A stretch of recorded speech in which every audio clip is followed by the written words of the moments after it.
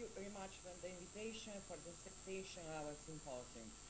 Today our symposium is a symposium about the so-called Optimal Treatment Project, a project developed by Ian Fallon, who died 15 years ago.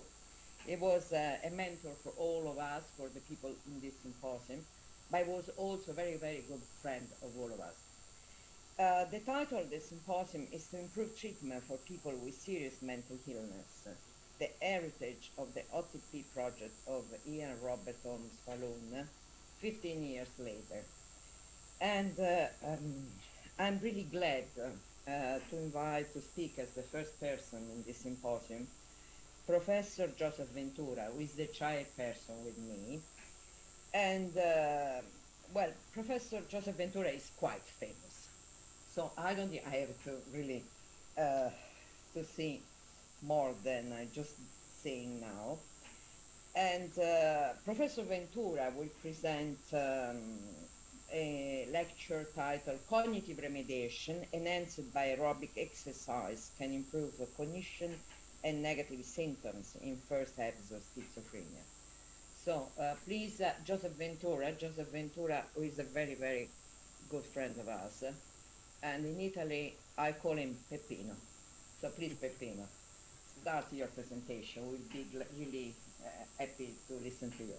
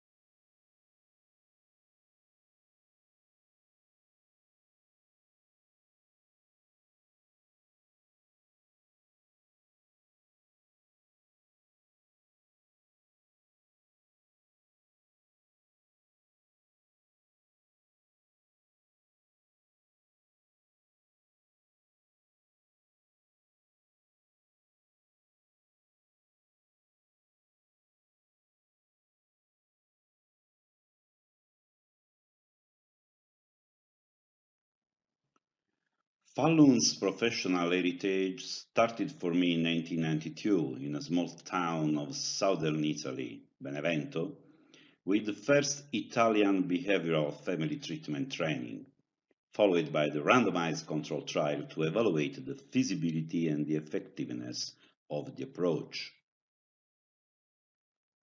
In the following OTP study, we evaluated the 2 years outcome in Benevento. As Fallon wrote on World Psychiatry, the best results were observed in 4 cities. The lesson was at the time, you can use problem solving not only to cope with stress, but also to help people to achieve pleasant and personal goals in their real life.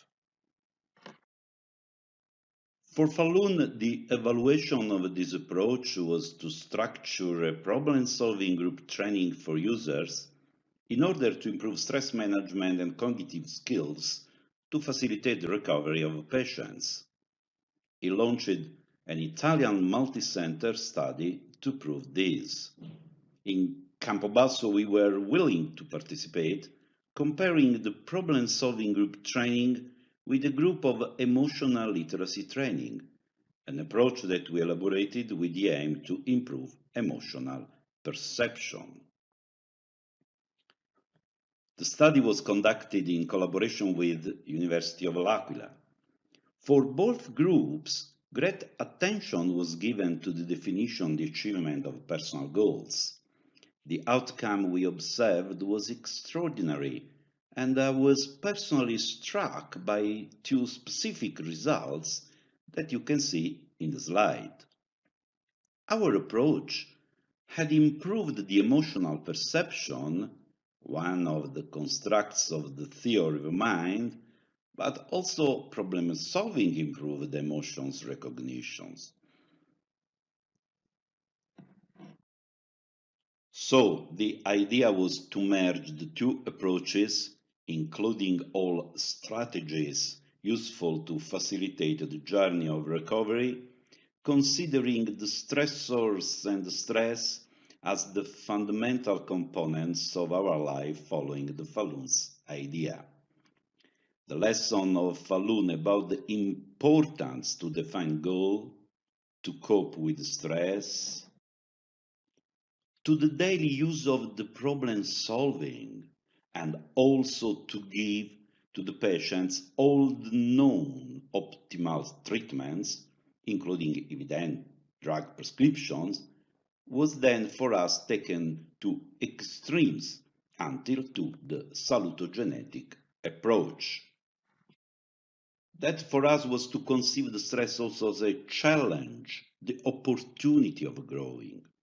So patients that decide to start a journey of recovery could have more chance to reach their goal if they better understand and manage the obstacles events that occur, but above all, if they give a meaning of these obstacles events and to the crisis or to unexpected distresses when emerge in their lives. In practice, that means to help people by structured educational program illustrated in slide to define. First, pleasant goals followed by personal goals associated to work, to study or to the housekeeping, or become more experts in recognizing basic emotions, also in the other phases, in the communication skills, into analyzing problems, in the solution of practical interpersonal and personal goals, in managing unpleasant feelings, as well as the anger with specific strategies, in avoiding jumping to conclusion, and the last, but not the least, pills of mindfulness. This structured and manualized program lasts 1 year with weekly sessions and homework. The program is addressed to people that previously had received a psychoeducational approach about the nature and the treatment of illness, better with their relatives, without severe impairments or cognitive deficits. The cutoff on the personal and social performance scale is established at 40 points. It is impossible here to explain in detail the program and how the training is organized and how it works, but trained professionals in a psychoeducational approach with a minimum training of 3 days become quite competent. Finally, this program could not be considered rehabilitative in itself because no mention is given to deficits, symptoms, to the illness. The reparative concept was not followed. It works with the framing of promoting health. In order to improve life skills, also in agreement to the required components of the SAFE approach.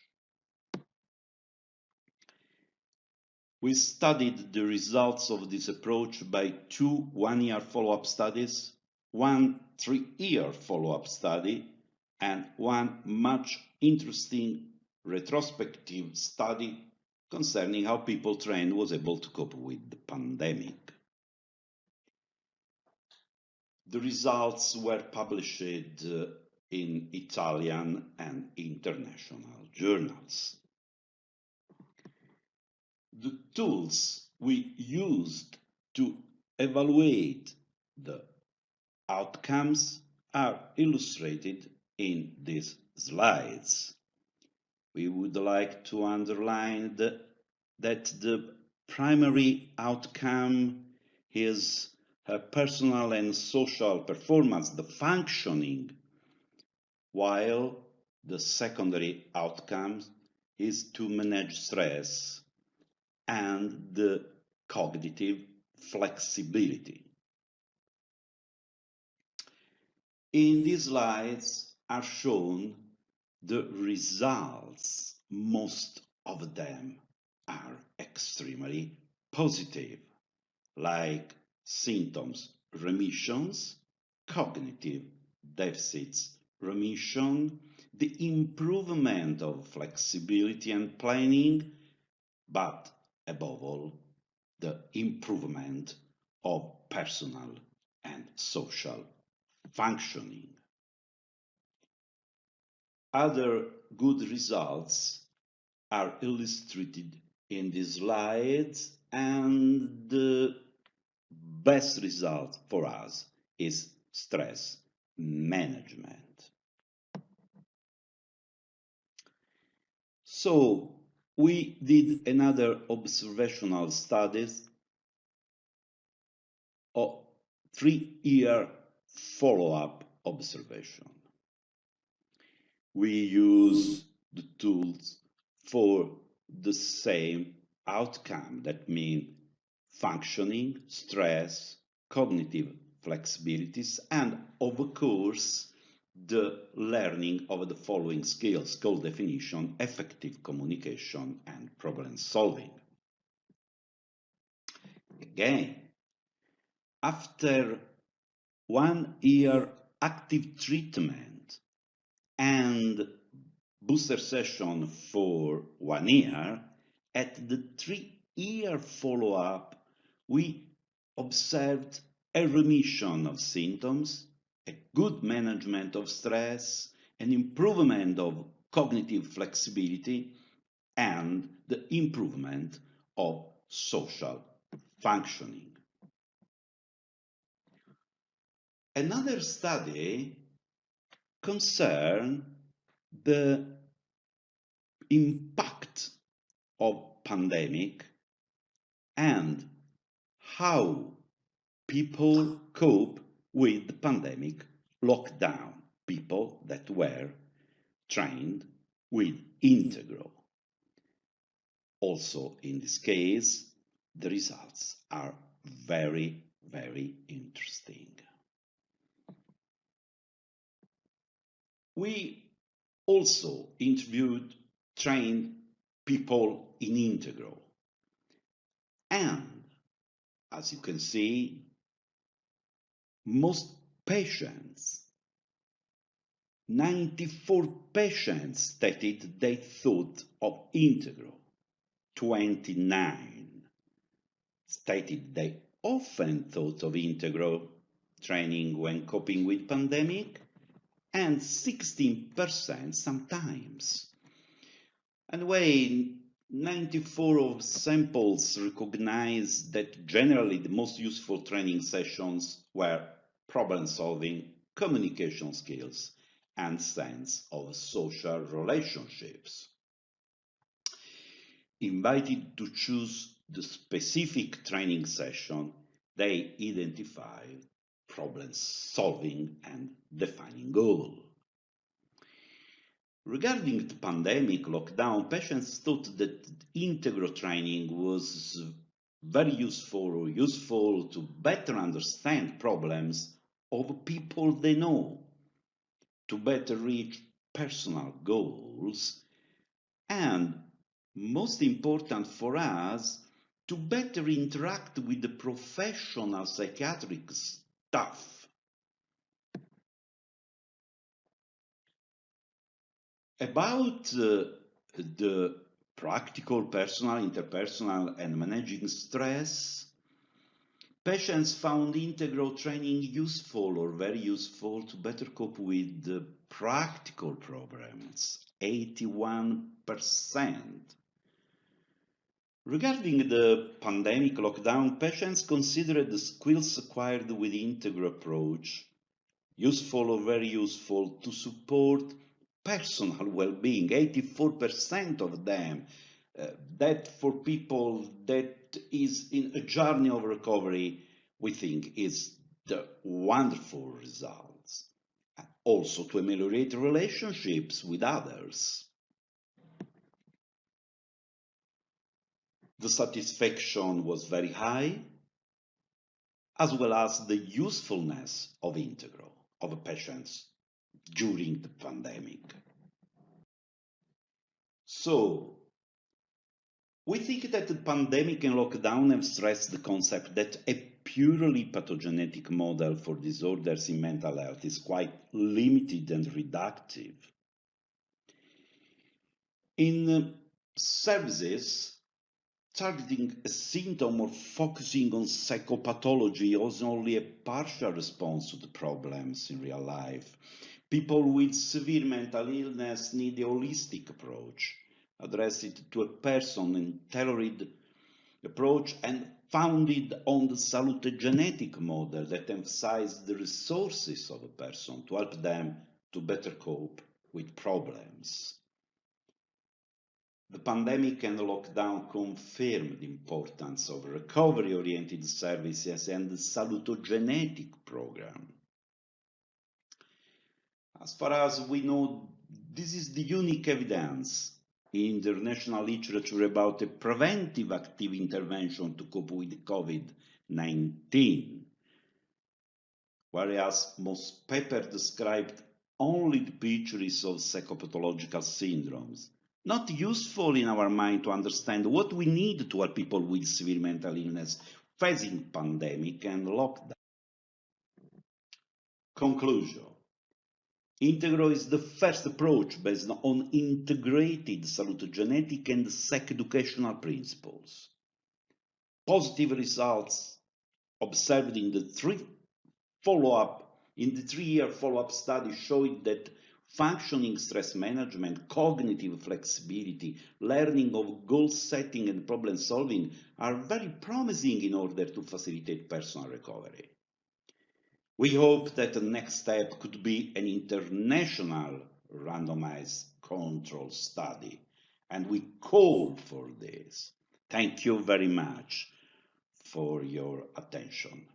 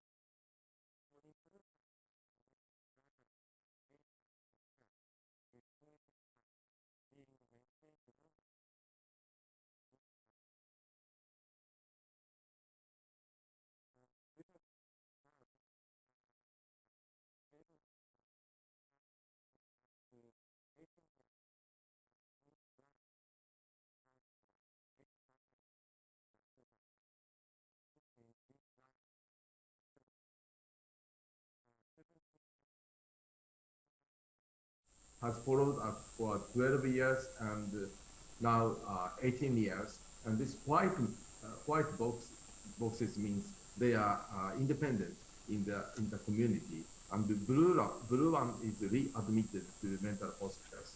So I think this is very, very important to do struggles how to keep the patient in the community side.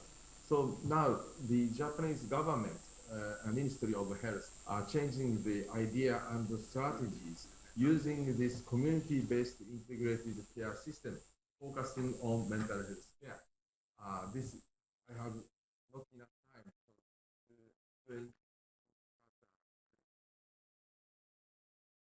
I hope I have another chance to explain about the community-based integrated care another day. I'm now collaborating together with Chi and she helped a lot for my presentation. Thank you very much for your attention.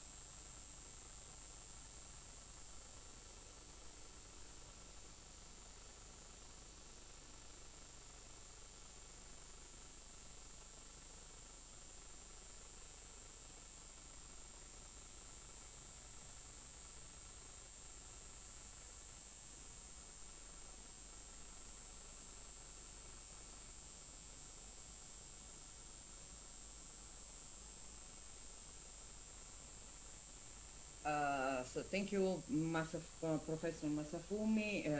Very good your presentation, and mine will be the last one in this symposium about how to improve treatment for people with serious mental illness. The title of my presentation is Italian Psychoeducational Treatment, the State of the Art. I don't have any conflict of interest, and I will present also the co-authors of this work, people working with me really. Professor Laura Giusti, a researcher in clinical psychology in our university. Dr. Silvia Mammarella, clinical psychologist, she's training CBT, and psychiatrist, a very good part of our team. I also wrote here our learning objective, but I think I have no time to go through every one of them. And I want just to start remembering, because my presentation won't be just a list of our papers, but I think it will be a more emotional presentation. Stay like so.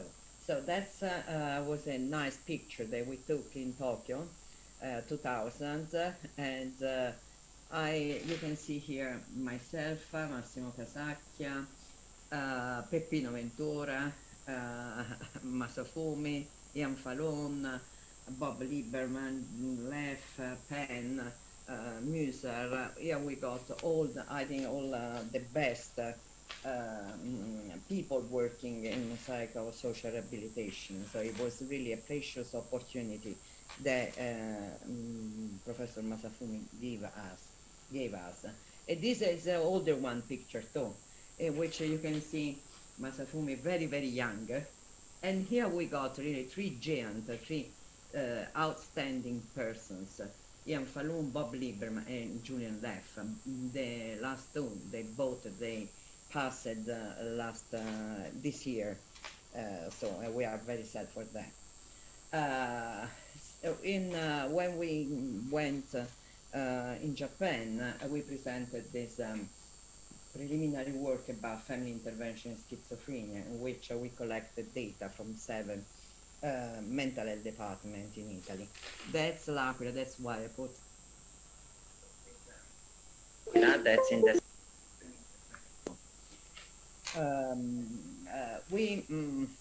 We cooperate and we work, and I personally worked for so many years with Ian, follow him, and we follow his psychoeducational approach. Massimo Kazaki and I think perhaps we were the we cooperate and we work with Milano, with all the group of Naples, following this kind of intervention. And appreciating the treatment strategy that were an answer.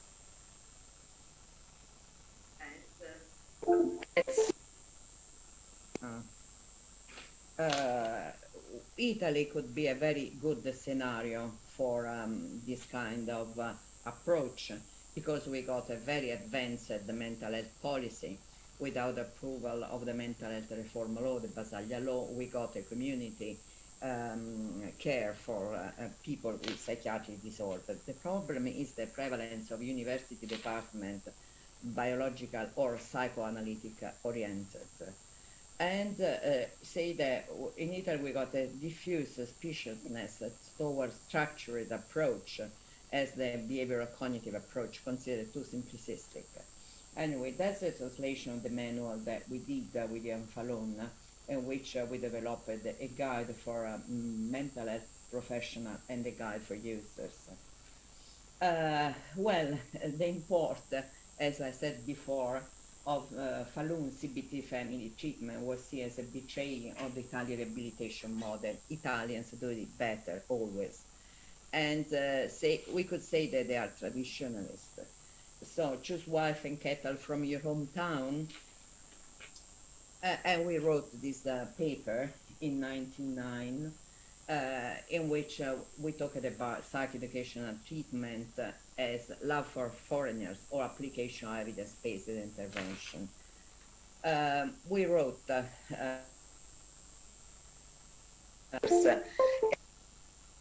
summary about all the work that has been done in this field, and appreciating the visionary approach of Ian Fallon, including family in treatment.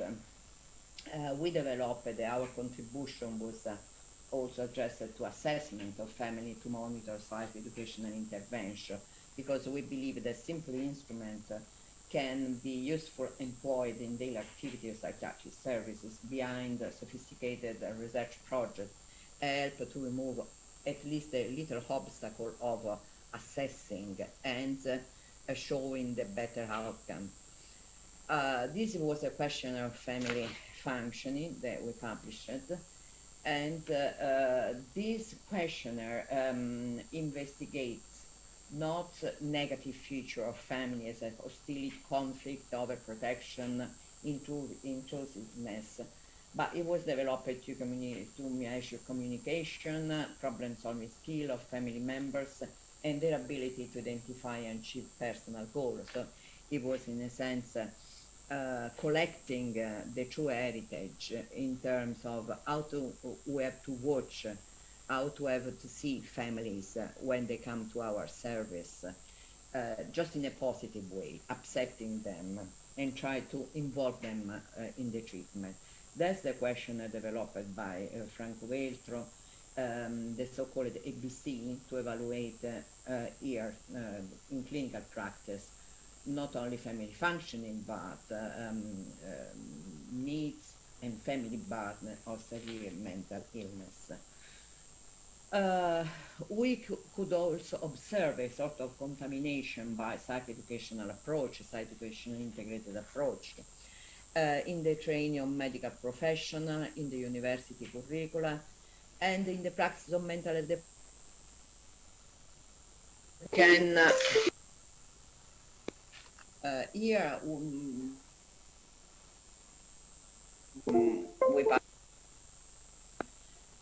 in which Ian Fallon and all the group, we described the development of cognitive behavioral therapy within Italian mental health services, showing that 32 training courses were conducted in a few years. Every training course was involving more than 50 participants. So Ian did an enormous job, and I did an enormous job as translator. Because at the beginning I was not really so good in Italian, but just joking. We continued in this work of dissemination for mental health professional, this kind of treatment. But as I said, his approach was also included in academic curricula, and that's in the curriculum of a specific professional role that we discussed yesterday with Marianne Farkas, the psychiatric rehabilitation technicians, who is the person who is in our university curriculum devoted to teach social skill training to psychiatric patients, psychiatric users.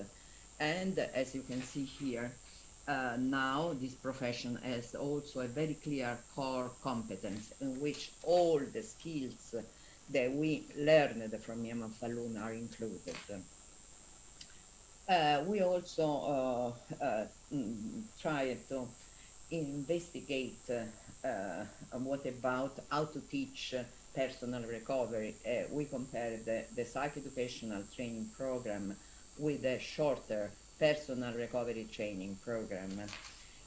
Which were the results? The participants of the family psychoeducational training showed improvement in the domain of role self-definition peers in recovery, consistent with the paradigm in mental health. The treatment is in fact community-based, emphasize achieving personal and goal, work on instilling hope, stress the importance of role of the user as the main expert in the family, introduce the concept of the resource group that is involved in the treatment, not limited to the natural family group.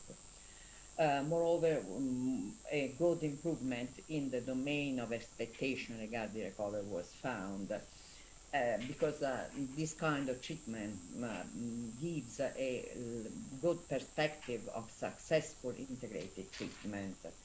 But, and here I want to connect with all the work done by the group of Franco Veltro, because I think that his approach, the recovery-oriented salutogenic approach, of natural nutrition intervention. So I really appreciate so much the work. And what in the field of the prevention? Once again, Franco Veltro, I think, gave us a wonderful example how to promote in mental health in young people, because they developed, implemented, as you can see, psychoeducation intervention also in middle schools. But yesterday, that's these two slides I stole yesterday from Marianne Farkas, because the story of our field perhaps is common: fast innovation, slow adoption. What we use it to think, train the workers, then they will have to apply evidence-based practice in daily practice. That this was the section that we conducted yesterday. This was Marianne. She had a very good presentation, and she explained us, but we already know it, that we were very naive if we could think that it was so easy. It was not so easy.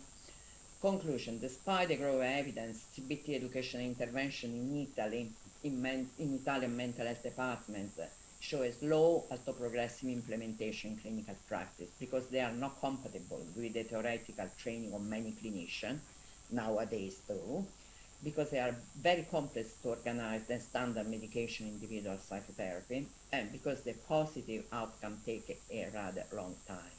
But before to finish, I would just remember, just for Federico Fellini with this film, with this movie Amarcord, because the WAPR group, all the friends that are invited in this symposium, we are a big family, and this year we shared knowledge, experience, and good moments too. This was 10 years ago, the Congress of WAPR Italy in L'Aquila. Massimo Casacchia was the president of the Italian section in these days. and this was a very nice dinner with Javed, Afzal Javed, now president of the World Psychiatric Association. Yeah, there was Jeffrey too, and Massimo was serving wine. Very nice. Here we got now also in this picture the president of the World Psychiatric Association, Angelo Barbato, and all people singing, having a nice time. And here you see, who is there? It's Gabriele Rocca, the president-elected, the Italian president-elect in WAPR, will be president since from next year. This was the international board because we met all again in Seoul in 2015 in a very, very good, very nice congress. And here we were with flowers out of the congress and just during a tourist here. And this was a congress in Madrid in 2018. It was a nice experience, and now we are all virtually connected with Abu Dhabi, thanks to Professor Thilo Rimolari for the hard work done in this period of pandemic. A good luck to our next president, Gabriele Rocca. He's Italian, so with the musician Ivolo, we have to, we have to be his fan, his supporter. But before to finish, this is important for Ian, I want to remember him. This was, Franco is there, it was a meeting, we organized a symposium there of the World Psychiatric Association in Florence in November 2004.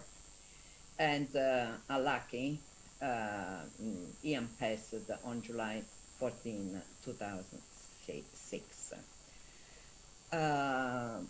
So before to finish, I want to thank all of you, and I want to thank Ian for the enthusiasm in his work that he transmitted to all of us.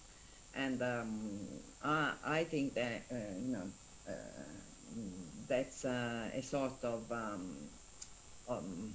homage. I won't say an homage that we have to do with him for the enthusiasm in work that he transmitted to us. Thank you very much to all.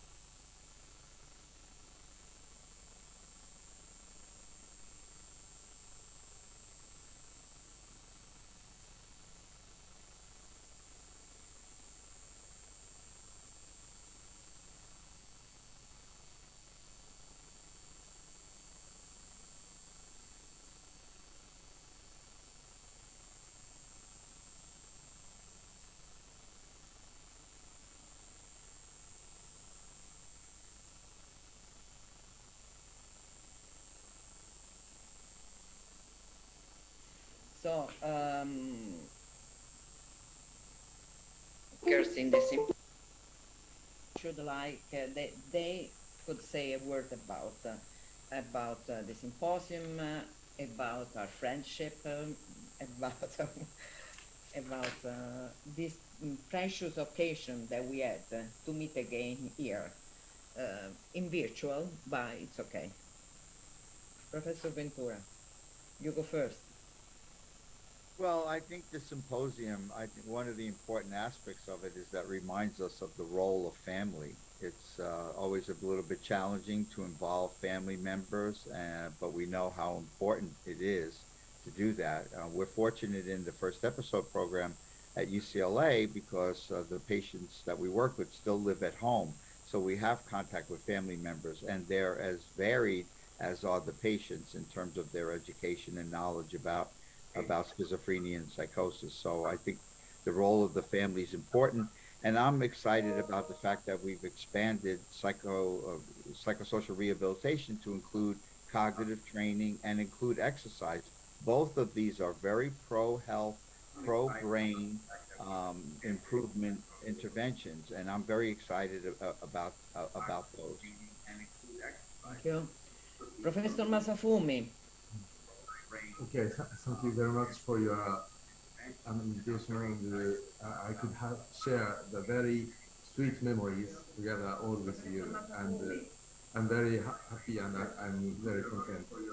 Um, Now I'm working in the mental hospital. It's very Mhm. large hospital, but it includes all the, how can I say, factors from adolescents to the dementia patients. So the Mhm. number of beds is huge, but we have several functions and Mhm. as it shows the needs, unmet needs Mhm. of psychiatry is still spreading over. So I Mhm. think the viewpoint of Ian's, how can I say, integrated approach and also earlier detection is now it is very useful and important in the clinical implementation. Yeah. Implementation. Thank you. Franco, you too, would you say a couple of words about the wonderful work that you have done? Perhaps you've been working in mental services since we are a university. University has got other goals too. But you know, your application on the ground, I think it was wonderful. And Thank you, Rita. First of all, thank you to you because you are a very wonderful woman and professional and very, very active. And I agree with the opinion of and think of Joseph Ventura and Mizuno, of course. And I think that the lesson of Falun is very, very actual, is very, very important, mhm, that we have just to adopt in the context where you live and mhm, when the patients and their relatives lives at all mhm, ages.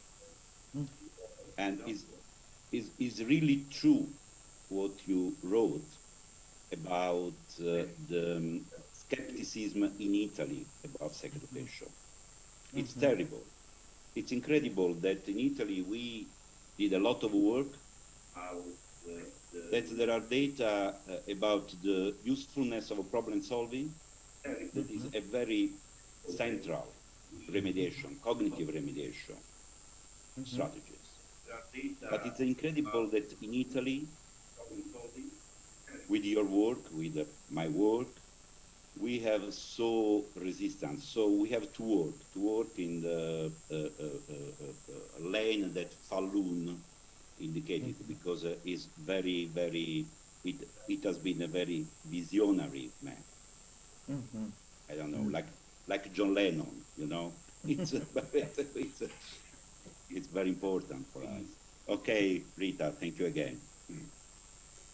Yeah, Oh, I would say that we know what works. After the work of Ian Falloon, all that pioneering work, the great work that all of the folks here on this call have done, we know what works and we know what's helpful. It's a matter of the implementation of it and the challenges we face. As Dr. Ronconi mentioned, training individuals about taking our message not only from in the university but bringing it into clinical practice. Schizophrenia and psychotic disorders require a large team, and a yes. multiple pronged approach. It's not easy to do all that in the community. So we've done a lot of great work in the university, as Dr. Vietro was just saying, but basically it's the implementation of it now that's the bigger challenge. So we've done a lot of great work in the university. I completely agree. Challenge. But anyway, we are working on different areas, and I think that it's important because I really, as professor in university, I think the training, medical training, medical curricula, professional curricula, as the curricula for this special professional role that we developed in Italy, the psychosocial rehabilitation technician are very important because I think that's the future, you know. So we have to we have to grow. We have to grow a new generation with a different vision of mental health, and that's my hope. That's my hope. It's now 20 years that I am president of this degree course in Italy. For me, it's really it's a powerful strength, you know. So I hope that we are going in the same direction that he was showing us, Peppino, because I love to call Professor Ventura Peppino. It's the Italian short name for Giuseppe in Italy.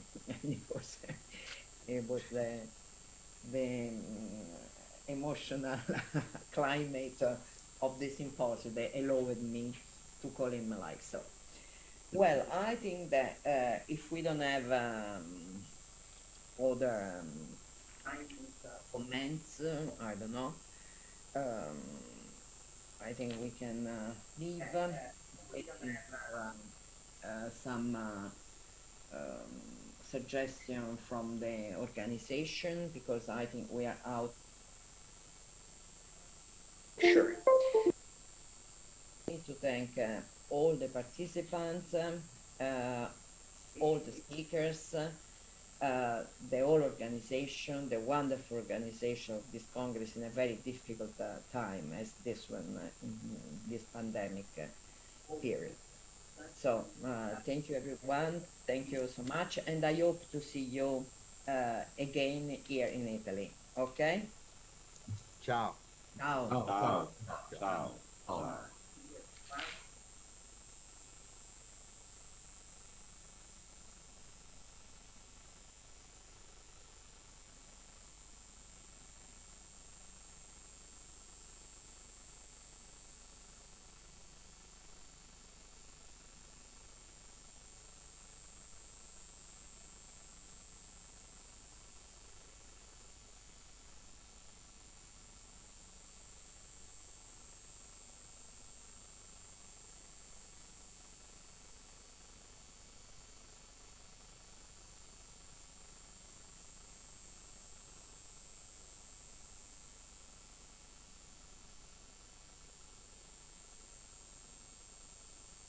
To address policies and practices of treating displaced populations, in particular in Italy and in Greece.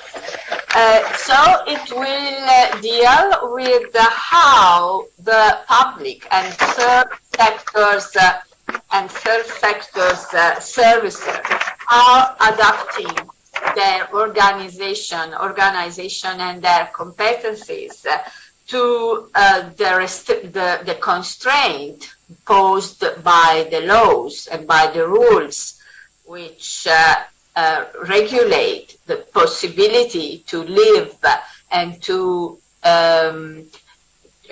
enjoy human rights of the immigrants.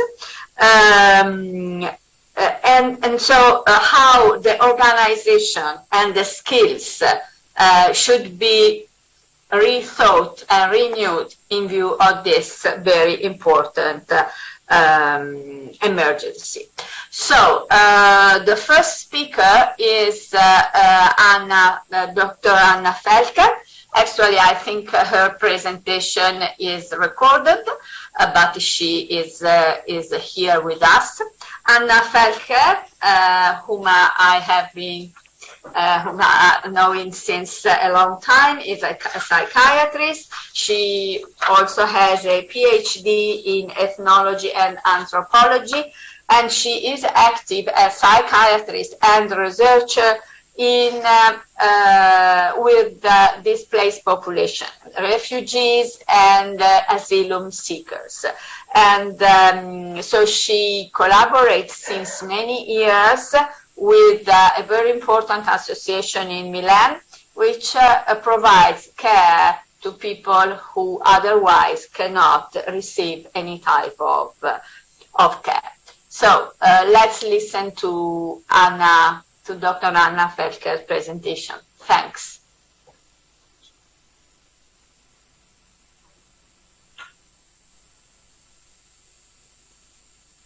Good morning. I am Dr. Felker Anna. I'm psychiatrist and anthropologist.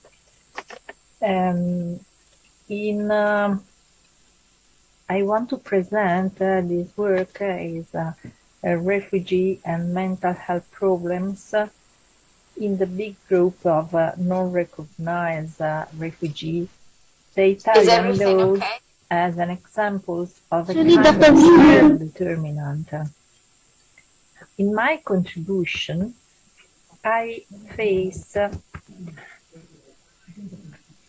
the issue of mental illness among refugees and refugee seekers. I point out the close link between the issue of a repressive law and the consequent worsening of treatment awaiting immigrants in detaining centers when they don't have a residency permit. I draw attention to how these centers are the root for serious as well as widespread mental illness among people who didn't suffer mental illness previously. I put forward this example as it can be useful for dealing with this phenomenon. I blame certain social decisive factors for the cause of mental illness. I describe two experiences in this field as having a direct consequence of mental problems by observing a high number of individuals. More than 50% demonstrate several psychiatric problems and 80% take psychotropic drugs. Preliminary remarks. In order to remain in Italian territory, a non-community citizen must be in possession of a visa or residency permit. The residency permit is obtained from the qualified police headquarters of the province or district in which the individual resides. The regulation established in 2018 still apply regarding reason for approval for studying training, unseen families, secondary work, or self-employed for culture or sport activity.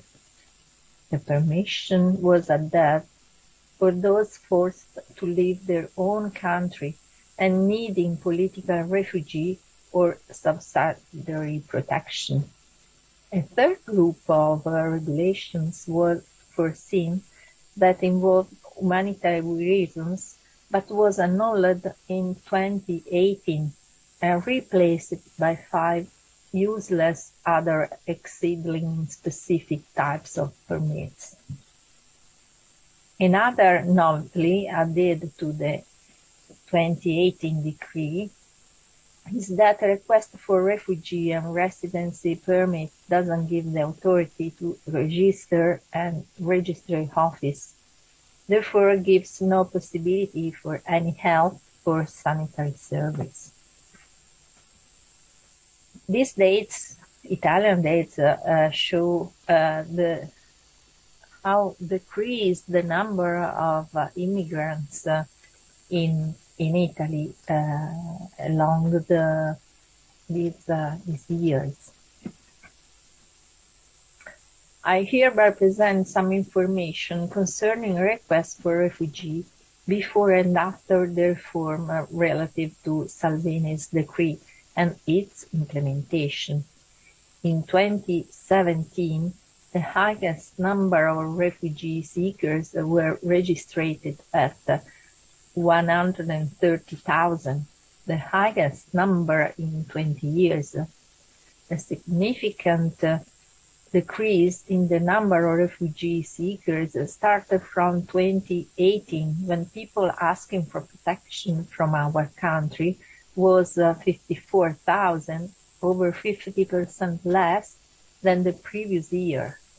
In 2019, 39,000 immigrants request refugee, 27% less than 2018. But the most revealing fact is the number of requests for protection that received negative answers. In 2018, this request represents 65%. Therefore, more than 2/3 of people asking for protection from our country never obtain any form of protection at all. The number of denials has increased over the last 3 years, and on average every year, over 50,000 immigrants are denied refugee.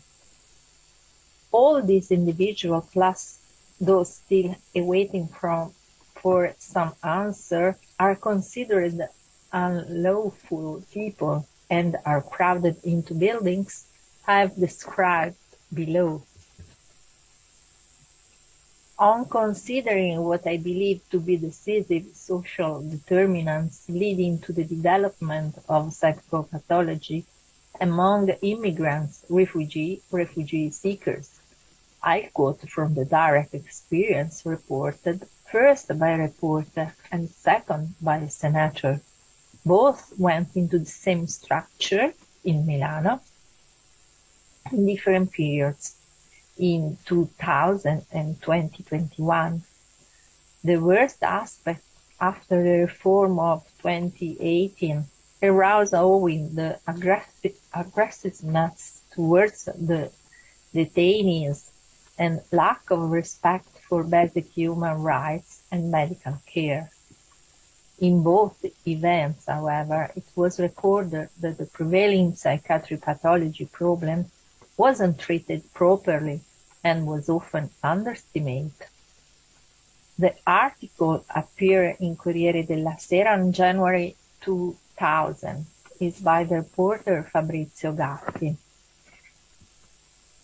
While pretending to be a clandestine Romanian, after much face slapping and body thrashing in the cold, he was forced to sign a document that renounced his right to have a lawyer and was taken inside the building.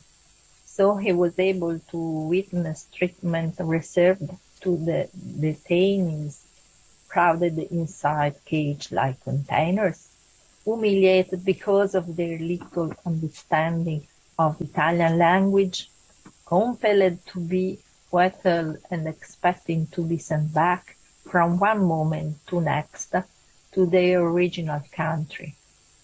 In most cases, this first unacceptable condition developed extreme forms of mental hardship that began with acquired fragility, for example, the traumatic journey from Africa to Italy, and often become serious psychiatric pathologies. As shown in the Medici Senza Frontiere report of 204, the main issues concern anxiety, violent behavior, self-inflicted wounding that could result in attempted suicide. This situation doesn't seem to be improving with regard to sanitary assistance for the detainees. The CPR institutes will have to assume a criminogenic function that's even more evident than a prison function. The other experience is the one connected to June 2021, and on behalf of Senator De Falco, On entrance to the building, it was clear that there is a rather high turnover for workers, resulting in extreme fatigue, but above all, too much tension connected to working in such conditions. Anyone detained in the CPR of Milano without doubt undergoes great risk for his own safety for various reasons, especially for tension, stress, and psychological fragility. The long-lasting permanence of the detainees in the center has provoked heavy impacts on the organization and also on the psychological psychiatry aspect of the detainees. Over half of them are subject to psychiatric therapy today. About 15% have shown dramatic deterioration of personal psychological psychiatric condition. From what we gather from interviews, over half of detainees are subject to psychiatric therapy. It's unquestionable that the situation common to everyone is to persuade that the detainees to take a large quantity of anxiolytics. Medical aid workers don't skimp on the supply of anxiolytics given in order to ease tension in the center. The case of AO is emblematic. During the first 2 days of access, the commission members were able to know about the case in depth, also because they met him several times at the sick room owing to his repeated acts of self-inflicted wounding. Referring to danger to health, to oneself and to others, and on the subject of guarantee and the state trusting a person in the hands of private care, there is the astonishing case of LA, the swallowing of razor blades, clothes, and metal objects, several inflicting fracture, repetitive body cutting, and psychomotor agitation. At the same time, in this middle heart of rights to health and defense of individual freedom, it can be seen that acts of self-inflicted wounding are numerous every single day, and it's not rare to witness macabre scenes of blood-covered floors. It has been enough to get a close-up view of living quarters of detainees to make us realize at a glance that at least half of the latter bore self-wounding cuts on their faces and necks, and then bunched body members, and had attempted to hang themselves. But those specialistic psychiatric appointments that should promise freedom will never come. In conclusion, I wanted to emphasize in my report how the overwhelming majority of refugee and refugee seekers crowd the streets and temporary detaining centers. The big number of them, just in Via Corelli, there are around 58 immigrants per month, aren't in public service, but are in the center have described. It's this very isolation and social alienation that causes psychic uneasy, making these people sometimes become victims of violence and infringement. Only very few manage to have access to public health service, and it's even rare for them to receive any benefit whatsoever. Okay, thanks.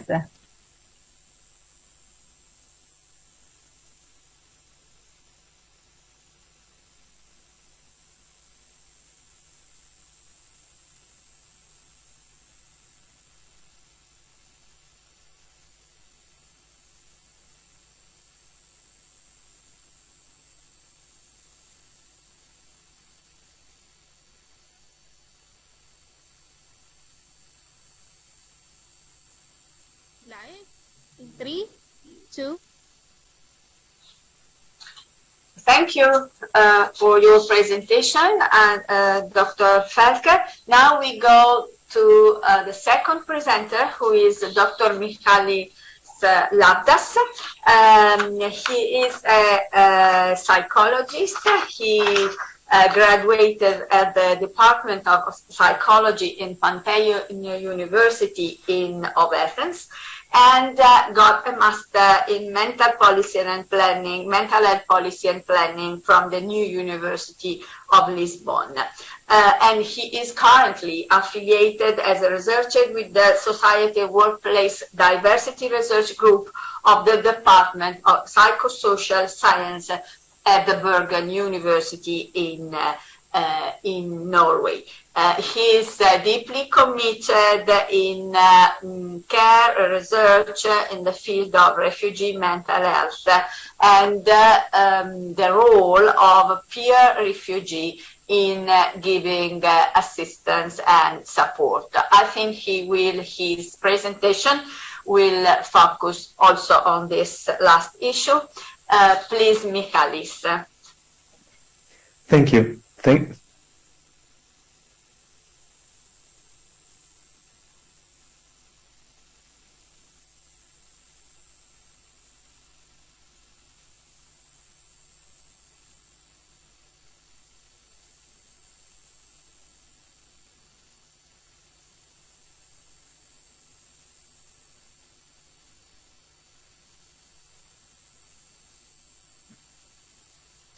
Thank you, Dr. Davanzo, for this introduction.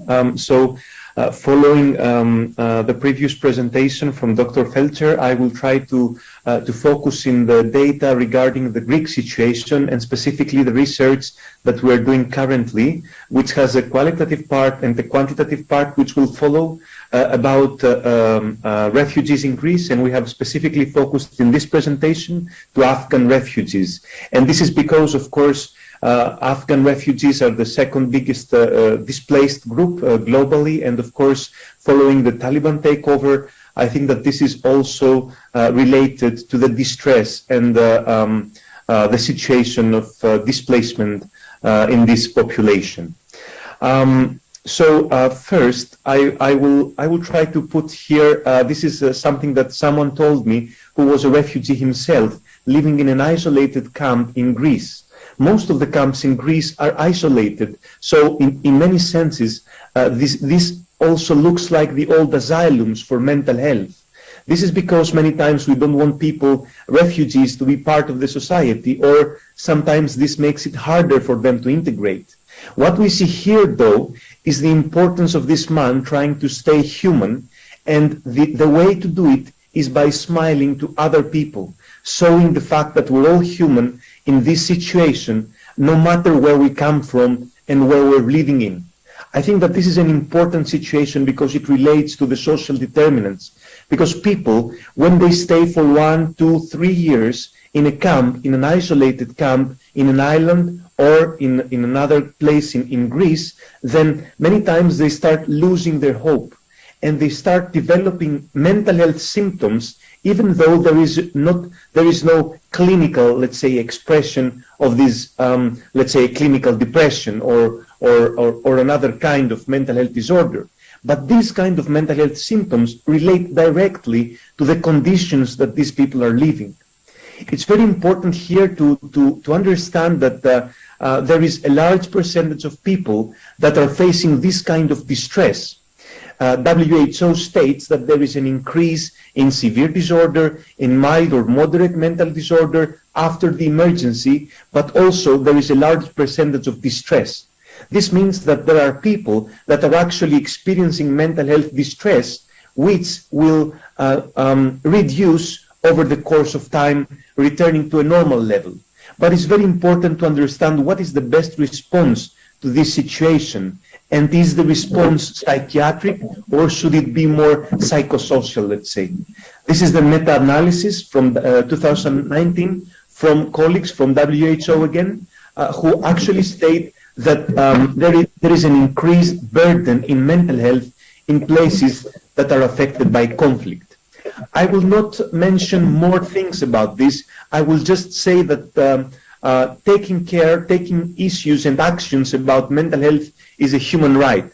And of course, when you don't have the proper hygiene situation, when you don't know what will happen the next day, and when the one day is like the next one, then it's very important to understand that these situations affect mental health.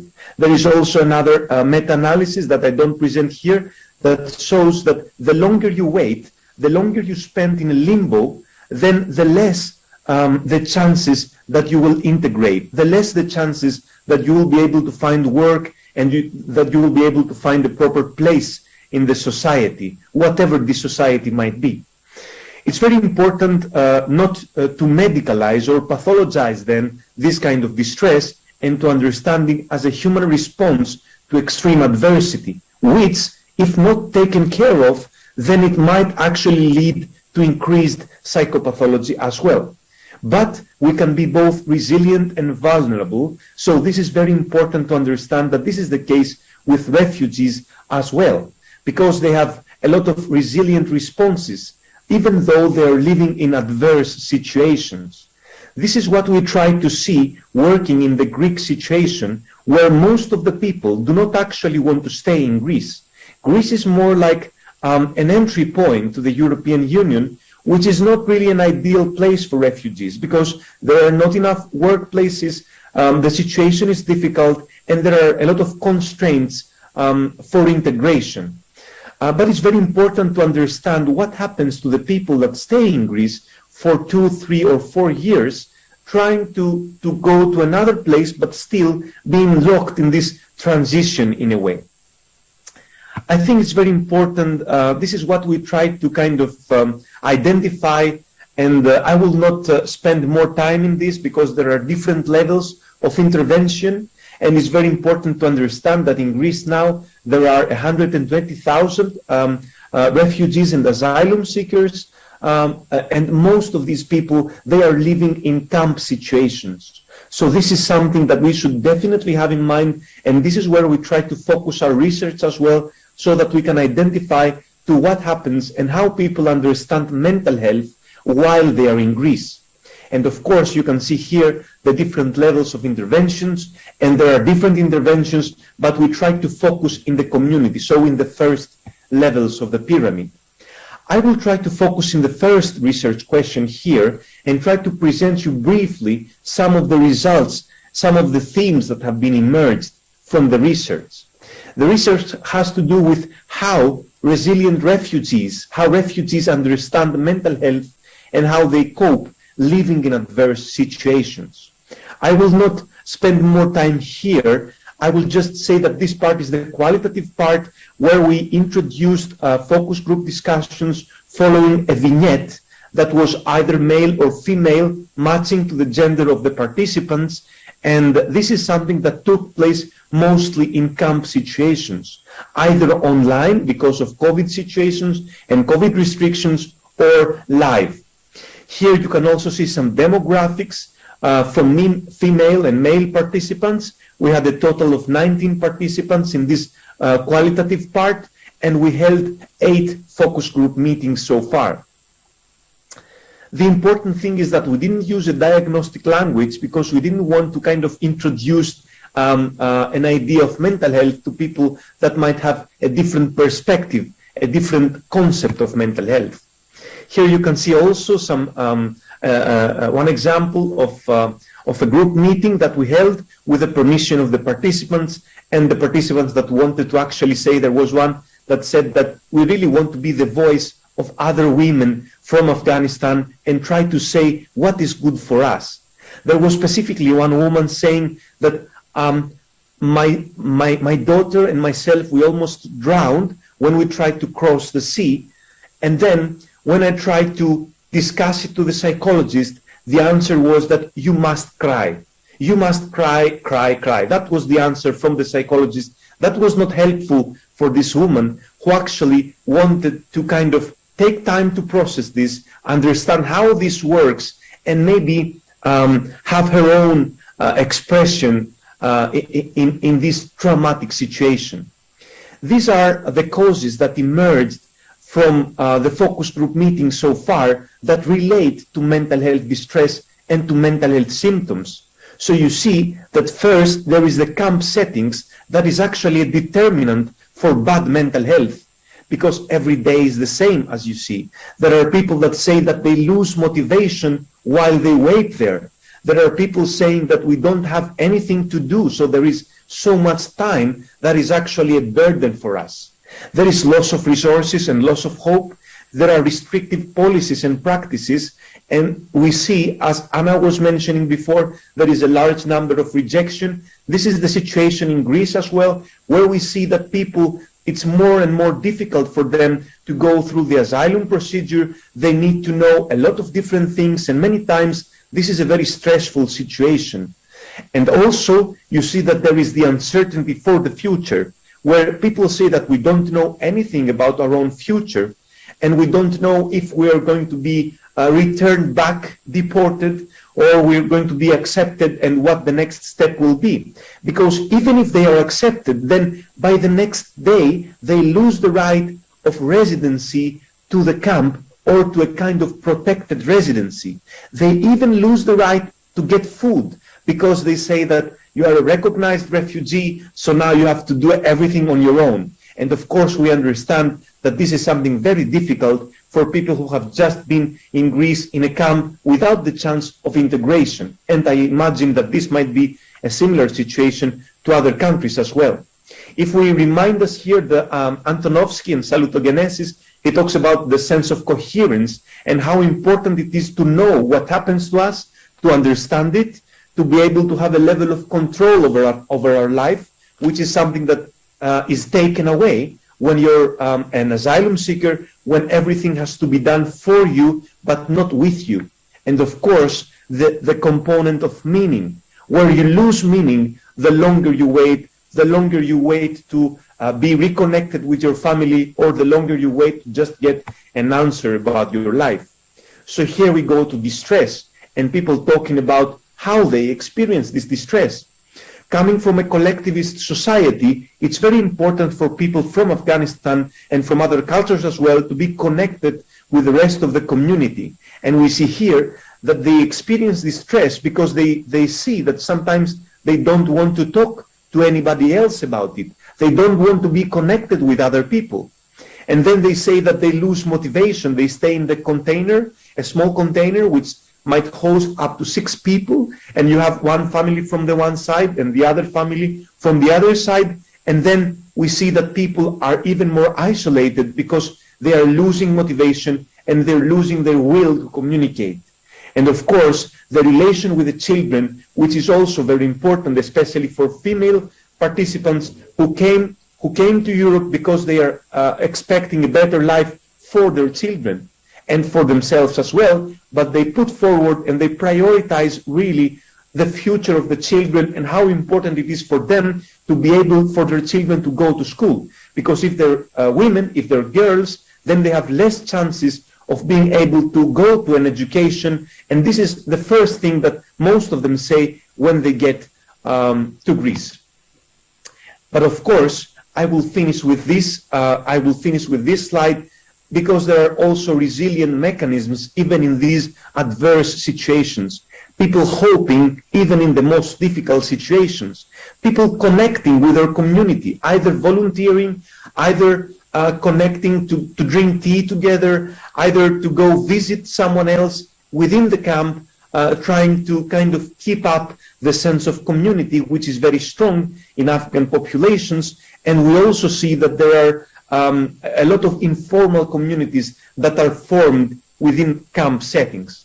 And of course, people saying that the small things, the small steps are the ones that matter. People saying that I slowly did it, I did it step by step. And this step might be even a small garden that they might be able to have by the side of the container, which gives them even a sense of control. I will finish with these photos. These are from a mental health workshop that we tried to hold with a collaboration of Drop in the Ocean in one of the camps in Greece.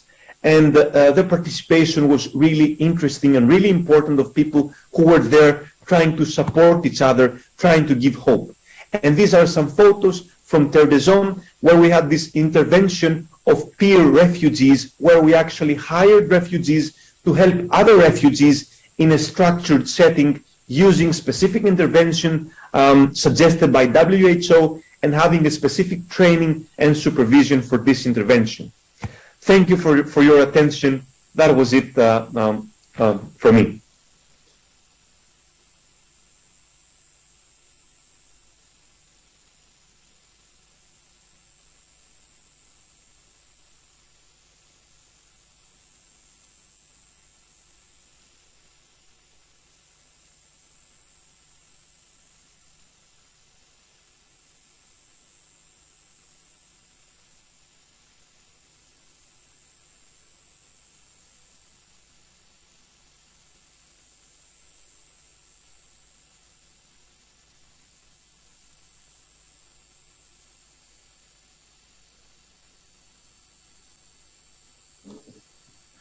Many thanks, Dr. Labdas, for this very interesting presentation and for the prompts it gives. Now it's the turn of Dr. Monica Pacetti, who is presenting together with Dr. Bruna Mattioli, as far as I can understand. They are both psychiatrists at the General Adult Psychiatrist of Mental Health Center Orforlì in Emilia-Romagna, Italy. And currently, Dr. Pacetti is a member of the Migrants Italian Project Star ER, which will be the object of her presentation and Dr. Mattioli's presentation, who also works in the same Department of Mental Health. Please. Thank you, Dr.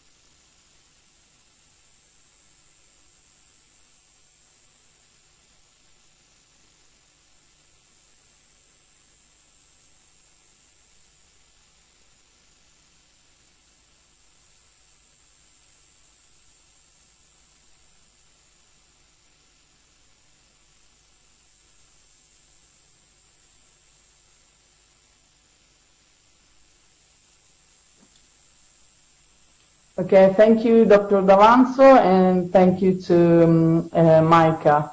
Good afternoon, ladies and gentlemen. First of all, I would like to thank the 14th WAPR and 7th Abu Dhabi International Mental Health Conference organization for giving us the opportunity to participate. We also thank Dr. Mastrocola for involving us in this experience and Dr. Campalastri. I am speaking from Italy with two colleagues of mine. Dr. Di Marco is the coordinator of the Italian project, and Dr. Mattioli, my co-speaker. We are involved in the national project. Next, I can... Sorry, just one moment. Okay, thank you. The name of the project is an acronym, STAR-TR, which means Health, Protection, Hospitality of Refugees and Asylum Seekers in our region, situated in the north, named Emilia-Romagna. With the term migrant, we refer to the definition of the International Organization for Migration, IOM, and the term refugee refers to the definition of the Statute of the United Nations High Commissioner for Refugees. The project, our project, the Italian project, began in 2016 during the period of most numerous landings of irregular migrants in Italy between January 2014 and January 2019.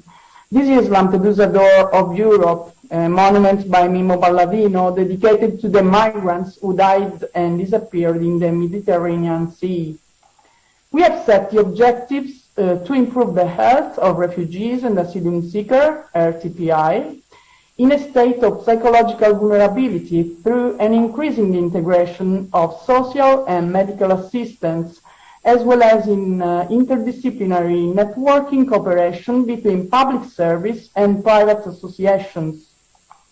With this Project 4, it addresses RTPI accepted in the first reception facilities of the area at high risk of developing psychopatological syndromes because they are subject to frequent stressful and traumatic experience, such as extreme trauma caused by torture, rape, or other.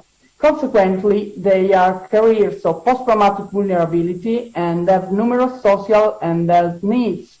As Dr. Lavdas said, we know that about 25 and 30% of refugees have been subjected to an experience of torture, rape, or other traumatic experience, and about 75% of survivors to traumas develop a psychiatric disorder. Refugees have experienced numerous extremely stressful events because of political or religious oppression, war, migration, or resettlement. It results hard to define all the types of events they have suffered because refugees' trauma often precedes the primary war-related event that causes them to flee. Trauma, as we know, could be from peri and post-migration. A traumatic event is an exposure to actual or threatened death, serious injury, or sexual violence.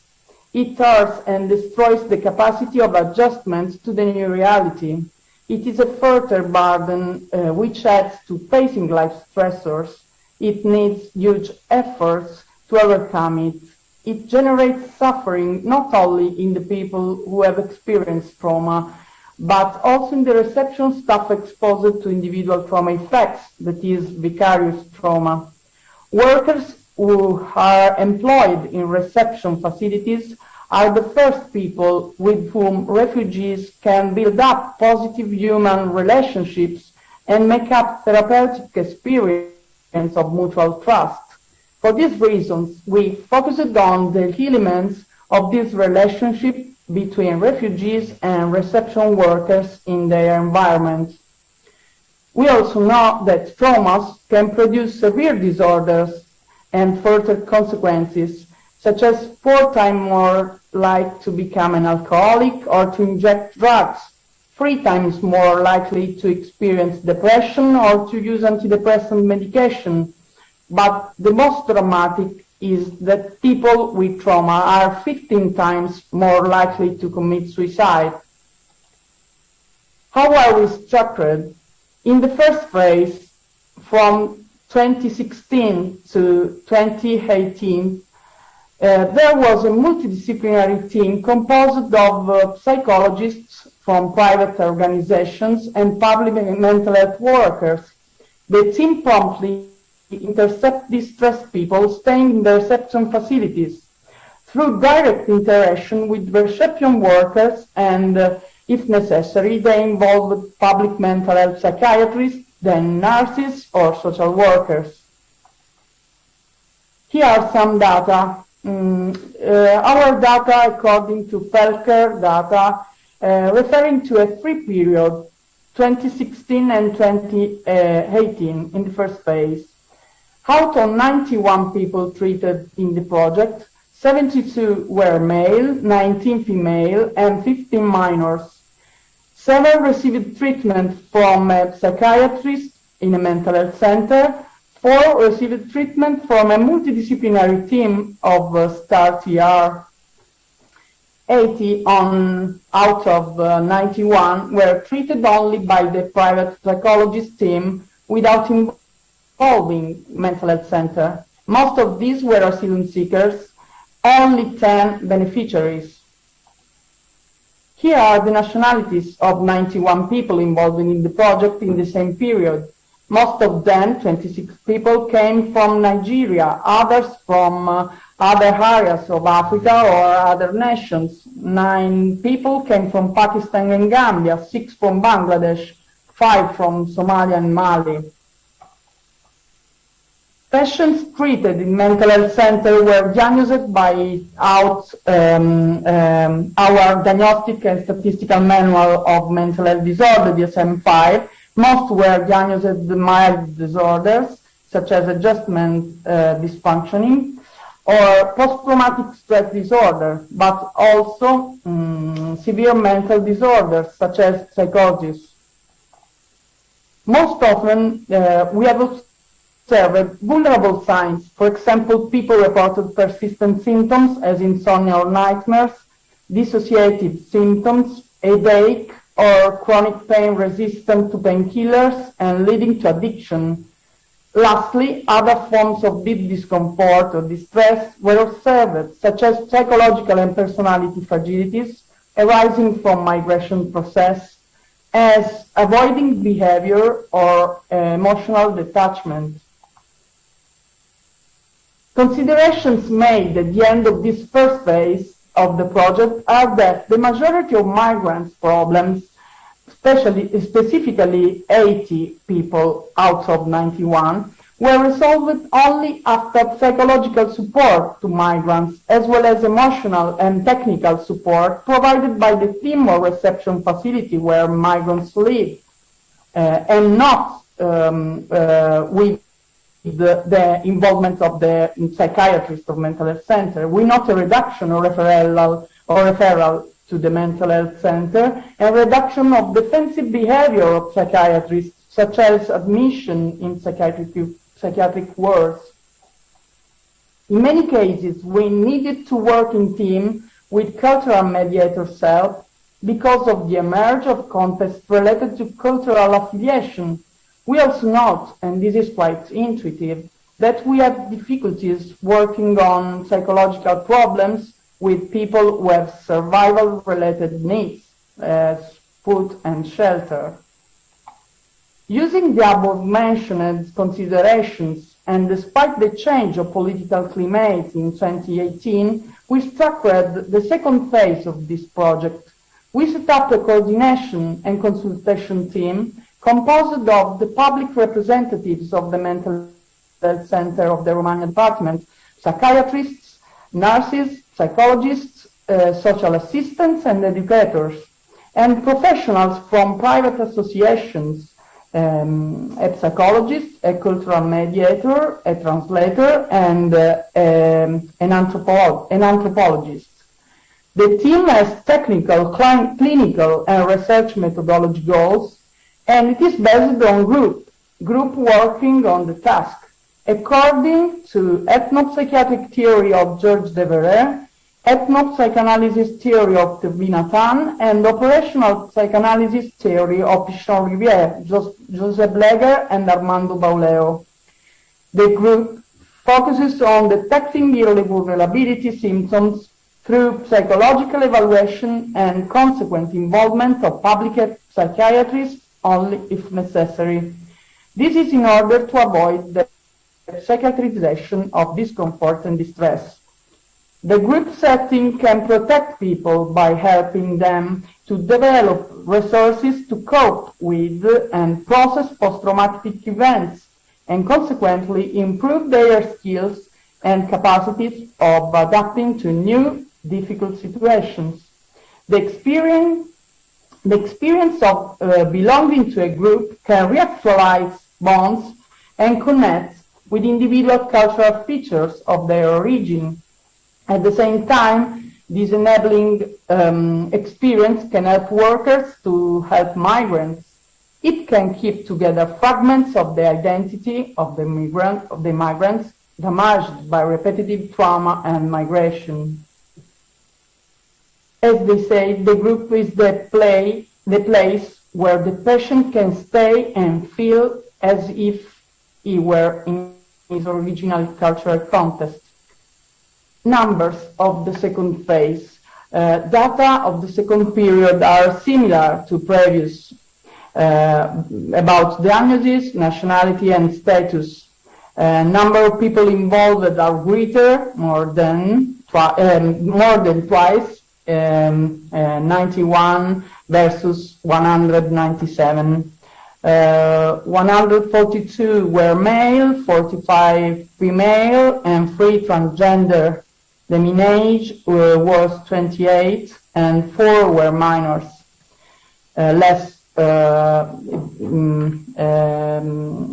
Versus 15 minors of the first phase. Most of people were asylum seekers, and most diagnosis was adjustment dysfunctioning, and most came from Nigeria, as in the first phase. We have come to the conclusion that working with migrants requires a change of our modus operandi within the institution. We have abandoned our traditional institutional standing position and have adopted the proactive role outside the mental health center within the patient's context. First of all, expanded the institutional team. We have become more flexible and have expanded our traditional team. We have developed cooperation between psychiatry and social health components, psychiatrists, nurses, social workers, as well as private partnership, reception staff, and cultural mediator. B, focus on different aspects of each person. We have tried to customize health pathways. We have emphasized the psychological dimension, the cultural identity, and have promoted and supported the relational dimension by building and encouraging trusting therapeutic relationships. C, psychological dimension versus psychiatric dimension. We have analyzed workers' experience and have tried to control and elaborate worker anxiety and insecurity with defensive attitudes that carry on an inadequate and inappropriate psychiatrization. D, prevention within the migrants' context. We have worked on the therapeutic relationship on the migrants transferred and on the workers counter transferred in order to strengthen and maintain the alliance with patients. Also, by using a multidimensional perspective, we have given dignity to symptoms, linking them to individual history, cultural context, and needs. The focus on this model, I am finishing, allows real prevention by helping the reception worker to intercept vulnerable situations and by working together to avoid transformation of symptoms into psychiatric disorder. Last point is support to reception workers. We have tried to support them to increase their coping skills and strategies in order to face vulnerability. Thank you for your kind attention.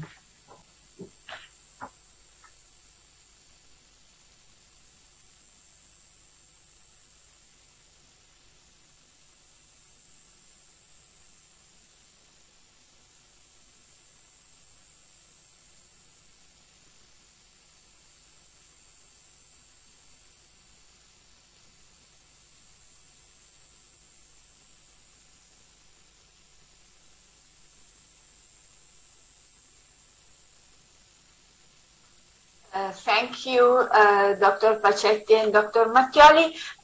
We now have some more details and new perspective on, I think, the same project by Dr. Patrizio Orlandi, who works in Dialogus social enterprise, which is active in the area of Forlì, and he's working there since 2008. He's coordinator and member of the scientific committee of the STAR ER project. Actually, I asked Dr. Landi to fill the gaps in my presentation, since your biography here was quite limited. So I apologize for this quite brief presentation. Please, the floor to you.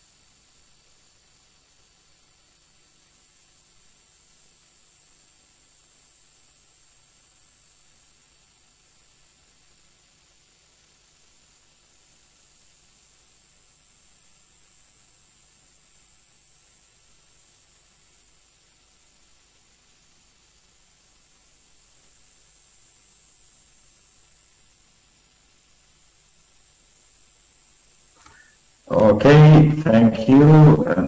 Good morning to everyone. Don't worry, Dr. Davanzo, for your presentation.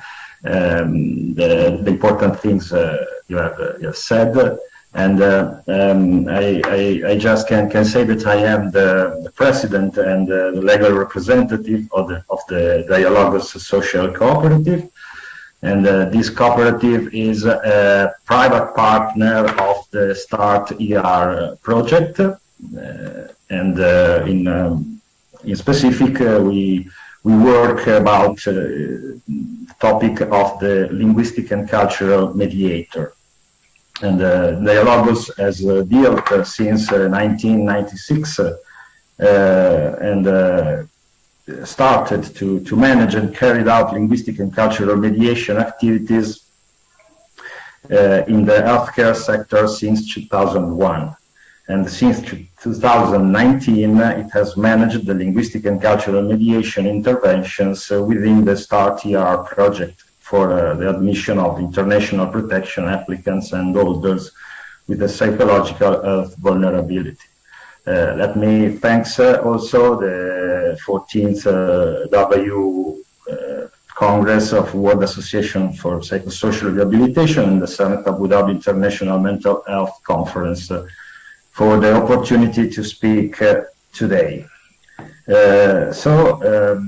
I try to explain how is the figure of the linguistic and cultural mediator in the healthcare sector helps migrants get access to the services, ensure an efficient communication between patient and healthcare staff, and how they could help analyze the needs and find the most suitable treatment options, decoding the cultural codes and the underlying language. And the presence of a linguistic and cultural mediator can help increase the level of confidence and comfort of both the clinician and the patient. Knowing that the mediator is present ensures the participants that they will be able to understand each other. In addition, it shows the patient that some extra effort is made on his or her behalf. In ethnoclinical consultancy, the linguistic and cultural mediator intervenes to explain how the patient's cultural group could interpret the patient's mental health problems and participates in the effort of the clinical staff in order to facilitate treatment access and to build trust. Bridging sociocultural gaps plays a key role in the work of the linguistic and cultural mediator, and also to anticipate, prevent, negotiate, and resolve divergent viewpoints of conflicts between healthcare providers and patients. These issues may relate to divergent views on health, healing, building trust, and facilitating the therapeutic relationship. The linguistic and cultural mediator must also be able to make sense of the narration according to the patient's migratory history, disease experience, and personal traumas. It is fundamental that the linguistic and cultural mediator is able to move among different worldviews to understand and explain how the patients who belong to his or her cultural area express suffering. The linguistic and cultural mediator must know that there are different ways in which psychological distress is expressed and explained. The specific ways in which a certain culture expresses or explains mental distress are problematic because of the considerable intercultural variability. Psychological development, mental health, and the treatment process are all intimately influenced by cultural immigration. The linguistic and cultural mediator in mental health care is trained to be aware of how treatment is viewed and what sort of meaning is ascribed to taking psychoactive medication. For the treatment to be effective, it is extremely important that clinicians understand the reasons why a patient might not agree to his or her treatment methods. Within the START-ER project, the linguistic and cultural mediator's role is recognized and incorporated therapeutically. In co-therapy, ethnoclinical mediators who share the same background as their patients may act as co-therapists and participate in group therapy.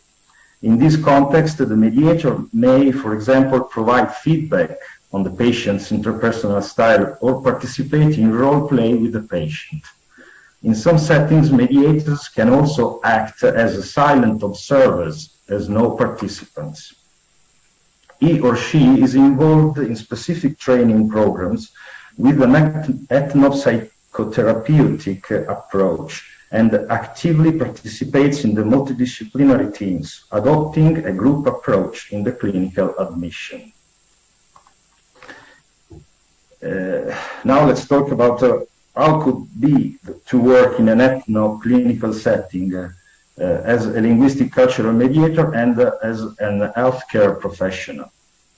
So as a mediator, using direct communication style and the cultural knowledge of body language, of the tone and of the words used also by means of the right intonation, the choice of words creates an implicit knowledge to improve the access to the treatment and build trust.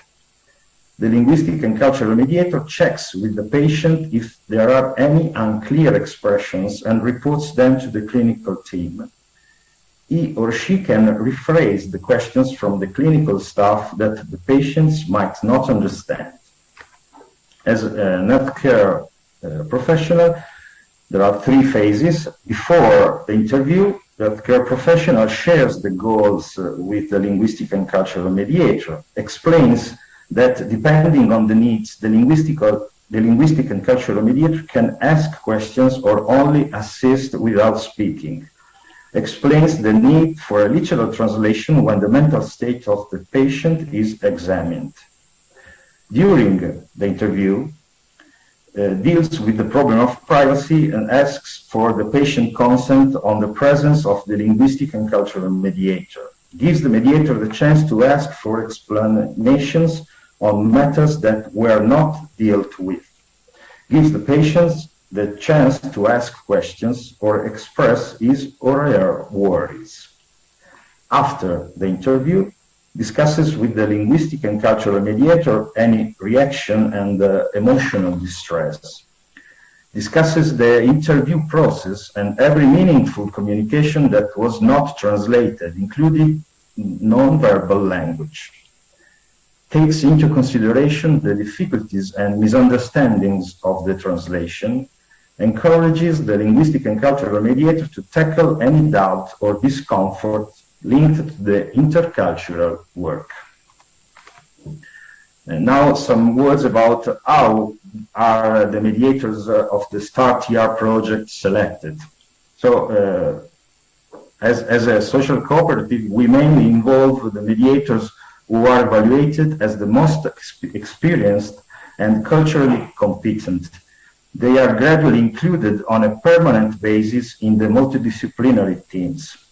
Strong linguistic skills combined with training in interpreting are considered essential for mediators. They must also understand the organization of health and social services, the roles of the different healthcare providers, and basic medical terminology. Intercultural mediators may be bicultural or share the same cultural background and similar migration history as the refugee or asylum seeker patients they are going to support. When we receive a request for mediators who speak traditional languages that are not common, sometimes we have to involve less experienced mediators. Each new mediator, before being involved in the STAR-TR project, follows specific training, also on the most suitable ways to relate to asylum seekers and beneficiaries of international protection with the psychic vulnerability. Mediators are selected according to their geographical area, ethnicity, and the language is known, but also according to their gender. If the healthcare professional requests, for instance, a female mediator because the female patient requests it due to her personal life experience, we try to make that request. Due to service needs, sometimes it can be difficult to guarantee continuity in providing the same mediator for single cases over time. But we try our best to guarantee continuity in following the cases, so as to preserve a relationship both with the clinical team and the patient. Since 2019, we have selected 35 different linguistic and cultural mediators who have worked both being physically present and remotely in the territory of Romagna Local Health Unit, using 26 different languages. The involvement of linguistic and cultural mediators in ethno-clinical teams has been a very positive experience, and we hope that it can become more and more standard practice in the health sector, with the aim of improving the implementation of the treatment process. This is the last slide with some references if someone wants to go into the details, and thank you very much for your attention.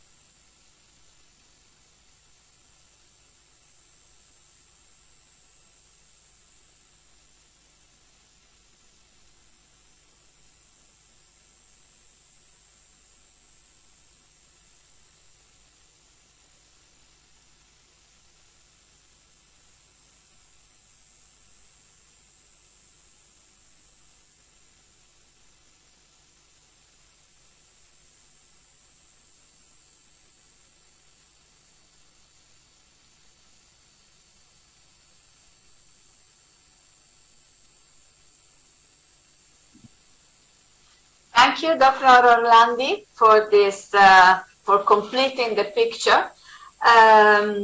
We do not have questions from the audience, so we will use a few minutes, and I think you are expected to be quite concise in your answers, because we do not have much time and we are late. But I would like to ask a few questions, one question to each of you, starting with Dr. Felker. You have described a very challenging scenario.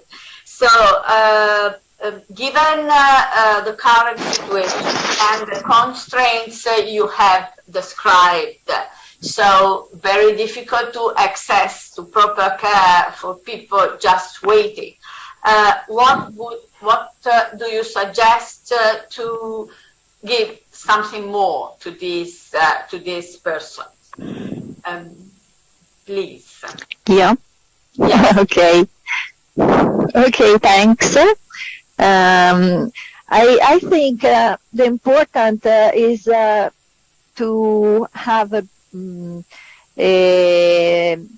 information about this center and this political choose about refugees or refugee seeker must be bigger, because people doesn't know really what's happened in this center and how these people are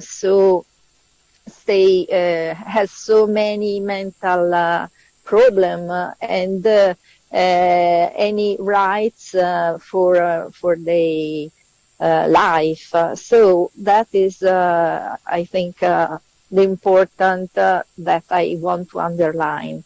Then I think it could be useful for the public service to try to go inside, because now the problem is that nobody can go inside, and that is very, very bad, very bad for these people.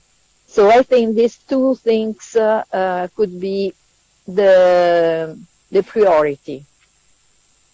Thank you, Dr. Ferker. So you underlined the invisibility of this population, both from the general population and the services. So to find a way to enter these places and offer something more. Thank you. Dr. Labdas, well, I was quite impressed by many issues you have raised. There is something that was dealt with also in the subsequent presentations, which has to do with the fact that this population share common conditions, but is a diverse population. Coming from different countries with different conditions, and they also had different traumas. So the competence to address all these different situations must cope with this complexity and diversity. You haven't spoken about children. Do you have anything to make us aware about? Thank you, Dr. D'Avanzo, for this comment. Let me just say first that I definitely agree that we cannot have even mental health professionals, we cannot have this cultural competence to every different part. So I think that it's definitely important. I found really useful the term of cultural humility in a way, to be open and to be humble enough to listen to the experience of people coming from different places, from different cultures, and to be able to be there for them. In our research, we did not include children, but the situation with children and adolescents is really a very complex one, especially when we talk about children who might be traveling alone, unaccompanied minors, which is also a difficult situation in Greece as well as in other countries. And I think that it's definitely important to be able to develop interventions that provide actual safety for children and adolescents. If I just say one comment about this is that many times we have in our minds the way that children develop in different countries while they go through puberty or through different phases of their development, which is a far different situation done with children which are displaced, because we see that many times they have lived through different experience, they have lived through war, through other potentially traumatic situations, and then they are growing up in much adverse situations which actually affects them developmentally to the way that they grow up. So I think that it's definitely important to be able to look into it and to be able to kind of promote holistic responses for the children, for the family members, what if they are traveling with family members, and if not, to be able to provide safety for the children that are unaccompanied in a way. I think that just the start of an answer, maybe. Yeah. Yes, thank you. This is the start of an answer, but this is a huge issue. So thank you for this observation. This made me think that with children might be children needs of social integration and exchange and new life, and their desire, their wish to explore a new life might be more easily addressed than for the parents or anyway for the adult population. So they might a specific and attention with some priorities might be given to children to have them go out of the places where they are confined. Thank you. Dr. Pacetti and Dr. Mattioli. I need a clarification from you because I would like you to go back to the idea of prevention in the migrants context, which might be a very useful take-home message from your presentation and your experience.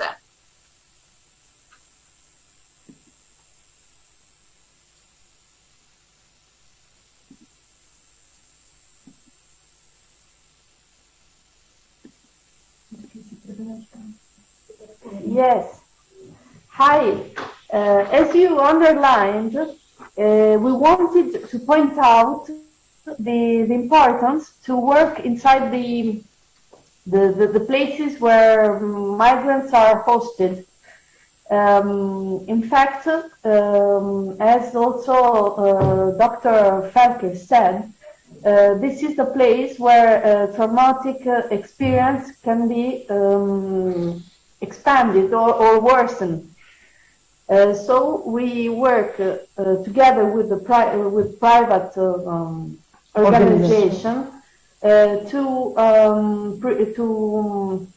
seek for some symptoms, which are the one that Dr. Pacetti told as headaches or nightmares or distress signs, yes, in general, and take care through psychological and anthropological issues.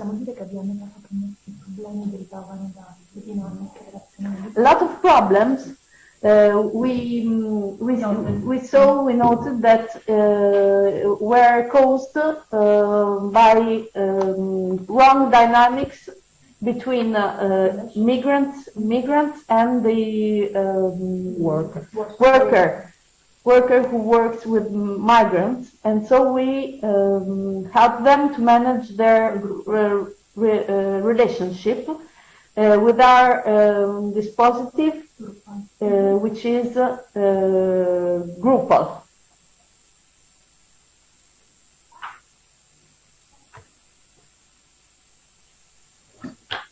Anything to add?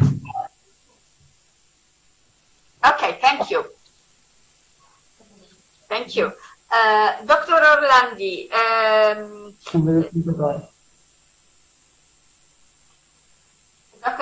what about cultural humility as Dr. Lavdas defined it in the cultural mediators? And also, should the cultural mediators have the same cultural humility because they might come from countries and culture different from those of the people they are helping in that moment. So what about this diversity in this this difference? This maybe some cultural mediator is not exactly prepared to interact with some population. So still, I think we need something common, but also always acknowledge differences from many points of view. And also how many, how frequent, how available are cultural mediators in your reality? Okay, if I well understood all the question, okay, yeah. So the one of the skill of our mediator is to be a neutral element of the setting. Okay, as more as he can be. Okay, I know that is not so easy, and there are a lot of mediators, some mediator that is not so ready to act this role. But I think we think that it's very important, and all the or our sorry, our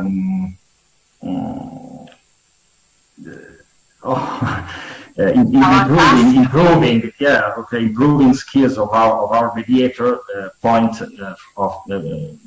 to this goal. Okay, we try also to involve mediator from the same cultural background as the person involved in the setting, or in the case that we are to help. Okay, I don't know if this answer is good for you. Okay, thank you. So the cultural mediators are highly needed, and they play a role which seems to be easy, but it's not easy. It is a bridge between the person coming from another culture and from another situation, and usually traumatic. But it's not only she does not only deal with communication issues.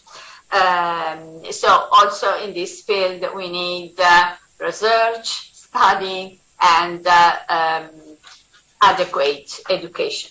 So I would close here.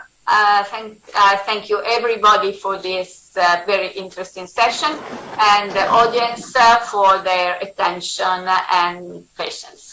Thank you. Thank you to you. Thanks a lot.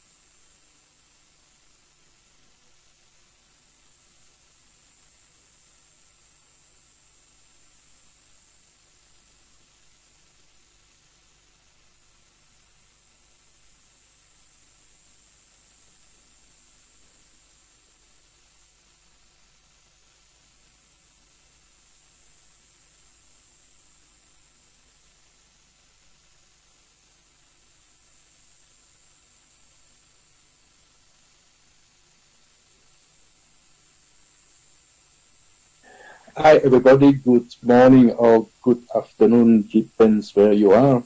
I'm Bernard Jacob, and I'm in charge to chair this symposium about mental health reform and user perspective.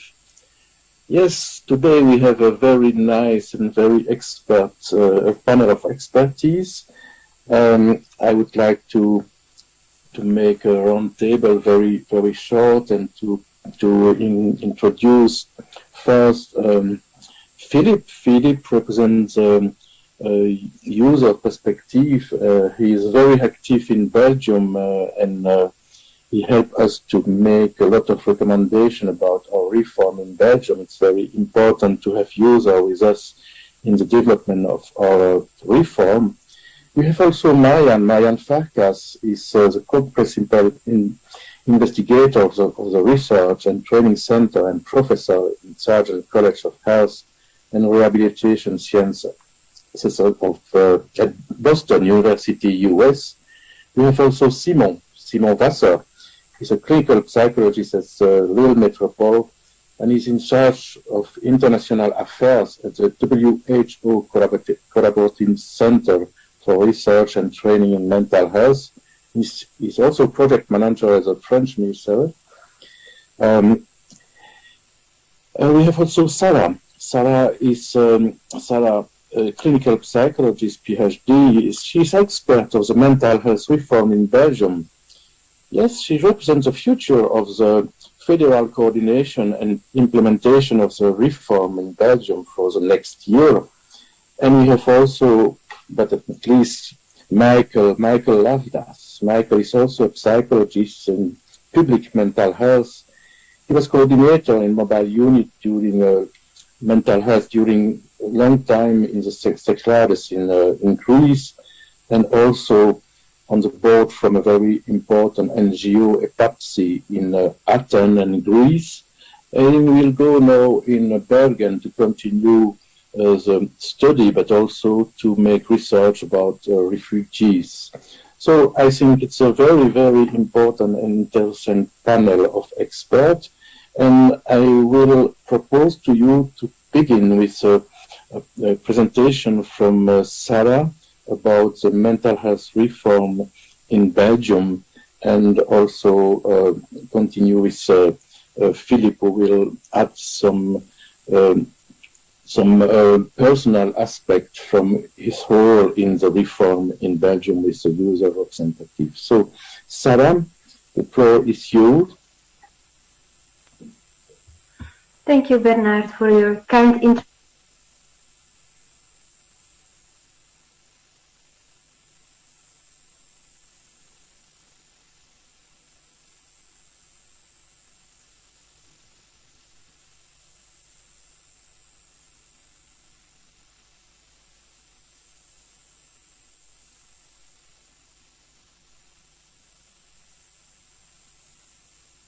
Hello everyone, I'm Sarah Morsink. Thank you, Bernard, for your kind introduction.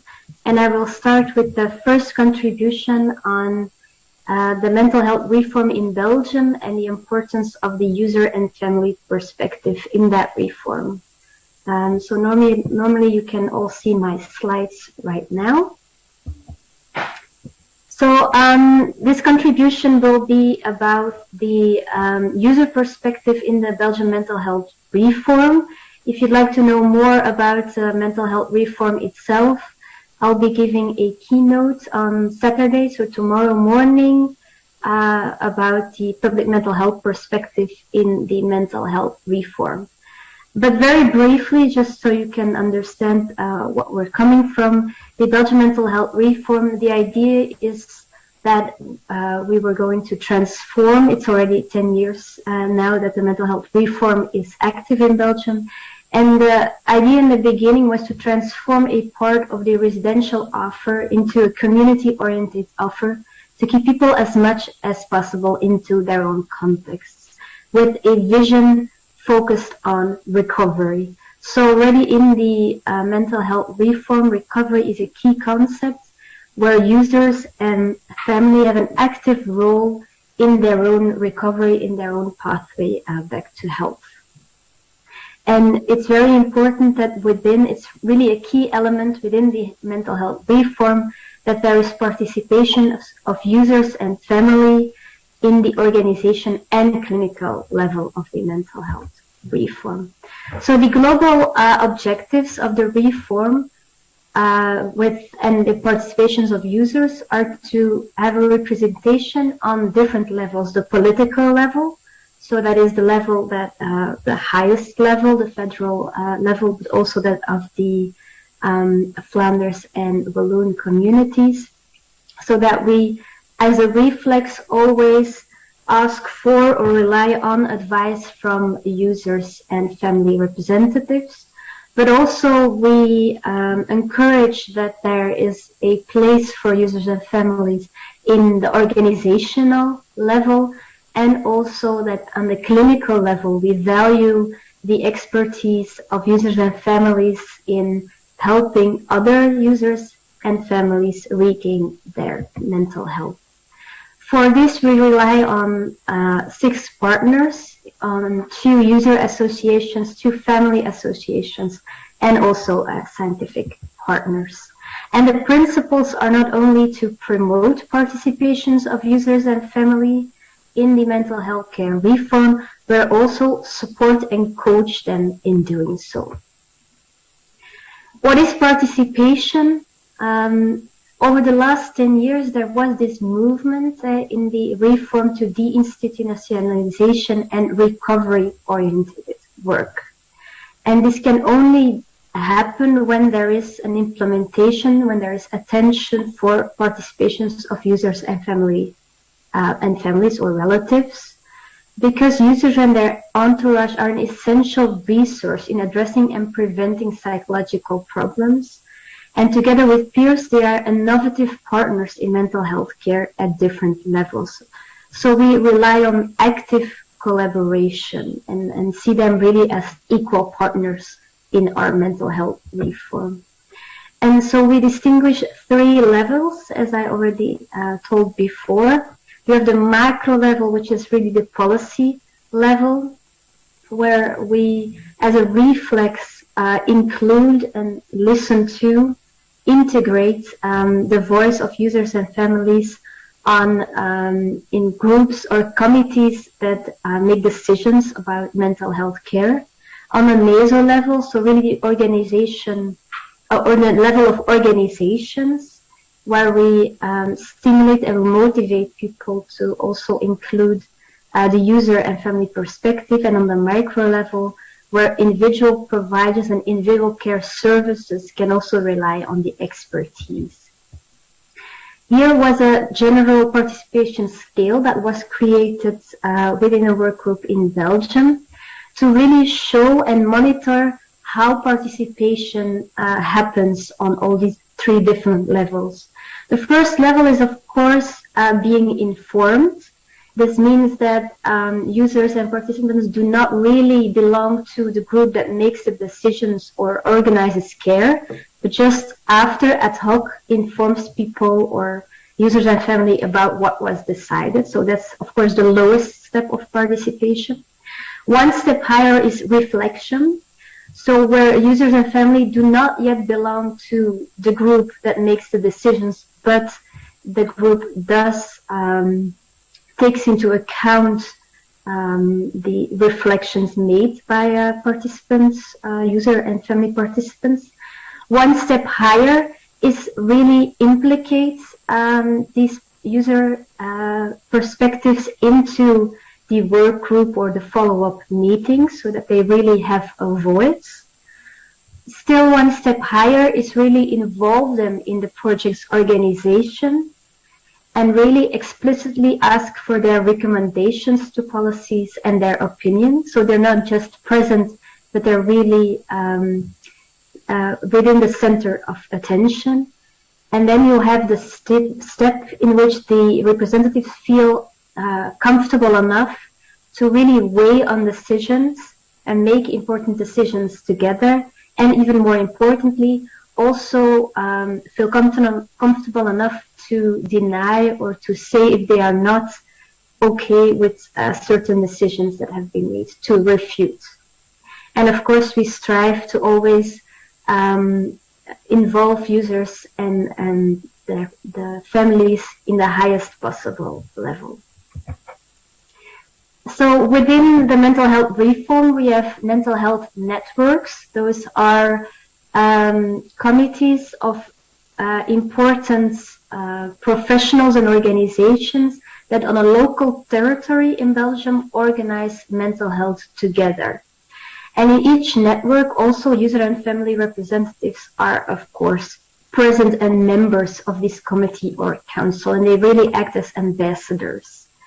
They are users and families with experience, and they are also trained by associations on how to play this very important role or take part into these councils. And also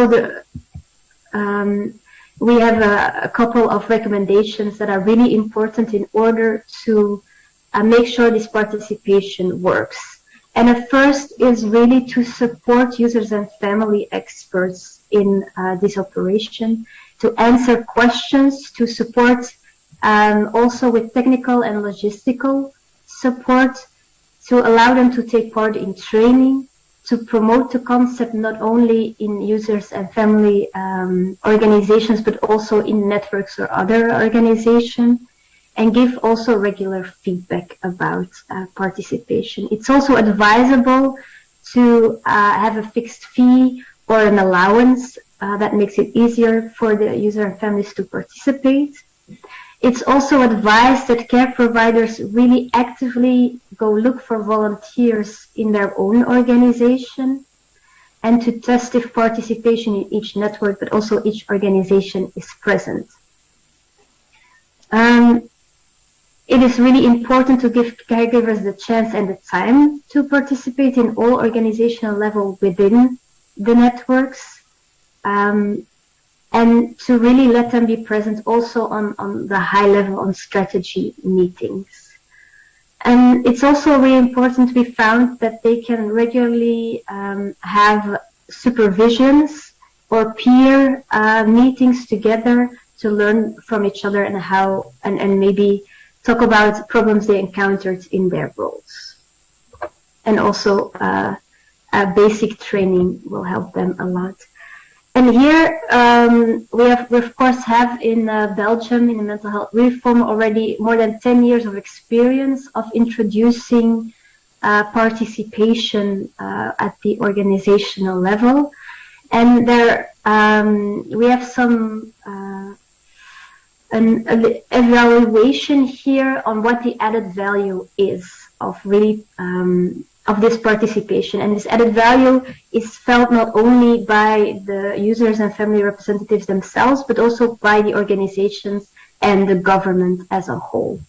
On the level of care organization, they find a real added value of participation is in the change of culture and vision of the offer of help and care based on the users and the relatives' needs. They become really an actor of their own recovery pathway, and relatives also become essential partners in this. And it's a really added value that users and representatives, users and relatives can be present in strategical and political meetings. Also in the level of the networks, there are a lot of added values. Concrete participation is very important, so really take part in the debates. And they found that this also make sure that there is a new vocabulary that comes along with this participation on peer support, consultation, dialogue, and so on.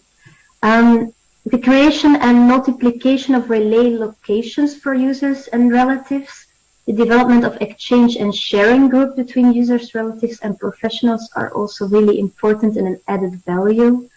And the demand is constantly growing. And so a lot of, all networks and a lot of organizations really have this reflex now of incorporating participation and the experts into their own committees.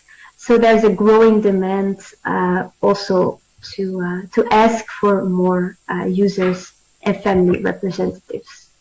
But also at the level of institutional practices, there is a big added value where there's increased development of user and relative counsel.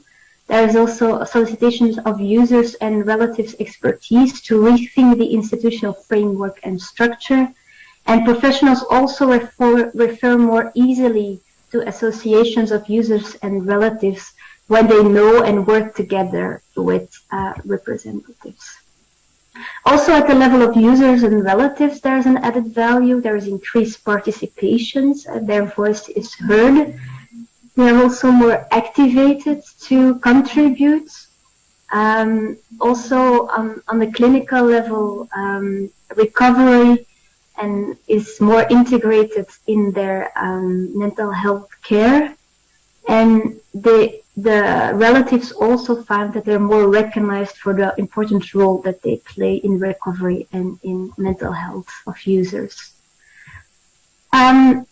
So this was more on the organizational level, but more and more we also draw attention to the importance of users and family expertise on the clinical level. And just one example is that in the next step of the mental health reform, we are trying to finance a big part of psychological care.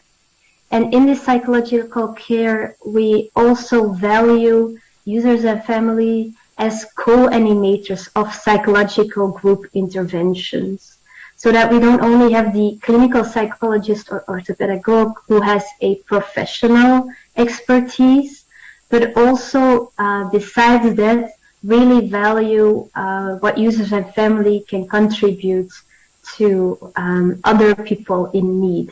And this is mainly focused on low to moderate intensity interventions, which is kind of new, because the expertise of family and users in therapy groups for people with severe mental health problems is already more known, but we're trying now really to focus on interventions for people with mild to moderate mental health difficulties and also integrate the user perspective there.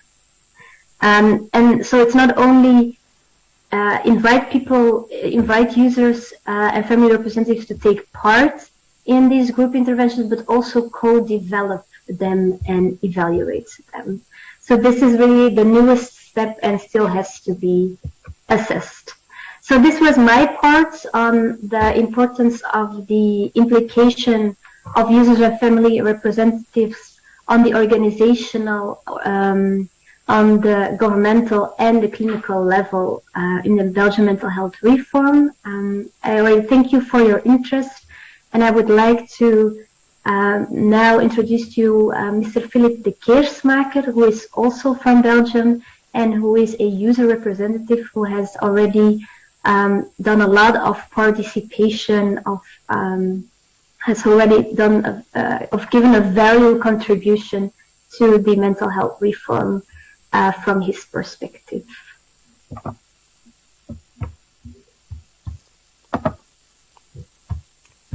Thank you very much, Sarah, for the introduction, the kind introduction. Good afternoon or good day, everyone. My name is Philippe de Keersmaker, and I live in Tienen, near Brussels, Belgium, where I'm a mental health care consumer and a volunteer peer worker operating from the House of Hope recovery center, where anyone can come to learn about recovery and peer support work. There are many activities we do as peer workers, both inside the hospital as well as in the broader society. But the focus is always on supporting our peers, bridging the gap between the professionals and the peers, and introducing the patient's voice wherever and whenever possible. And that's what we are, or what I'm here to talk about. Or no. As Sarah and Bernard already mentioned, the aim of the mental health care reform in Belgium is to transform the sector to one with less beds and more ambulatory services and therapy. Many of my peers and I experienced the hospital as a largely protective and warm environment where everything was provided for us and the connection with the outside world could be minimal. Unfortunately, that meant that after a number of months in hospital, a return to society could easily start to look daunting. And many people risk relapse as they suddenly find themselves more isolated again after being discharged from hospital.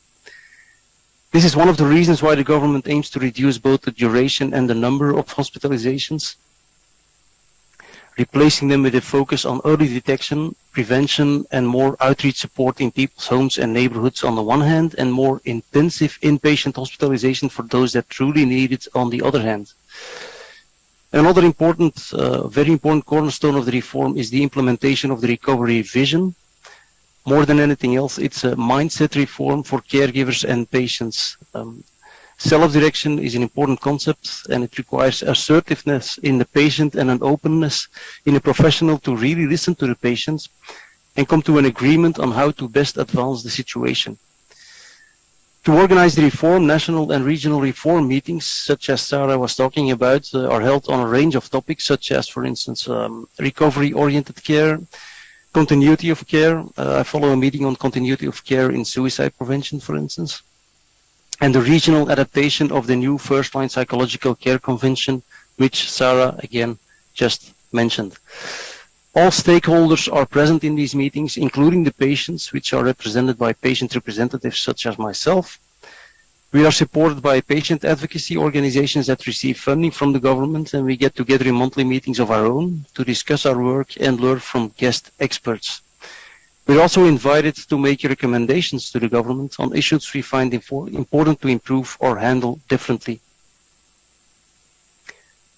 Representing patients can be challenging, as we often find ourselves alone in meetings with a lot of professionals, and it's not always easy to get our view across. Finding money to execute projects can be another meeting challenge, but it's really important, for instance, in the prevention of waiting lists for services. Still, we do get things done. For instance, patient representatives were instrumental in introducing the crisis card in Belgium. It's a simple card which a patient can carry in his or her wallet at all times, and on the card is all the necessary information and wishes of the patient in case of an emergency. So when a patient gets disoriented, the caregiver can read the card and in doing so know whom to contact or not to contact, which hospital to take the person to or which to avoid, what medication to administer, and so on. In this way, the patient can maintain self-direction in mental health care, even when he or she would otherwise not be able to do so. And this project shows that we, as patient representatives, can also initiate reform. Thank you very much for your attention. Thank you. Thank you very much, Philip, for your comment and very nice presentation. Thank you. Thank you also to Sarah, of course. It's very pleasant to listen what's happened in Belgium. And I'm of course very have a lot of interest about what you explained to us this afternoon. So we will continue. I will ask maybe now to Simon to give us some idea what's happened now in France about participation from user in the new way also to transform or to reorganize the mental health system in France. I think that Simon, you are now in this work also to reorganize the system, and I would like to have you comment now about this movement. Please, Simon. Yes, thank you, Bernard. Thank you for this invitation. Thank you also to Sarah and Philip to, I think clearly, they have clearly set the scene. It was very clear.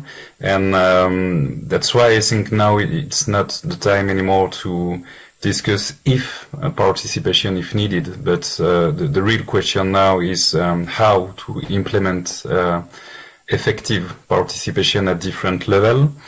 And that's why I'd like to share with you today some example at different level. And when I say example, it can be initiatives or tools, but my idea is really to share concrete possible actions to implement and to share some inspiration with you. At the international level, first, I'd like to take 1 or 2 minutes to to present the Paris summit that was organized last October in Paris. It was a mental health summit, and the theme chosen was Mind Our Rights Now. So the whole topic was about rights in mental health. And I'm happy to share that with you because those exchanges and discussions reminded us that participation is a right. If you look into the international literature, you will find some international texts and conventions reminding us that participation is a right. And I think it's always important to keep this in mind. During this summit, we have plenary sessions, of course, but also 10 workshops, and one of the workshops was dedicated to experiential knowledge. And I think it's a very important topic to give some concrete ideas and to also give some strength to this idea of participation. But sometimes it's easy to say, but it's not so easy to find some strong definitions and examples. And if people are interested in, I will be happy to give you the links to this workshop, for example. And also, this summit was an occasion to maintain a platform between the policy makers, the professionals, and also, of course, users and carers. And I think it's an important example of participation. In this workshop, the different speakers proposed some recommendations, and also while listening to Sarah, I was happy to find common values and common recommendations with the Belgian reform. So also I think it's still important to work together to strengthen the different initiatives and actions. Now at the national French level, we have since 2018 a French roadmap for psychiatry and mental health. This roadmap was decided by our former Ministry of Health, Agnès Buzyn, and confirmed by our current Ministry of Health, Olivier Véran. There are three main orientations in this roadmap. The first one is promotion of mental health, of course, always needed. The second one is quality of care and the care pathway for users and carers. And the third one is about citizenship and social inclusion. And I can say that in these three main orientations, you can find a cross-cutting theme that is participation of users. Still at the national level, we had in France in last September what we called les Assises de la santé mentale et de la psychiatrie. So it's really a big national event around mental health and psychiatry. It was decided by the President Macron, and some important decisions were made to again strengthen the roadmap and to give clear perspectives and with strong investment, because again I think to be able to implement concrete actions, you need a political commitment with investment, of course. And I'd like to finish, I'd like to share with you three concrete examples at a more local level. First, we have in France, and this is a work from the World Health Organization Collaboration Center, based in Lille, in north of France. We have the local mental health councils. Those councils are built and and organized at a local level, depending, and the size of the catchment area for those councils may change. For example, in Paris, it will be just an arrondissement of Paris, but in some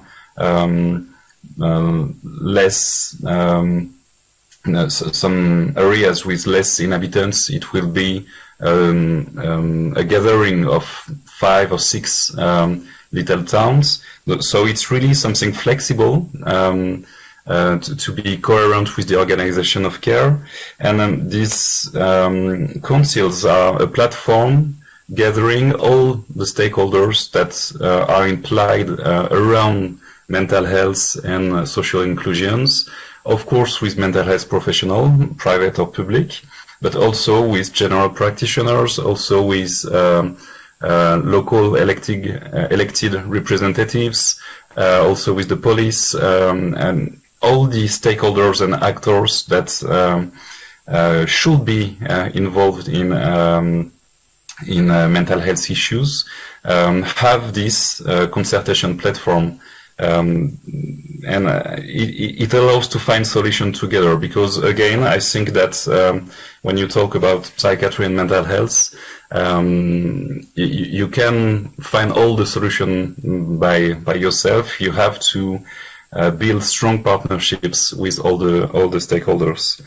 Another example would be the peer support workers. It's a university training for people who had a history of mental health problems, and after a recovery process, those persons with the training in the university and also a training directly in mental health services, those persons become professionals. They are hired by hospitals to be able to use their experiential knowledge, but as a professional this time, and to be included and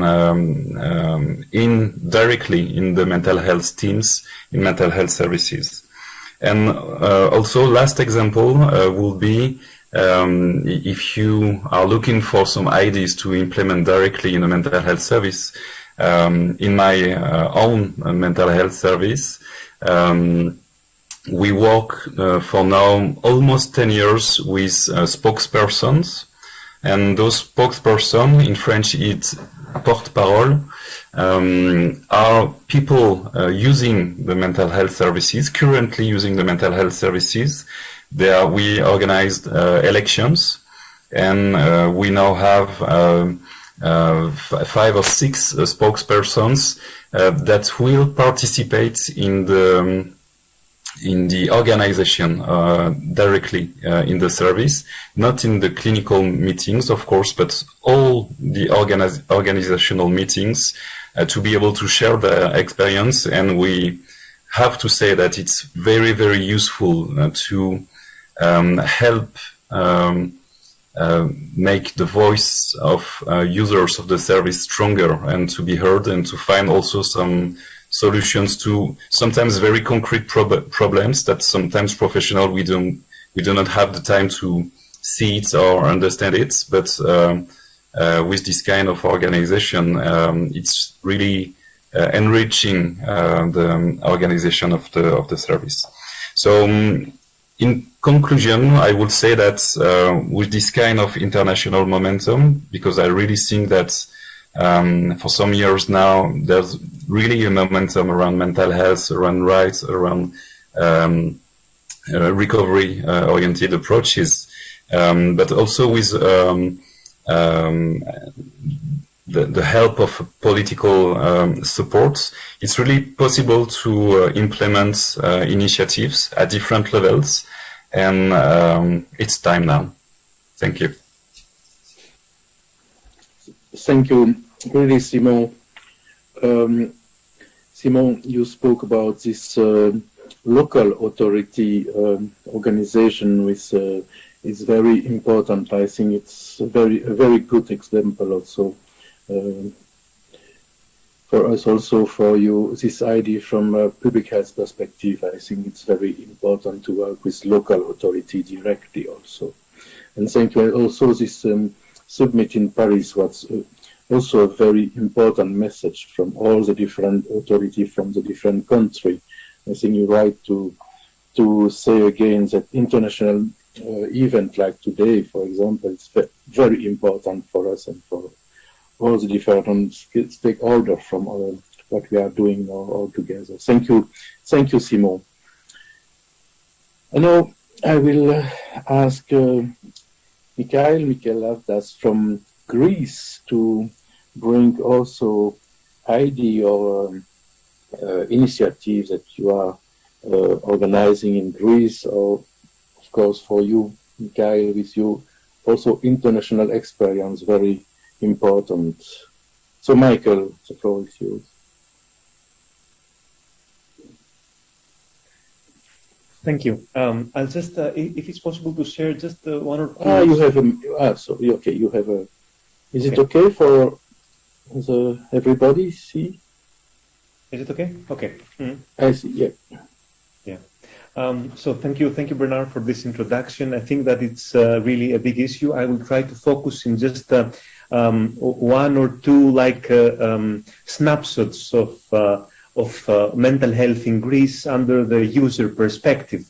I think that the situation in Greece is a bit complex. We have both the public mental health system has to do both with public bodies as well as with NGOs that support about 50% of the developed mental health and rehabilitation units.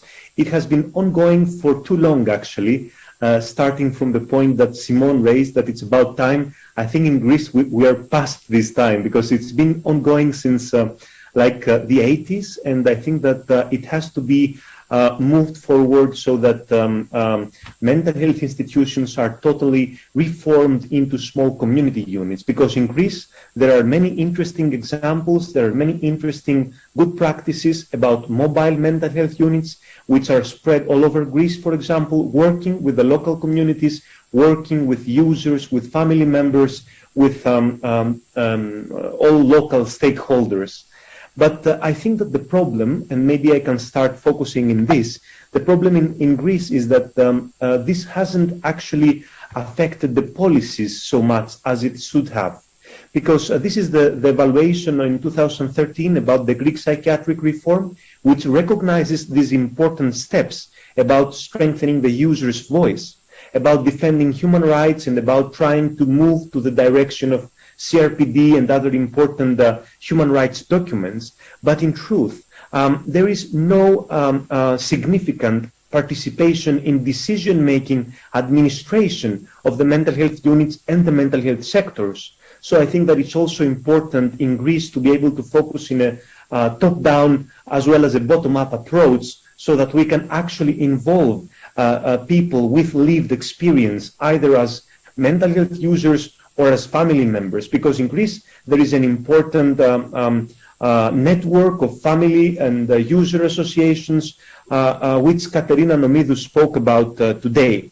So the first snapshot I want to talk about is this trial of experiences in Greece that we got together with professionals, users, and family members, and these are some of the themes that emerged. So we realized that, what people were talking about was that family members are often defined by the carer role, and often users use their connection to the services and how important it was for their own independence. Stigma is a big problem in Greece as well, because also there is a cultural dimension. Someone saying, for example, that you might be considered possessed if you had a schizophrenia, for example. But networking is really important. And what we see here is that people are networking in different situations, in different dimensions than we might have in our minds. And there is a user saying that I was not helped only by professionals, but mostly by my co-residents. The fact that I could just express communication and they showed me love and understanding even in the smallest things. And I think that this is very important part of recovery, the small parts and the small steps. And then someone else saying that we need to move into a more recovery-oriented approach, because he was saying that the psychiatrists do not respond to what you say. They just set goals and say, now we have to achieve these goals, these things. But whose goals are they?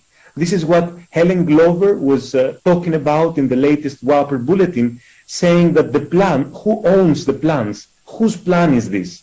So I think that it was really interesting from the users saying that we need to have the plan, but also the communication, and we need to be able to have an ownership over this kind of plan. Is it just medication? Is it another goal? We need to be able there to set it. So that's one important part, and I think that what Philip was mentioning about users initiating reforms, I think is a crucial point. And this is where I will stop with the second picture, let's say, where it was a quantitative research focused both in professionals and also service users, where we actually asked them, what needs do you have? And are these needs met or not? And while we show that there is no significant difference in the understanding of the total needs, both the service users and the clinicians were saying, yes, there are these kind of needs, and we see that they are there. We realized that it was important that the users were stressing that some unmet needs are more important than others. What I want to say with this is that, for example, in this table, which I will not take long to explain, I will just say that professionals used to see accommodation and psychotic symptoms as needs which are very important, and still they are covered by the existing system. But what was not seen by the professionals, which was really important for the users, and actually was explaining part of the distress that users are feeling, is the fact that there are social needs that are not acknowledged by the services, which is company, intimate relationships, and sexuality, which is often overlooked, and sometimes it's looked as redundant, not so important by the professionals. Yet we realized that it was really important for the users, and it played a big role in their distress, more important role than the mental health symptoms that someone might be experiencing. And then we come back to these conclusions where we have some challenges. There is, of course, constraint, financial and staff constraints, but it's important to move forward to an actually needs-led approach, into an actual recovery-oriented system. And this is where I kind of finish this kind of short comment on these very interesting things that were already said until now.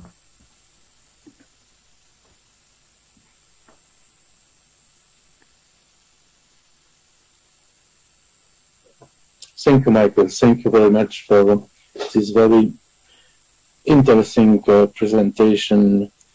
And yes, and you support what was said from our colleagues from France and from Belgium and from Philip also. And I think that we are the same ideas that go to the same direction also, and it's very important, of course. And I will ask maybe now, because the time is going very quick, so I will ask to Marianne Farkas, not from Boston University, to open the discussion. Marianne, are you ready?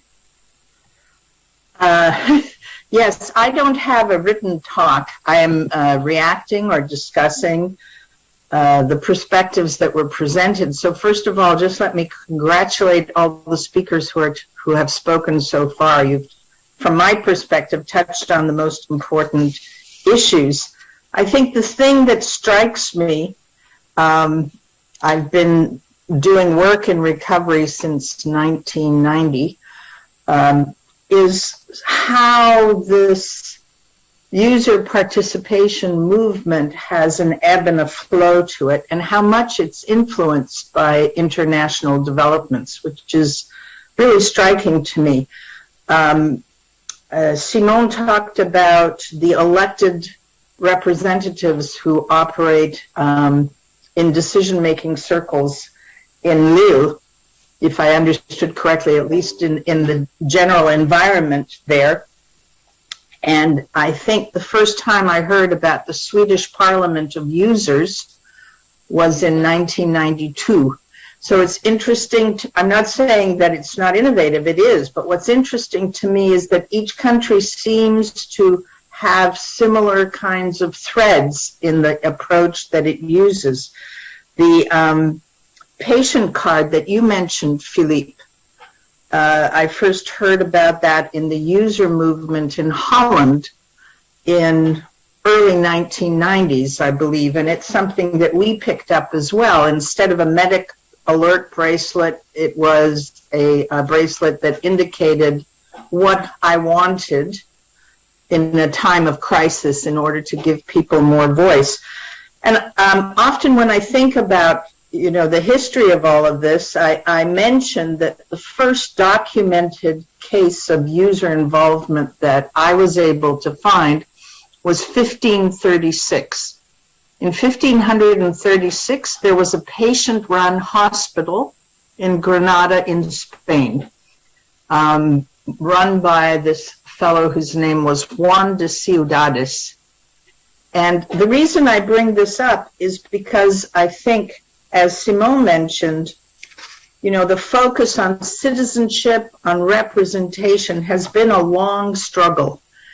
And in some centuries and some periods of time, it's been very strong, and then there has been kind of a retreat, and we've rediscovered the things that people have done previously, which means they are good ideas, but also means that I think one of the things we have to do is to think about sustainment. What has to happen to sustain these levels of involvement? So I'll say a couple words about the U.S.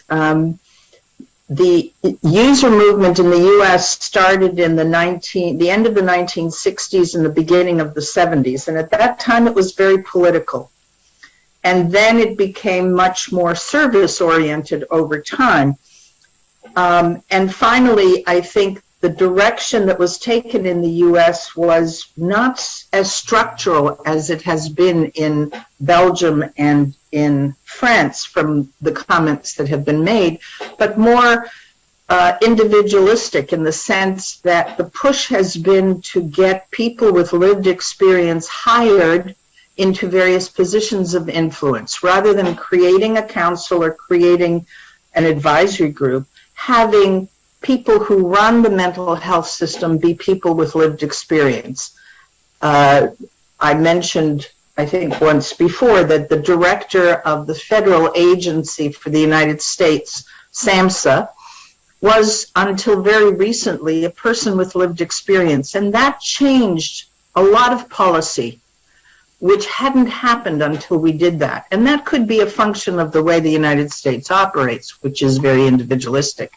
But we tried many things which really were adjuncts to the mental health system. But it wasn't until we made a concerted effort to ensure that people with lived experience were at all levels of the mental health service bureaucracy, within agencies, in different roles, and that we, as researchers, etc., that we started to see real change, at least in our society.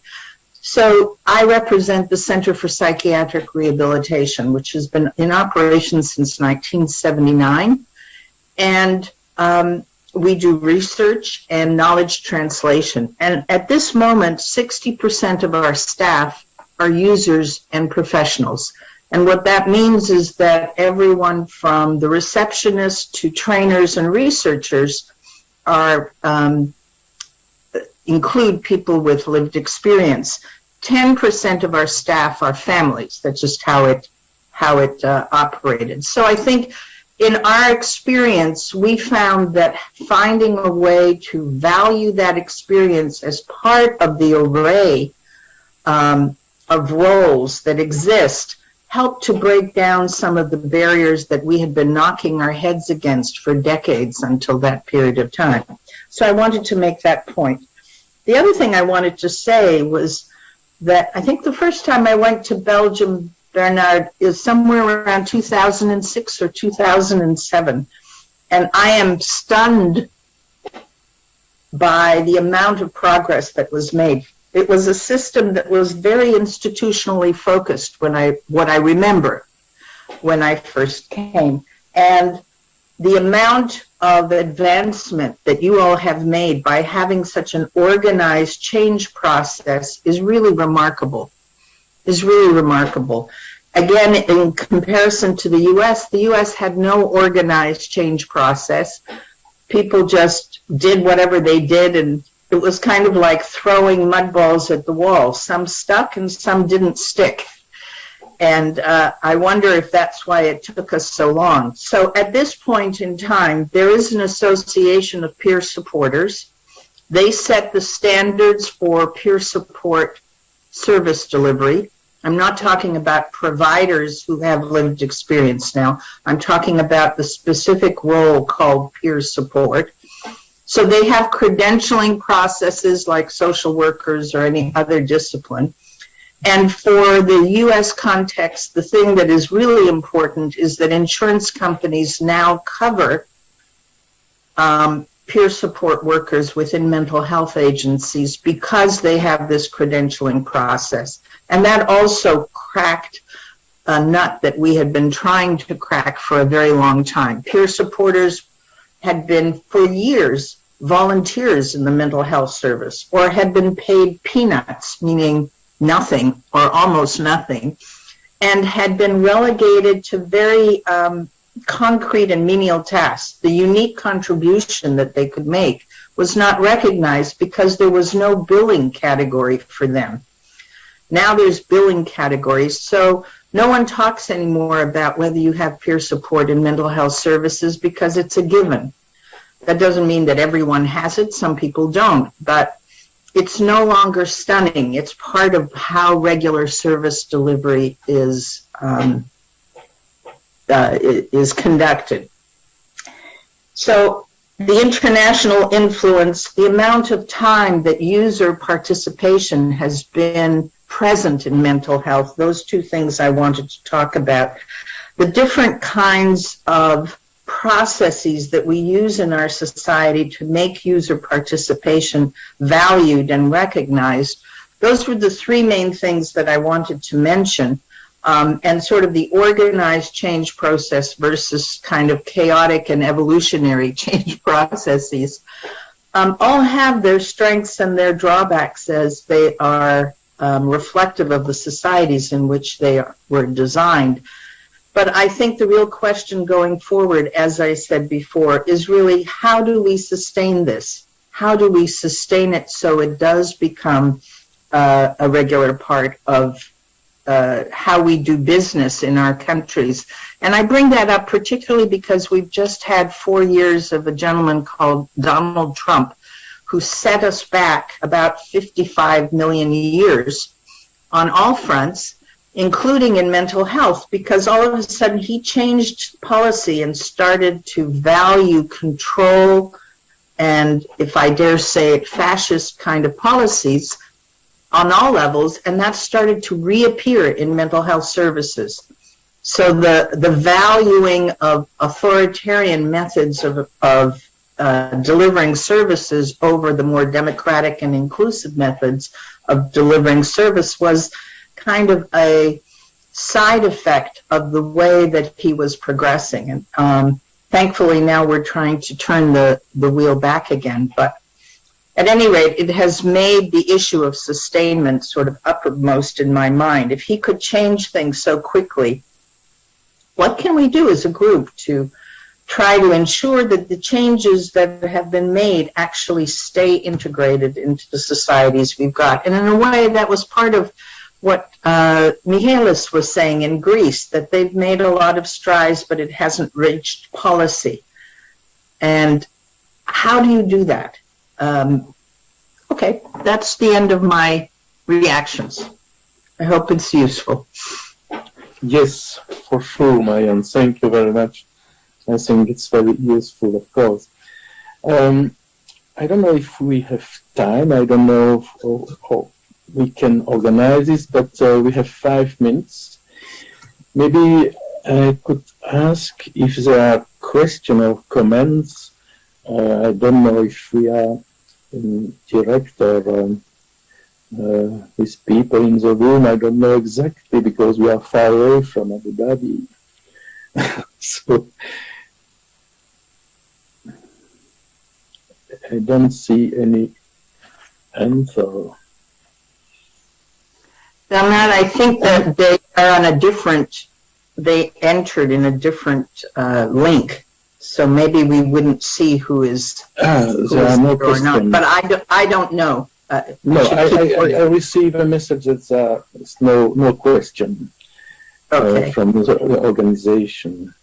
So I think it's not a conclusion, it's a continuity of what we are doing since many years. You explained it, Marianne, with different examples, but as I say, there is a future on this topic. I hope so, really. And with people like Philip, I know him in Belgium, of course. It's very important to have this energy all together to continue this movement. So maybe I could ask Philip to give us the last word from this symposium. Please, Philip, if you want, of course. Thank you very much, Bernard. Oh, well, the last words. How many minutes? 3 minutes to go. I think, well, in France they have this saying, you know, well, not a saying. I mean, it's what is it again? Liberté, égalité, fraternité. Liberty, yes. Equality, and brotherhood. And there was this philosopher who recently told me we had the 19th century of liberty, the 20th century that brought us more equality, and maybe the 21st century is going to bring us more connection. I see the connection also in the neighborhoods, not just in the psychiatric area, mental health care sector, but also in the neighborhoods. I'm quite active there. There's more drive towards connection. And I hope that these two elements, they can actually help each other to bring psychiatry more into the neighborhoods. I don't know if that's also in other places the same thing, but I hope it is. There's many things that you said that stuck and that I have questions about. What Marianne said about the political elements. I think it's in many countries that politics can be quite well, you don't know always what's ahead, and I think it's important then to in some way to strengthen the things that we build. That's an important thing to take along with us. We don't just have to build new structures and new ways of working together and bringing more users into the organization, but we also have to make sure that we make it in such a way that it can withstand the test of time. That's important, I think. And well, yes. I think it's also heartwarming to see. Well, I'm the only user here, but it's heartwarming to see that many. To see that there's professionals. Interesting take also of Simon that he also mentioned that us as professionals. The university study is also something I have to look into. That's also different here, although there is training. But it's positive to see that there's just like in Belgium, that also in other countries there's many professionals that are really that have the same mindset, the same vision actually, and are really working hard to achieve the same the same goals, the same, I don't know how do you say it, but well, the same vision. And I want to thank everyone. Also, I'm just one user. There's so many of us also in all the countries, so it's an honor to be here. And I just have one voice, but I want to thank you also in the name of my colleagues, of course. Thank you. So thank it's you, 2 o'clock. I don't know if you have been cut or something, but thank you. Thank you, Philip. Thank you. Welcome. We will close our symposium. I would like again thank everybody. was really interesting. It was a pleasure to speak, to exchange together. Simon, to take time also to, and Michael, and of course Sarah and Marianne. So it was really a pleasure to see you and to exchange. So I wish you a very good afternoon or morning for Marianne, or evening, I don't know exactly. And Philip also, thank you, and all the best to your colleagues in Belgium, of course. Okay, bye-bye, and thank you. Bye, bye everybody, bye. Thank you, Bernard. Bye.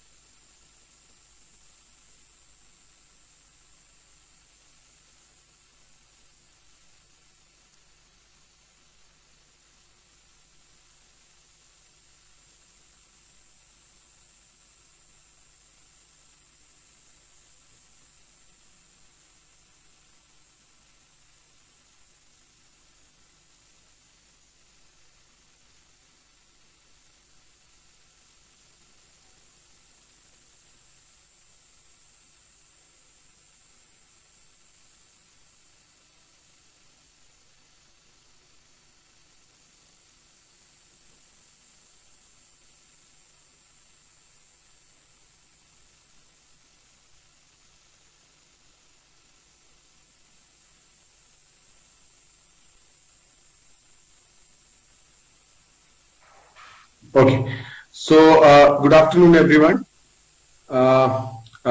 Today we are a group of young rehab professionals.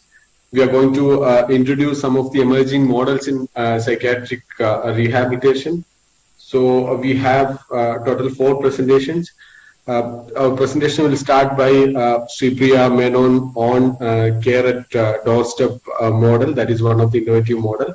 Following by Lydia's presentation on need-based rehabilitation for women with chronic mental illness under long-term tertiary care settings. Then I'll be presenting on family-centric rehabilitation model and its adaptation in clinical practices. Then we have a model on a discussion on supported education model presenting by Dr. Sadanand. So very brief about this, all these models. All these models are tested its preliminary feasibility in our clinical practices. So all these models are tried with our patients with various mental health conditions. So we will start without wasting our time. We'll start our presentation. Over to you, Sripriya. Thank you, Shrikant. Before starting that, sorry to interrupt you. We have 1 hour of time for the presentation. We will keep our presentation short and brief for 10 minutes each. Then, so that 20 minutes we can keep it for question answer and the discussions on the various models. Okay, over to you. Thank you. I'd like to begin by thanking my co-authors and teachers who've helped me in carrying out this study, as well as my team members who are present here today, without whose contribution this work wouldn't have been possible. I would also like to thank the patients, the caregivers and their family members who consented and participated in this study, and the entire district mental health team of Ramnagaram district, Karnataka, India. If I begin to talk about the concept of care at doorstep, it is basically any home care service which includes medical and social care by skilled professionals. Conceptually speaking, Home care services for persons with severe mental disorders fall under the rubric of community-based rehabilitation as explained by WHO, which is to be carried out by resources that are locally available and sustainable. In the Indian context, a couple of research projects have shown CBR to be successful, though they were not home-based. What needs to be explored is whether in the context of India, could home care be possibly delivered by government agencies such as the District Mental Health Program, the accredited social health care activists, ASHA workers, or other public health care workers. In the context of expansion of public mental health care services across the country, there is a need to document the need for outreach services for persons with severe mental illness, especially those who need long-term care and whose course and outcomes are fraught with multiple relapses and recurrences. This study on needs assessment will act as a rationale for rolling out such services by the District Mental Health Program, particularly for those who drop out of outpatient care. In this context, this paper aims to understand and document the need for care at doorsteps from the caregivers as conducted in Ramnagaram district and to come up with an indigenous psychosocial framework for the same.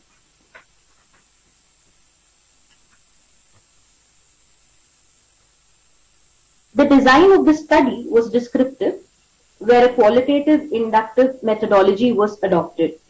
Data was collected from interviews of 20 caregivers and 7 mental health service providers linked to the DMHP. Socio-demographic information was collected from participants and a semi-structured interview guide was used to explore the needs and challenges in delivering this care at home by professionals. The themes that emerged from the manually transcribed and coded data were categorized as needs and challenges and used for developing a CAD model.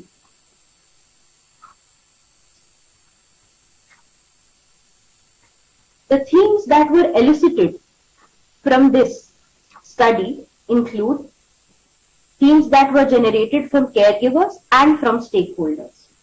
The need for such a model, as reported by caregivers, include a need to generate awareness about the illness. Several caregivers reported that during the initial days of the illness, they had very little knowledge about the fact that their family members were suffering from a mental illness and that there is treatment available to it. Also, educating caregivers may not happen in busy treatment camps. So, if a CAD service was available, it gives an opportunity for the caregiver to address issues related to awareness and also questions that they may have about the illness over a period of time. In addition to this, there was also a need highlighted about treatment adherence and ensuring follow-up. They also spoke about a need for a home care service due to the financial constraints that they were experiencing, including difficulty with transportation and getting to tertiary care centers. They also spoke about difficulty in helping users to give them social skills and also provide them a sense of social support, which was not possible if they were isolated in the community and unable to access services at a tertiary care center. Apart from this, a large chunk of caregivers also spoke about the difficulty in training persons with mental illness who are their family members in doing activities of daily living, and also reported a lot of stress and burnout while doing their caregiving duties.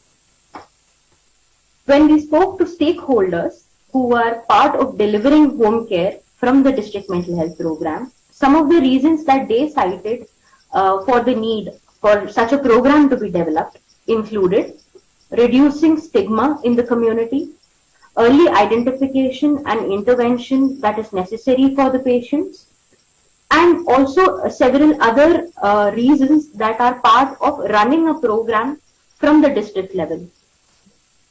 Some of the challenges that they mentioned included limited resources in terms of logistics, time, and human resource. Because they have multiple roles existing in the community, sometimes sparing enough human resource to go to patient's house is quite difficult for them. In addition, sometimes in the open community, the safety of the team members also becomes a big challenge. The other workers that are working alongside the DMHP team members, who are the primary healthcare workers, have several other priorities of several other health-related programs under them. So therefore, in order to prioritize mental health-related work for them is another challenge and limitation. We can go to the next slide. So in terms of this conceptual framework that we were able to develop while listening to some of these needs, what we understood that a home care program such as CAD would require medical follow-up, activities of daily living and its training, social skills training, educating the caregivers, ensuring regular telephone follow-up with the family members and the users, training and tele-mentoring the home care workers, devising a sustainable way to keep up a service helpline and making sure that there is adequate human resource to maintain it, investing in a transport facility for users in remote areas, and developing a lot of psychoeducational material for the purpose of raising awareness in the multitude of languages that exist across the length and span of India. The conceptual framework of the present study is keeping in mind the challenges, and they are similar in comparison with several other models used by service providers in other cultural contexts. However, several of them do not describe the intervention of the program itself that they deliver. They do cite that there is improved satisfaction, reduced hospital admissions, and cost incurred by patients. And most of them also talk about how they are geared towards serving palliative care patients. Therefore, there is a difficulty, there is a gap in figuring out whether the lived experiences of persons with severe mental illness is starkly different from those who are in palliative care. The components mentioned in this model require the involvement of a multidisciplinary team, which can be provided by a fully functional district mental health program. Though no stakeholder mentions benefits of insurance, they do mention the facilitation of disability benefits and reducing costs of travel. Intervention from other studies include important roles of nursing professionals, health insurance, and psychosocial care models that are case-specific. In spite of lack of human resources, this model attempts to provide home care using the existing mental health services at the district level. Other models require more resources to be invested and mobilized. In this proposed model, there is possibility of the DMHP acting as a broker or advocate in the community for persons with mental illness, so as to seek the participation of stakeholders in the community towards the advantage of users and caregivers. The literature we've reviewed tells us that the directions in which this study can lead us to explore more about the impact and nature of a possible program that can be designed in both urban and rural settings, what would be the team composition, and the challenges that can be anticipated. In conclusion, we can say that there is a need for Care at Doorsteps program in this district due to the needs of information, medication, finances, social skills training, social support, and transportation. If it can be integrated with the existing government DMHP system in the state, this program can be a sustainable model and can be replicated in this community and in rural areas across the country. That is all from my side. Thank you. Thank you, Sripriya. I think we can take some of the questions and we can discuss some of the discussion points at the end of the presentation once we finish all our presentations. So those who have doubts, those who cannot, those who are finding difficulty to on their mic, you can type those comments and questions in the chat box also. Next, I will ask Lydia to take up the presentation and continue.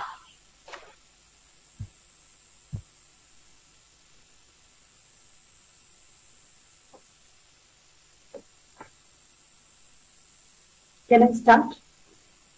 Yes, Lydia, over to you, Lydia. Okay. If you have seen, we're talking about different models in rehabilitation. So the second model that we're going to talk about, or the second topic that was there for the symposium today, is the need-based rehab for women with chronic mental illness under long-term care in tertiary care settings. So basically, we're going to look at women who are in tertiary care settings for average period of like 10 to 25 years. And they've been there because of many reasons, which we will discuss in the further slides. So this is my MPhil study, and it is also co-authored by Dr. Aarti, Dr. Harish Angoto, and Dr. Shanivaram Reddy. The next. So just to give a little background of why there was a need for the study. So if you see, women are vulnerable to mental health problems across their life spans, and many of the studies that have been conducted in India and all over the world has also established this fact that women are more vulnerable to mental health problems. And women with chronic mental illness, when they are brought to the hospital for treatment, they get abandoned in the institutions where they are brought for treatment due to multiple reasons. It could be due to helplessness, carelessness, or sometimes voluntarily by family members. And out of the 36.25% of population living in psychiatry facilities, that is long-term care, more than 54.3% were women and 77.1% were living in closed wards. Closed wards are basically the wards that like house the women who are women with chronic mental illness and who cannot go back to their families. And these women with chronic mental illness remain in these institutions for a longer period of time, and they are marginalized because their needs related to emotional belonging and participatory needs, they are deprived of all those needs. And many studies have also found that persons with mental illness admitted in hospitals have demonstrated greater needs of care than community patients. Next. So let's take a look at the literature review of what is told about the women with chronic mental illness. So if you see, a lot of women, when they are in the tertiary care settings for a long time, then it reduces the aspirations for independent living options because they're so used to the mundane residential care that they receive in tertiary care settings.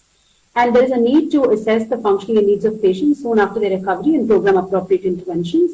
And the rehabilitation needs of women with chronic mental illness under long-term admission are very different and greater than women who stay with their families in the community, that is women with mental illness.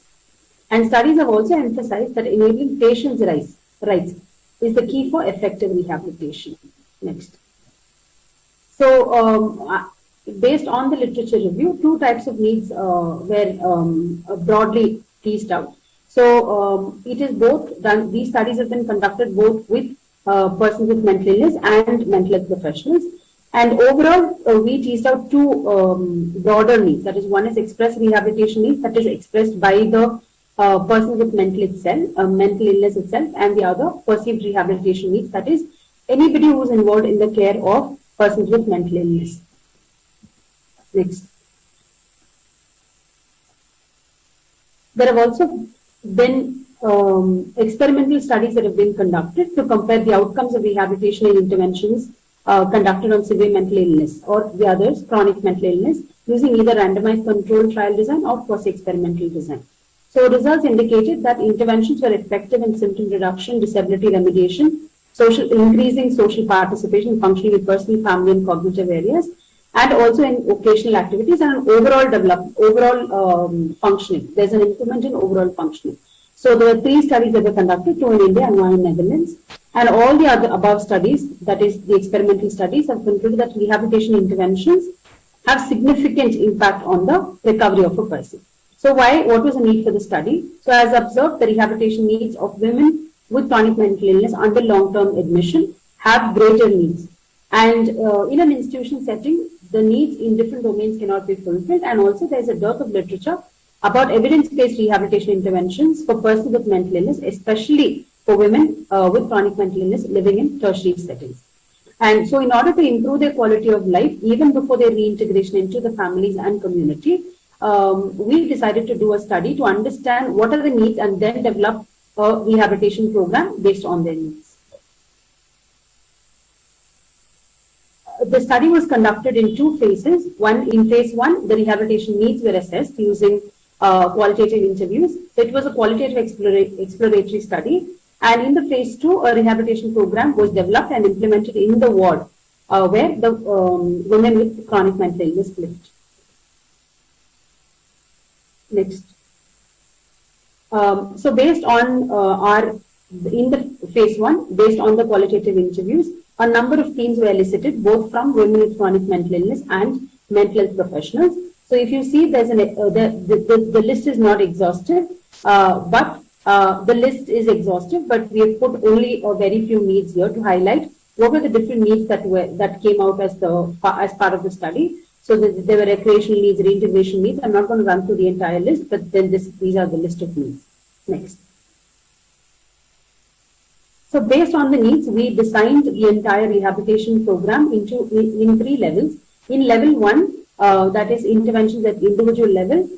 First thing, to meet certain needs related to basic needs and to their personal hygiene needs, there were provision of materials. So this included individual hygiene kits consisting of toiletries such as soap, toothbrush, toothpaste, body lotion, all the personal hygiene items, and then individual lockers for the lock. So most of the time, this privacy and safety was reported as a concern. So to address that was provided, and non-veg meals like food, again, like I said, to satisfy their basic needs. Secondly, felicitation of Aadhaar cards. So some of the needs that the women had brought up was that they did not have an ID, like identity, a government identity. So they were enrolled into Aadhaar, that is enrollment system in India, to be a citizen, and like it is almost like a unique identification card. So they were enrolled into that. And voting. So some of the women were also taken for voting in the Lok Sabha, that is the local elections, to empower them and show them that women with chronic mental illness can still be included into society and can have equal social participation just like any other normal human being. Next. Interventions at group level.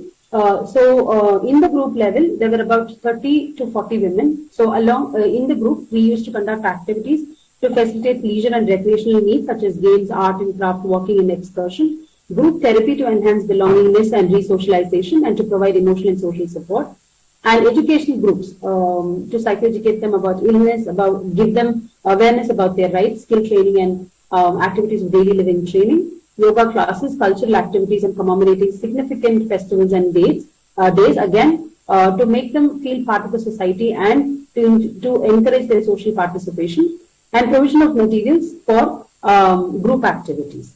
Next. Intervention at systemic level. So the main purpose of the intervention at the systemic level was to just seek permission and change within the larger system and services through formal written communication, liaising and networking with various stakeholders, and mobilizing and facilitating material resources for the implementation of the rehabilitation program. So here, 2 types of interventions were carried out. One is the formal written communication correspondence to various stakeholders for the implementation of the program itself, and networking and liaising with various stakeholders to implement the rehabilitation program. Next. So if you see why I would call, we had named this as a social care model, is because the Convention on Rights of Persons with Disabilities uses a social model to understand the disability. It conceptualizes disability as a social construct and says that disability results from the interaction between persons with impairment and attitudinal and environmental barriers that hinders their full and effective participation in society on an equal basis with others. So basically, the whole exercise of assessing the needs and providing a need-based rehabilitation program was that whenever there's an environmental barrier or attitudinal problem, barrier that feels like, these are anyways women that do not, have a family and there's no possible reintegration with the families, then what happens is these barriers come into play and the women, it kind of pushes them into a dependency level. So just addressing this, the elements that cause the social disability will help them to understand their abilities and also to understand their needs and to get their needs fulfilled. And women with chronic mental illness, when institutionalized, they during the recovery get trapped in a system. And I think this model or the need-based rehabilitation that breaks that stereotype or breaks that trap that reinforces social stigma and reduces access to normative resources. Thus, the rehabilitation program that we develop not only cater to the expressed and perceived needs of the women with chronic mental illness, but also aimed at changing the social structures which lead to discrimination and exclusion of persons with mental illness, thus enabling the women with chronic mental illness to live independently and to enhance their social participation before their possible reintegration with families. Next. Thank you, Lydia, for a comprehensive presentation. So we will move on to the next area of rehabilitation, that is family-centric rehabilitation for a person with mental illness. We try to replicate this unique model with a couple of our cases in our day-to-day clinical practices. The team involved in this developing this model are Dr. Aarti Jagannathan, Dr. Prabhu Jadhav, Sumit Kumar, Dr. Krishna Prasad, Dr. Harish, and Dr. Venkat Kumar Reddy. So we know that in India, people live in a collective society where family act as one of the major supportive system for people, especially for a person with mental illness. And if you look at the cultural psychiatry, where one of the evidences clearly says that because of this family support, the recovery chances and recovery rates in Asian people with mental illness in Asian countries are quite good compared to the Western world. And interdependence and the concerns are key elements of Indian family systems, where family plays a major role for recovery and rehabilitation of a person with mental illness.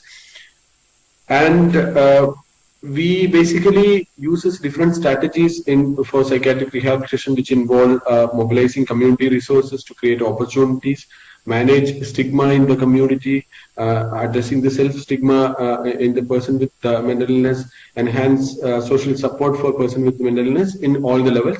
So we basically uses different strategies in psychiatric rehabilitation. And the concept of considering family as a unit for designing rehabilitation is something which is rarely recorded. As we know that we practice different models of rehabilitation, which include residential or non-residential care model, as well as the community-based rehabilitation model, and some of the unique emerging models which already my colleagues were discussed.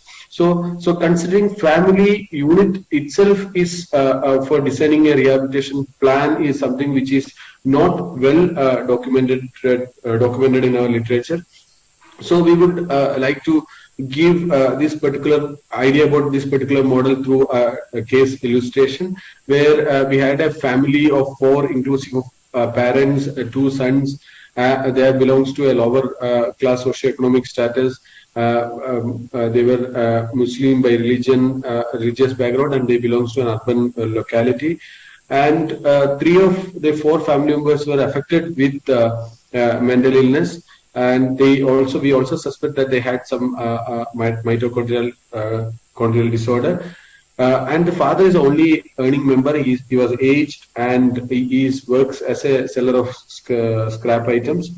And we have done, the team, a multidisciplinary team has done multiple visits to the patient's home, and we have done a situational analysis.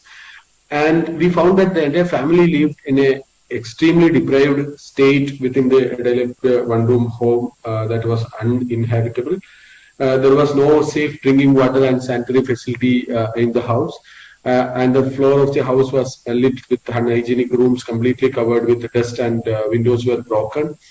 And since mother also had a psychiatric condition which was untreated, she was not cooking food at home, and it was not kept hygienic.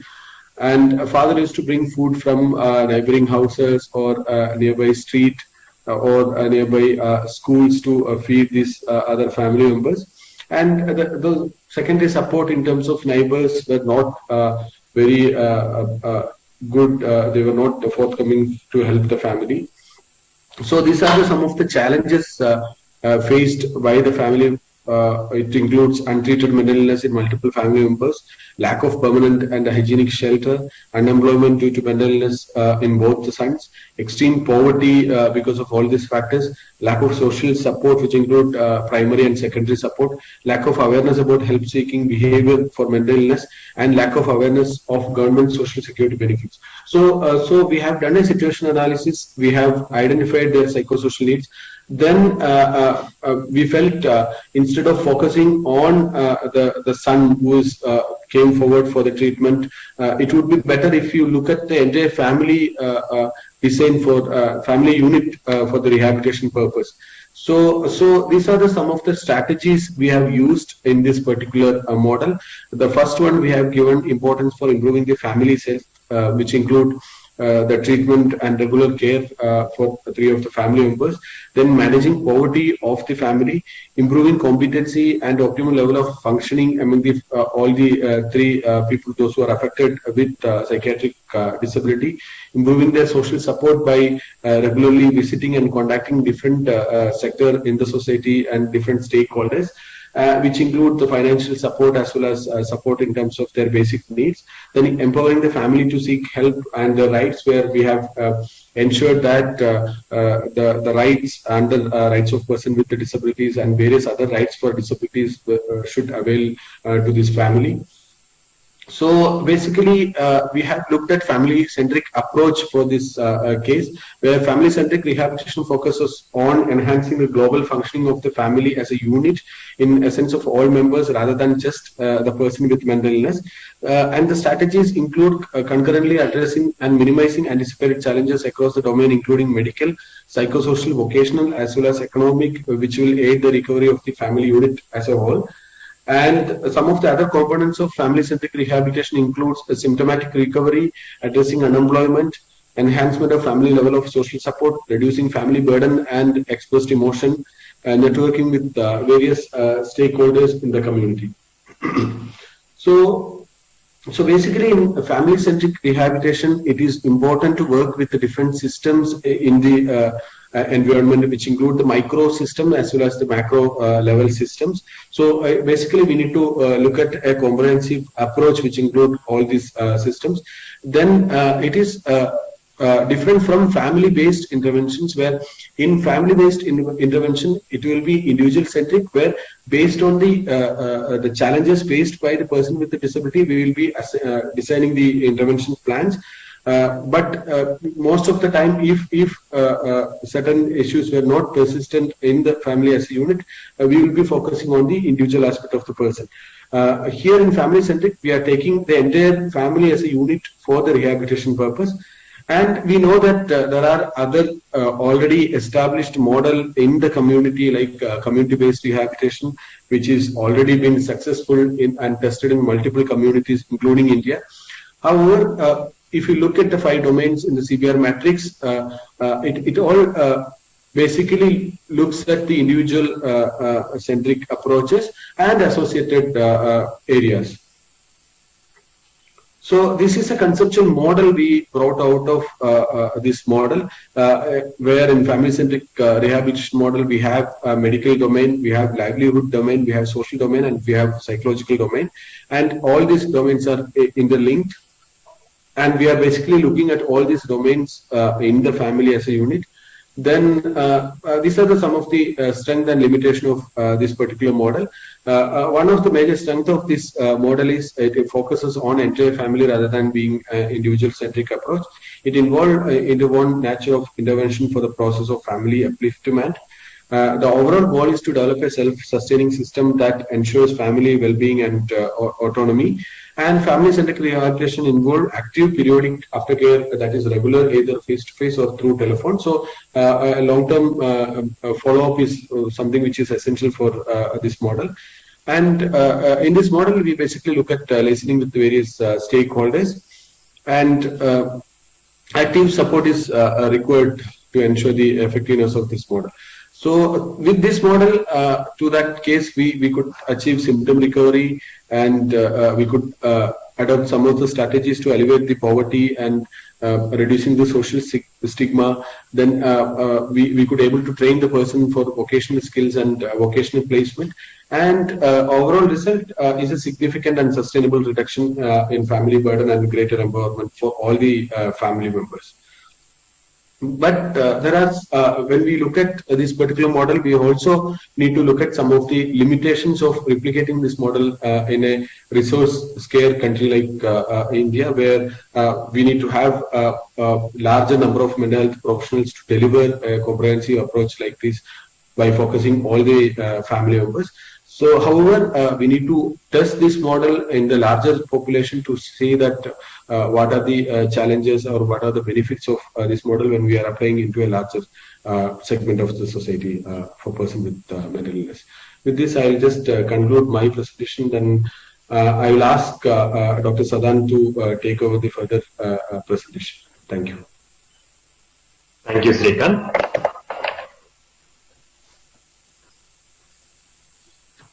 Yeah, thank you. Thank you, colleagues. Like they have presented 3 presentations like the Priya and Lydia and Srikanth. Now I am presenting another model, that is a supported education program for students with mental illness. The main background of and introduction of the study is there was a couple of the students where we had when I was working in the rehabilitation center, the many students are referred to this supported education program. So when we're looking into the intervention, there was no intervention is developed for the Indian setting to provide the intervention to the students with mental illness. Then we thought of looking into the different kind of the support education interventions which is developed in the developed in the developed countries, but basically we didn't see any studies in the low and middle income countries. So that is the one of the start point for us to conduct the support education program to develop as well as the test the feasibility in Indian settings. Can you change the slide, Srikanth? Yeah. So as you know, everyone, educational attainment is the considered one of the milestone to accomplished by the human development, irrespective of the person might have a presence or absence of the psychiatric illness. And education also promotes the peer engagement, reciprocity, trust and respect to it, which are the important to the determinants of the individual's assets as well as the development. Most of the psychiatric illness, the onset starts around the adolescence. It usually affects the well-being, individual development and educational aspiration of the students with mental illness. The occurrence of the psychiatric illness among the post-secondary education student is steadily increasing and resulting into the disability associated with the mental illness.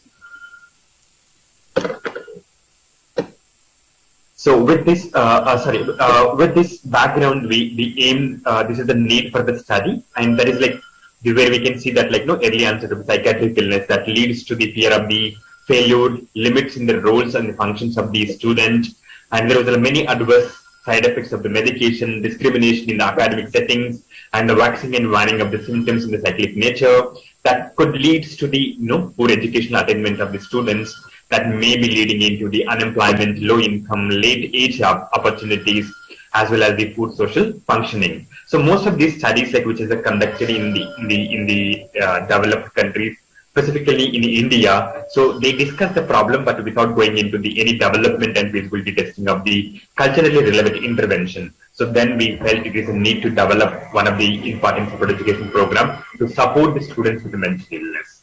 So with this, we aim to develop the support education program and test the test the feasibility of this program. Next slides. Next.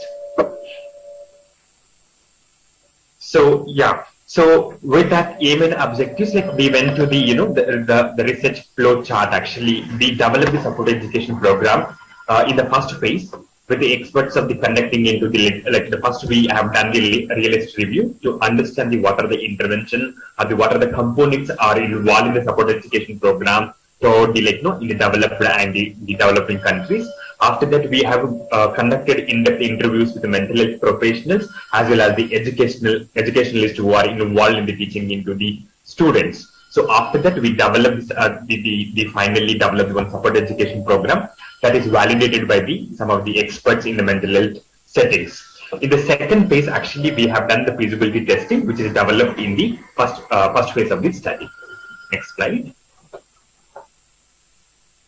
So in the first phase, as I told that, like where we developed the support education program in the first phase, there was the two components, like come up with the literature review as well as the experts with the experts with the in education as well as the mental health settings.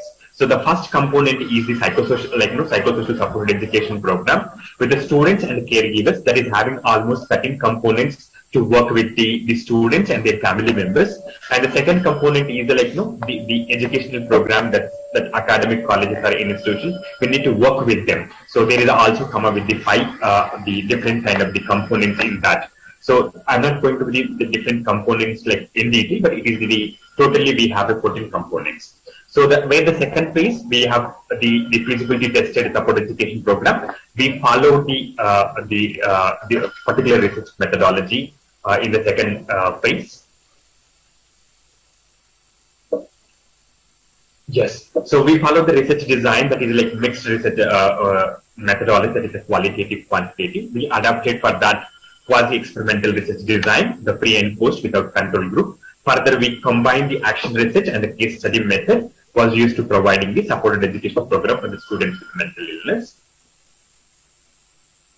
Then the universities, like all the individuals who diagnosed with mental illness, like that is the severe mental disorder, schizophrenia, depression, and the severe and bipolar affective disorders in humans, we consider as a universe. The sampling size was considered as based on the achieving the data saturation, where we provided the support education program. This purposive sampling technique was used, and the case study was in this study. The 14th case, no component of the provided from the support education program. The initial sample recruited the stopped, assuming intervention is saturated. So there is an inclusion-exclusion criteria for conducting the study. All the students who are affected with mental illness, the age group 18 to 28 years. So as I told, diagnosed as per the ICD-10, the SMDs, the schizophrenia, schizotypal, bipolar affective, as well as the depression. And we used in the clinical global impression severity scale, who got the score more, the score of the 4 or below are recruited to inclusion. And they complete the minimum SLC, that's like 10th standard.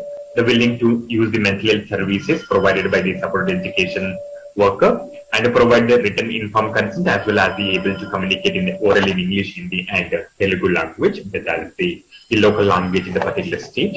And the exclusion, the intellectual IDD, like intellectual development disabilities, as well as like the most of the students where we have seen the students with mental illness are below 25, so who are pursuing the more than after the post graduation, we did not include in the support education program. So these are the tools we used in the different phases. Like the first we used the clinical global impression scale, the severity, and the second we used the global impression in the 6 months and 12 months, and the pre and post qualitative in-depth interviews, which is developed by the in-depth the interview schedule. And after that, we use the to understand the schedule for the practice, hindering and helping factor for students with the schizophrenia, and the Rosenberg self-esteem, and as well as the sense of mastery. These are the particular tools we used, which are the developed one scale in the IMANS. And another tool is which is well-known tools, which is the reliability validity check in the Indian population too. After that, we use the SPSS data, the 20 version, to analyze the quantitative data, which is we have conducted. To understand the outcome variable. This is the ethical consideration. We have got the clearance from the approval from the NIMALS Ethics Committee, as well as it is also registered in the CTRE, that is the Indian Clinical Trial Registry, and the written informed consent was taken everyone. So if you see the results of that socio-demographic details of all the students, the most of the students, the mean age is the 20 years. And the age of the onset today, when affected with the mental illness, 7.8 years, almost 18 years. And the duration of the education gap, they have almost 9 months. And the duration of the untreated psychosis is almost the 108 days. And the number of the hospitalization, the 1.6. And the clinical global impression severity scale is the 3, and the improvement score is the 2. And the clinical global at the 12 months, again, it is more reduced, like the 1.4. And the last educational qualification in years is 11.5 years. The average number of the supported component provided into the almost 11. Each client is provided 11 sections, 11 sessions to the each client. So coming into some of the important social demographic details of the students who participated in study, majority of them, like 70% of them coming from the the male, and the 71% are the nuclear family, and most of them are the urban settings, and most of the almost 62%, 64% of the students are the below poverty line. And most of the students who are affected mentally illness and they included in the support education are the 43% are the in the previous education they have a almost distance education, that is above 70% of the marks they have in their academic settings. And the most of the students, like the 64% of them are diagnosed with schizophrenia. So coming to the effect of the intervention over the period of the 12 months, like baseline 6 months and 12 months. So the time effect Bradman test is conducted. There was the significant difference between the enduring practice, which means like in the 6 months and 12 months and baseline, there was a significantly reduced the enduring factor, significantly increased the helping factor, and the self-esteem also enhanced. And these are the significantly improved in the after the intervention at the 6 months and 12 months. Okay, so this is like some generally graphical presentation, nothing else. Yeah. So coming to the discussion about the supported education program is an important intervention under the ambit of the psychosocial rehabilitation for clients with severe mental disorders. And the supported education was found to be very feasible due to the case study approach and the feasibility.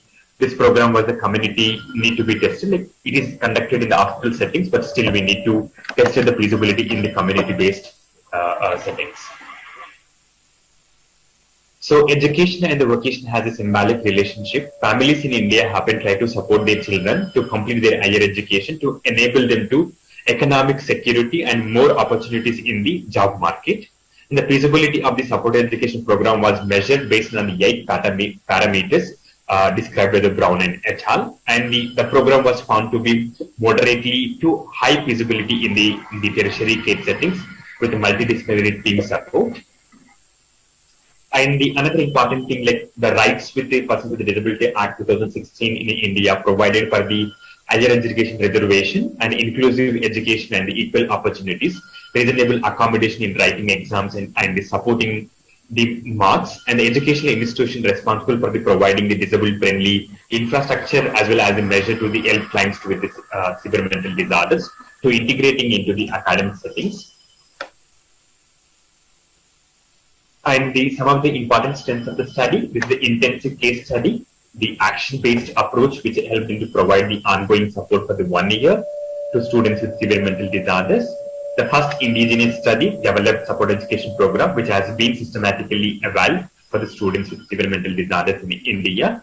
The supported education program involved all stakeholders like here the mental health professionals and the academic settings of the principals, teachers, and other caregivers are the peer group also involved in the caring of the students such as the mental health professionals and others. So support education program would be continue to provide the support to the students even after the termination of the support education sessions.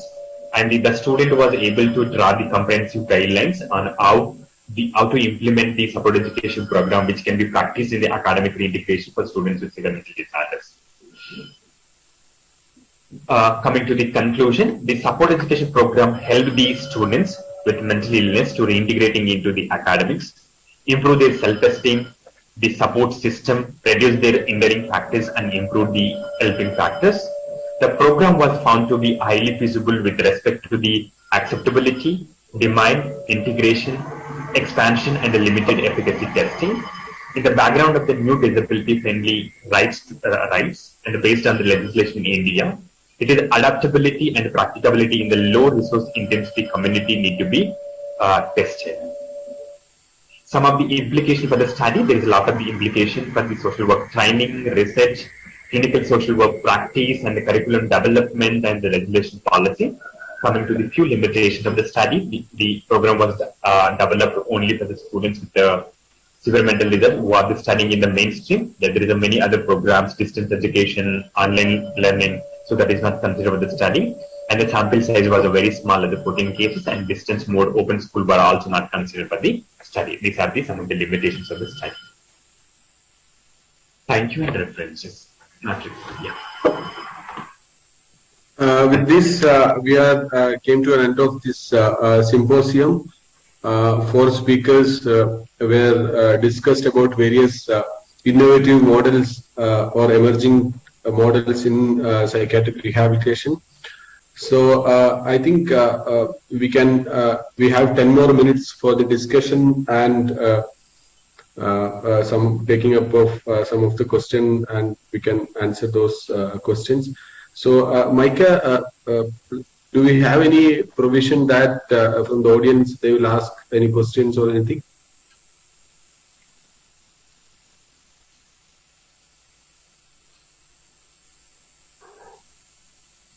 Okay, so I think she has put it in the chat box saying that there is no questions asked by the audience from the floor. So anything from the presenters, anything you would like to discuss here? We have around 8 minutes of time.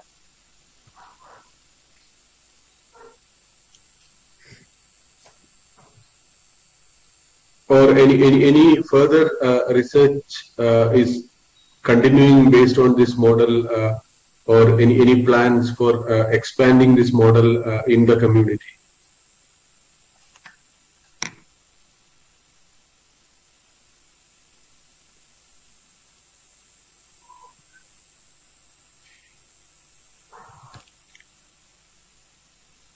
Okay, so I think if you look at if you look at all these models, it all tested in with few samples or the feasibility part of it.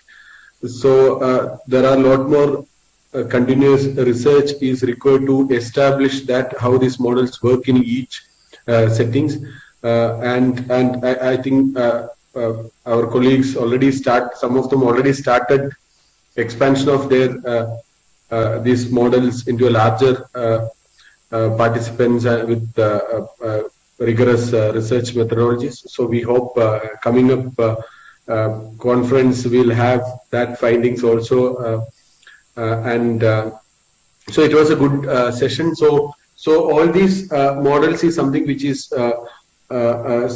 promising in the area of psychiatric rehabilitation. So I hope these models will be replicating in different sections and different countries. So thank you all for your presentation, and so with this we'll wind up. If any other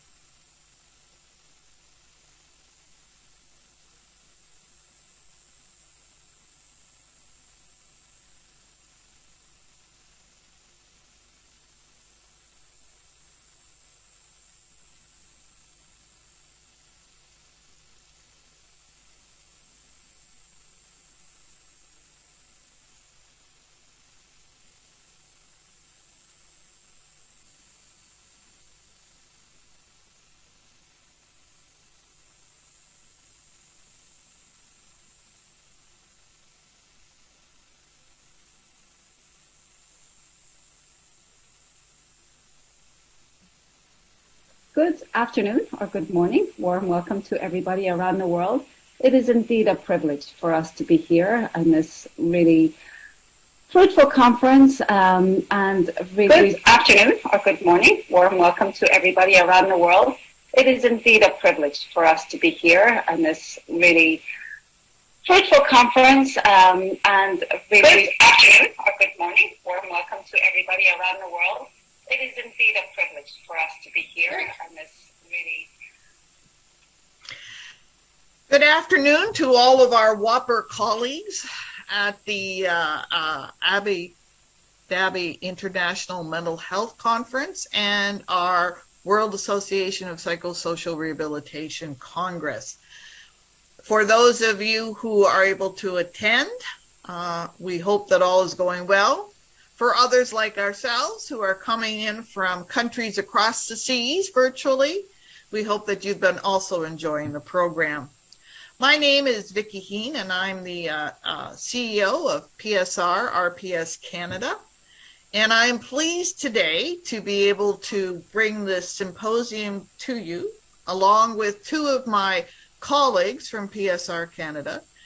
And we'd like today to talk to you about the practice standards that we've been working on for a number of years for PSR practitioners in Canada. My other two colleagues, who you will see shortly, are Dr. Regina Casey. Regina is a professor at the University of British Columbia and at Douglas College. And Natalie Rich. Natalie is in beautiful Winnipeg, Manitoba, Canada, and she is with the branch of the Canadian Mental Health Association in that city. Thank you. Next.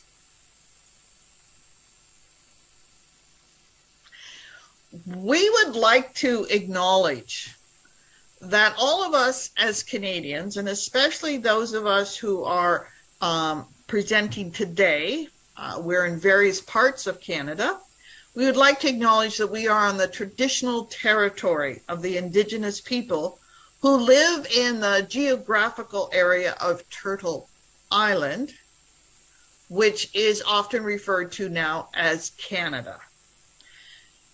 Canada has been working on for some time the reconciliation with our Indigenous peoples, and we have had a number of reports, including the 94 Truth and Reconciliation Calls to Action, which, if you'd like more information, please see the link on this PowerPoint.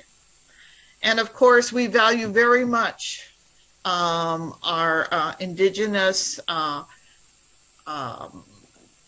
colleagues who have maintained and looked after this land for thousands of years.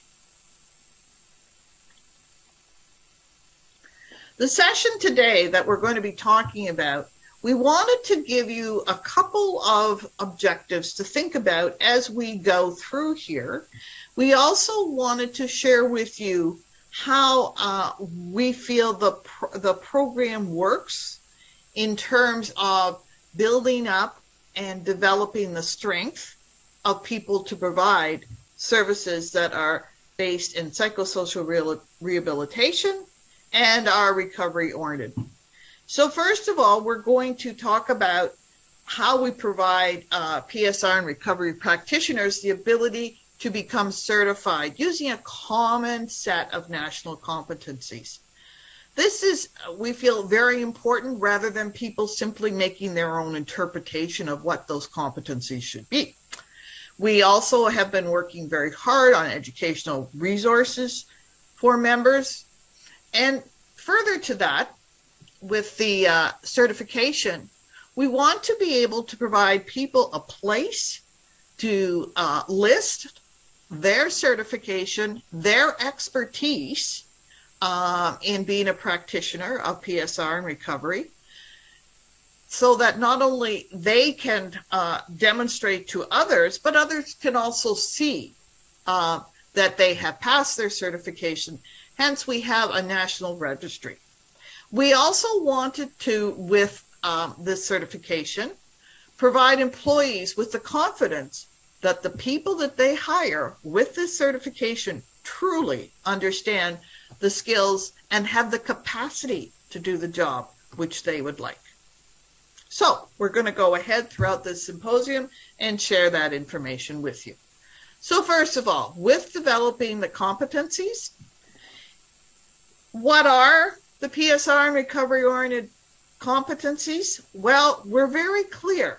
It is important to us that specific skills and attitudes are clearly identified and that we can measure the knowledge that people have around recovery-oriented practices.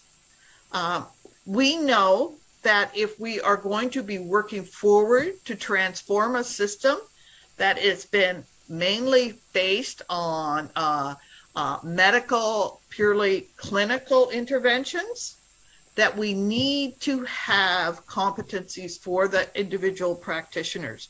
If we want to transform a system, we have to have knowledgeable people involved in it. And finally, it is really, although not lastly, it is critical that people have a resource that they can look to for the education, for the next generation, for the current folks already in it. We understand that there is lots of evidence-based information out there. We want to make sure it's easily available. Over the years, thank you, next slide. Over the years, we've had a lot of help from the Mental Health Commission of Canada. We are truly fortunate in Canada to have such a national body. It is not government run. It is independent, but it is funded by the government. So one of the things that has happened very recently is that the Mental Health Commission has put together a toolkit, fairly brief toolkit in comparison to its original document, which was many pages. This toolkit is based around the guidelines for recovery-oriented practice that came out in 2016, but it identifies the tools that organizations need to put into place recovery-oriented practices. And our PSR certification is acknowledged as a tool, and people are referred to it if they want to ensure that their staff are well educated and competent in providing recovery services. So the links there will give you more information. So what about PSR competencies? We have 5 main domains. Diversity and inclusion. Well, I should say we have currently 5 main domains. Diversity and inclusion, professional skills, psychosocial rehabilitation supporting practices and recovery-oriented services, equity and social participation, and facilitating change and providing leadership. These 5 domains, and I'd like to just emphasize a little bit about the last one, especially around providing leadership. It is really critical that practitioners understand their role in transformation and ensuring patients, clients get the services they need. So within these 5 domains, there are a number of competencies as well as performance indicators. We wanted to make sure that the measurements as to what the competency was and how we could tell it, we would be able to measure that. So that's what is in our competencies right now. A little bit more on what's coming up in the future later on in this symposium.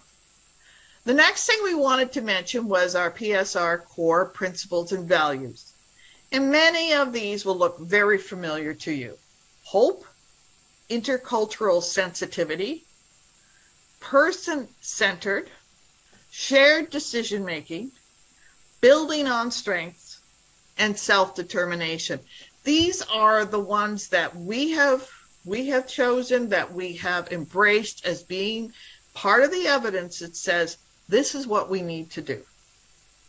We also have, of course, the natural supports in our principles, individualized, accessible, holistic approach. We want to challenge the status quo, and we want to ensure that there's a strong sense of belonging.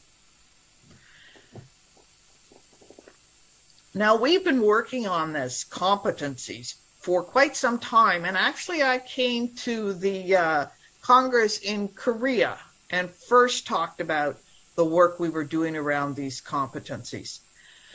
PSR Canada started working on them well over a decade ago. With our first edition was published in 2013. That was an exceptionally vigorous process. We came up and did a second edition 4 years later in 2017. And now we are working on our third edition. And Dr. Casey will talk further about all the work that's been involved in that as we move forward. These are free. Well, actually, the second edition is still up there for download. You are welcome to go to our website and have a look at it and download those competencies for your own use. It is important to realize that as we move forward on all of these things, we have a lot of collaborators and people with lived experience are part of our group, and we value and really depend on their involvement as we move through this. Family members, academic administrators, and people involved in direct service are all part of the members of PSR Canada. So I would now like to hand it over to Dr. Casey to talk about the scientific committee. Thank you, Vicki. And thank you to many of you who might be listening in your home or might be present at the conference. It is indeed a privilege to be part of this presentation and learn from many of you on this symposium in terms of the breadth and the depth of learning and opportunities from amazing people. So thank you very much for having us today. So my job is to talk a little bit about our second goal, which is building resources. And I'm going to just share a little bit of the work of our scientific committee. So who is on that scientific committee? Basically, it's academics and, as my colleague Vicki mentioned, peers, people who have lived experience of mental illness and or substance use across Canada. We have a number of members, long-standing members, Dr. Sandra Moll, Abraham Rednick, Chelsea Gauthier, Dr. Higginbottom, Michael Lee, Para Shuberman, Dr. Shu-Ping Chen, Simone Arbour, Candace Waddell, Vicki, as you've heard from, and Regina, myself. So we are a group of really committed people who are keen to advance the work in our country. And we're hoping that some of this work resonates with people here as well. Maybe it'll help our colleagues across the world as well. We do want to acknowledge the work for this particular project from University of Alberta students, Hisi Liu and Husin Hu, I hope I'm saying that correctly, who supported our literature search. We also thank dear Susan Boyce for her assistance with our focus groups and peers who reviewed and gave feedback to our essential reading list choices for PSR Canada. So a big shout out to those good people. So why do we have a scientific committee? We know that continuing education is essential for employment, for personal development. It impacts a sense of professional competency and efficiency. So building robust educational opportunities for our members is indeed a priority for PSR Canada. Our purpose is to advise the board on evidence-based practices and knowledge mobilization, recommend policies and strategies, and update the board on the work of our committees. And as Vicki noted, that we have a goal to update our competencies every 5 years. So 3 main components in the competency document that Vicki mentioned a moment ago is to identify the competency areas as Vicki did already, and the relevant indicators. So indicators really speak to what are the actions or what are the things people do? What are the skills that they draw from? What are the evidence that they draw from? So to make those things explicit in how we evaluate competencies. We also, this part of this particular project was to develop a group of readings to help understand or illuminate a particular competency or indicator. So we wanted to make that work available to people who might be applying or to our current registrants. And then we haven't really, we have a plan to work on this rather, to have practical examples on how to use or execute those competencies. So again, to make those things explicit and rather for them to remain sort of an academic exercise, but to help our community have a shared understanding of how to implement and execute those competencies and indicators. So yeah, our project focus was to develop a comprehensive and accessible reading list for members. We'll talk about the accessibility idea in a moment. To support applicants to successfully write the recovery-oriented action paper for certification, and Vicky will speak about that a little later in the presentation. And as we've mentioned, our third iteration of the competencies. So what did we do? We ended up developing a list of 38 evidence-based and evidence-informed open access sources where possible, based on current competencies of practice and privileging Canadian studies and resources where possible. So how do we do that? Well, as we know, PSR Canada established this project as a priority, and our committee started meeting in April 2020.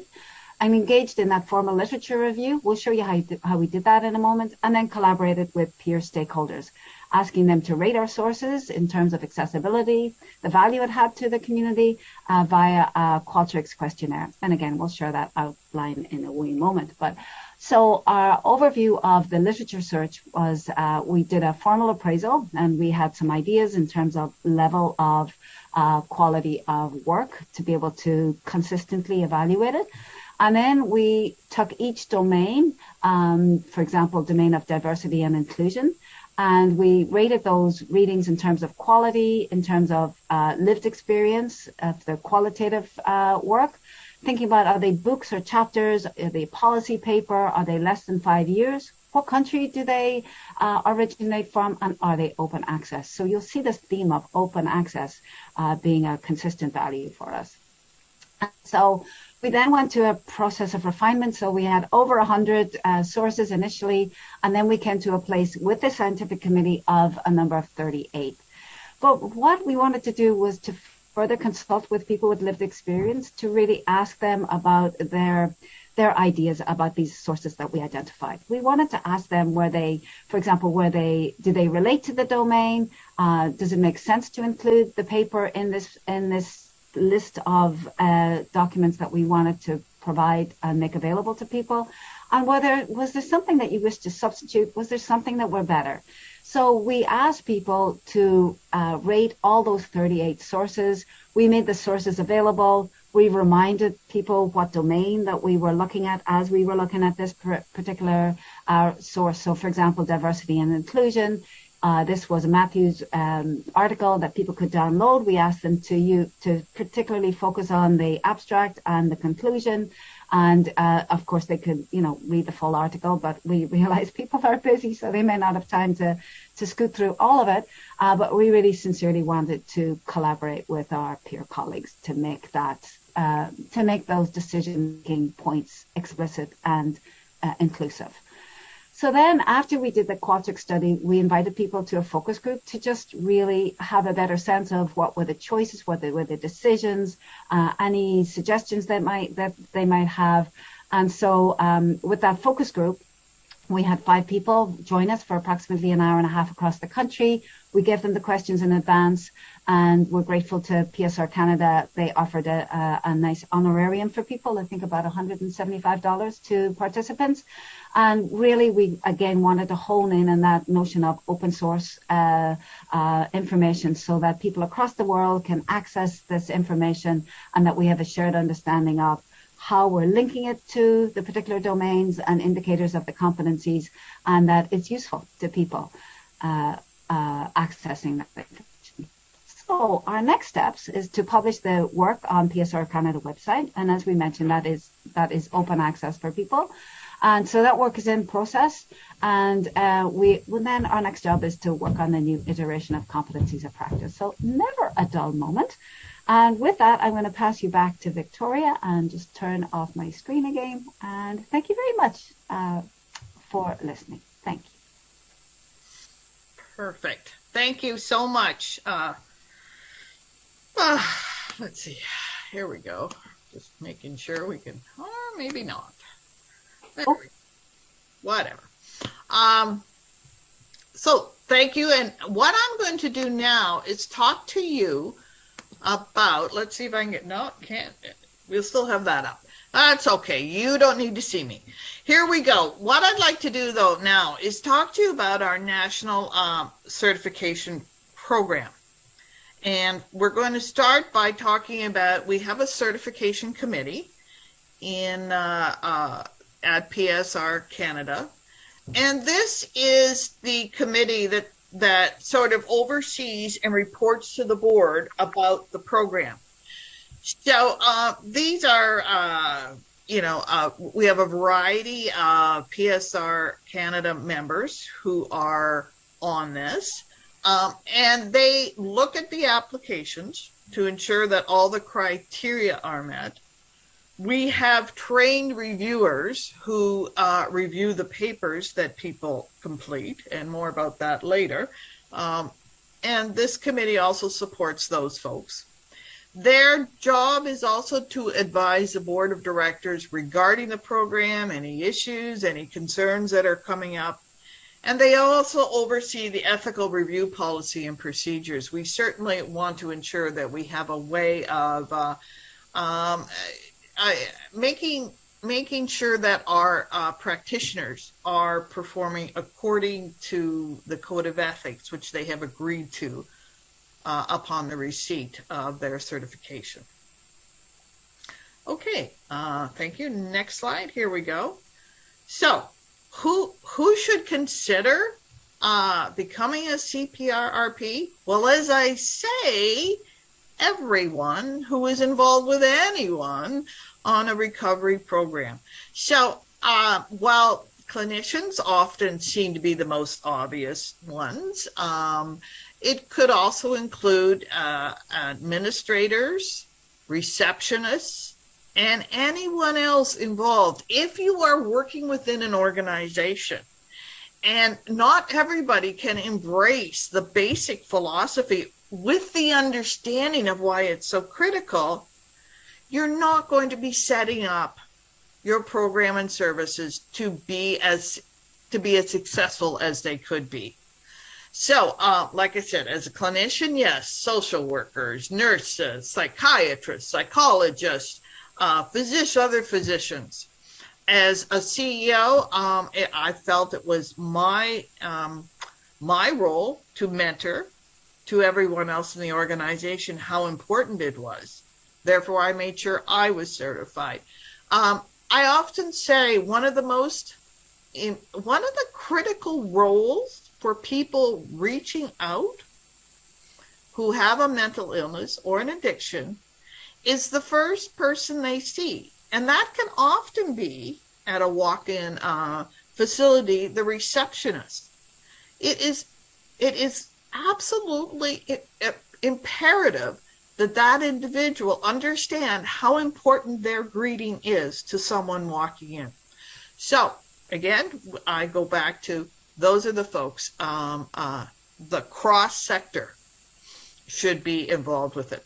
Thank you. Next. Slide. Thank you. So as an employer, employers can be assured that people with this certification, that their staff members will have the qualifications to do the job. As an employer also, when you are saying to the public, to your clients, to your family members, to your service users, to your caregivers, we are absolutely committed to recovery-oriented practices. So as more organizations require or suggest that for their employees, it really is saying a huge statement to everyone who wants to get recovery-oriented practices and services. Thank you. Next slide. So how do we obtain our CPRRP designation? There is an application process. When you apply for your CPRP, first of all, you must be a member of PSRRPS Canada. You do not have to be a Canadian to belong to PSRRPS Canada. But when you do join, you indicate that you are willing to follow our code of ethics, which is PSR and recovery based. So first of all, after you become a member, you need to apply. And when you apply, there is an application form that we ask people to fill out. We ask people to demonstrate that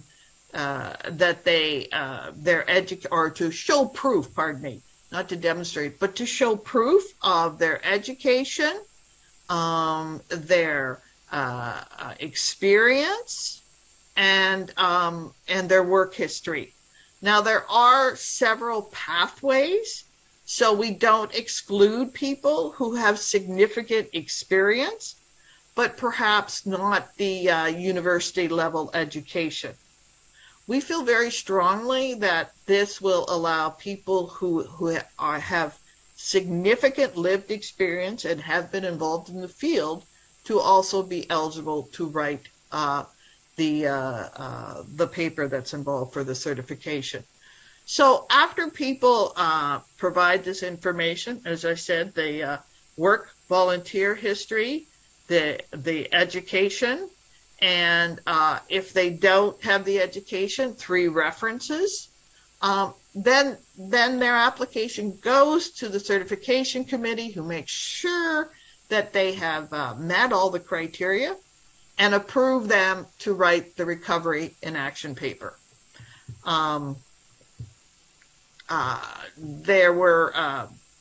Yes, okay, so the recovery in action paper, perfect, thank you very much. Next one. I'm going to spend a little time talking to you about this. This paper is, it's up to 1,250, it's up to 1,500 words.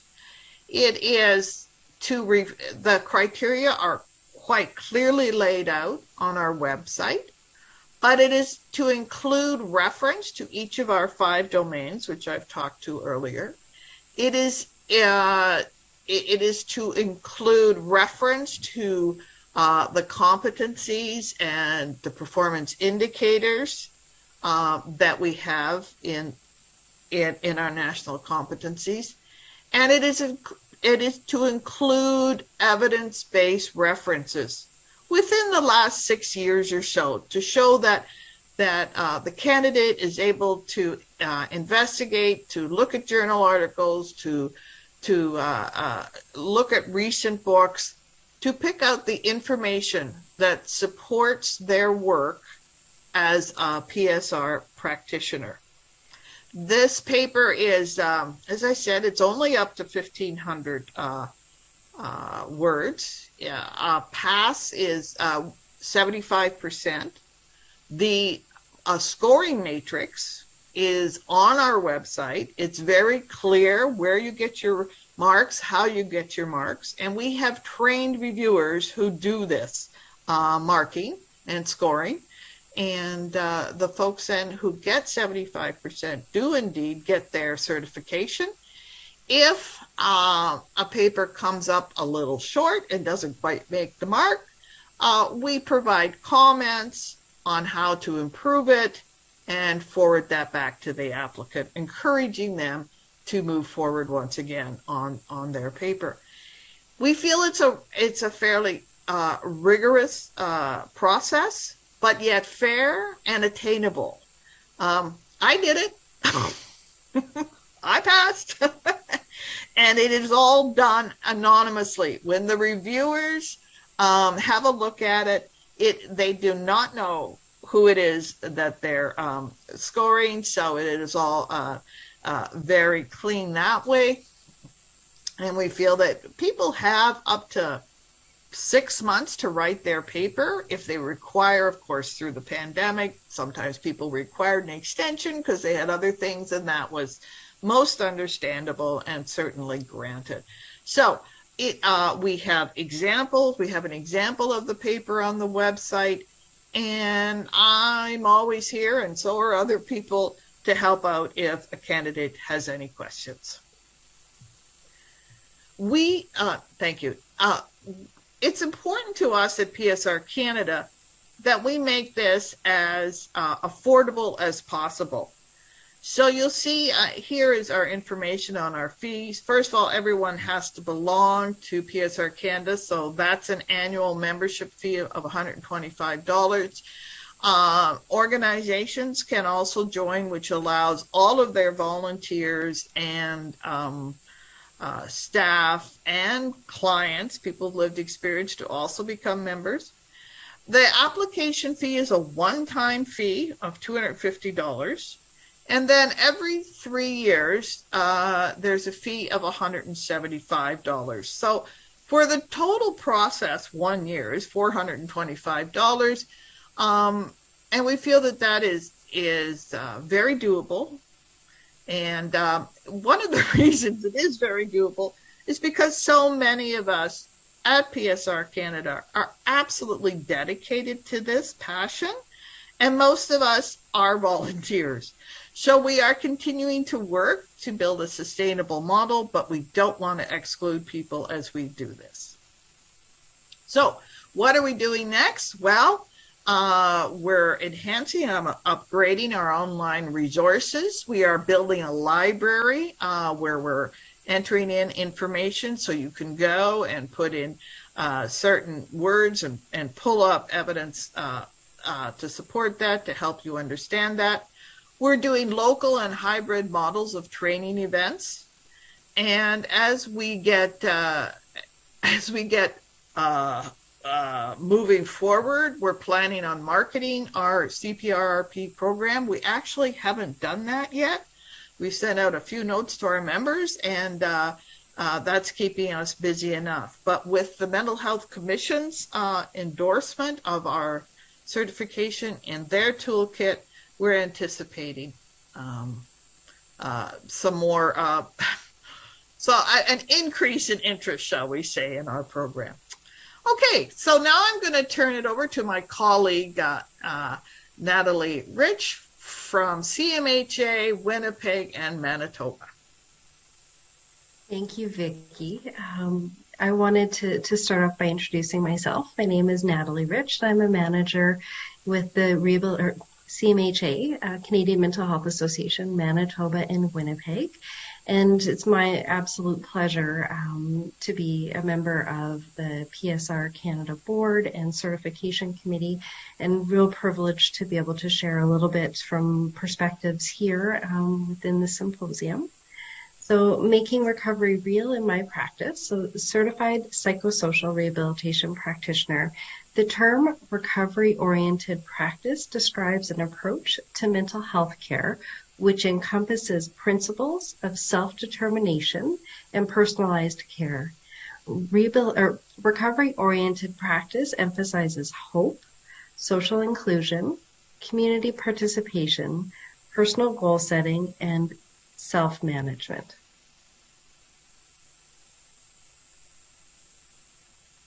Wanted to talk a little bit about CPRRP designation and the benefits from multiple perspectives.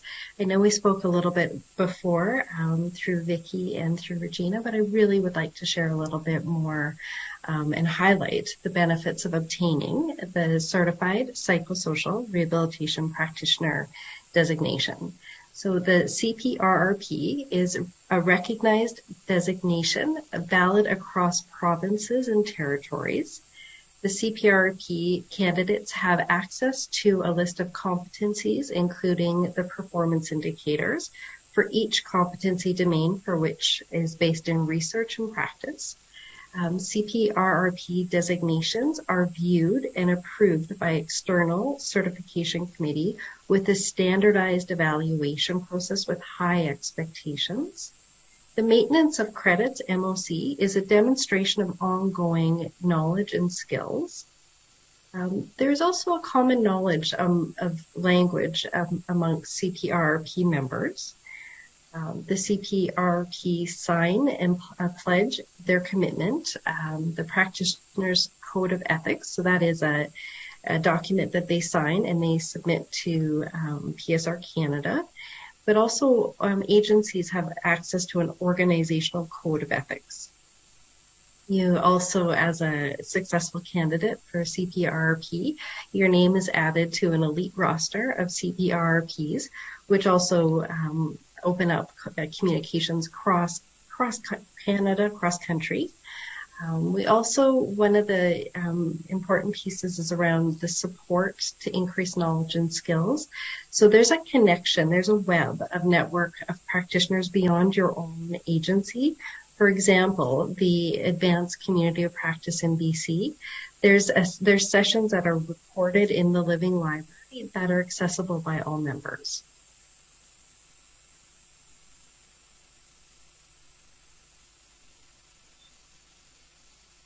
Wanted to share the employer confidence. So we have a quote from a manager who identifies that as an organization, CMHA Sudbury Manitoulin firmly believes in psychosocial rehabilitation approach while providing supports approach while supporting the individual who access services and supports. PSR promotes hope and personal recovery while focusing on one's own strengths to achieve a meaningful and satisfactory quality of life. CMHA staff are encouraged and supported in obtaining their CPRRP designation to increase their understanding and confidence in the delivery of programs and services.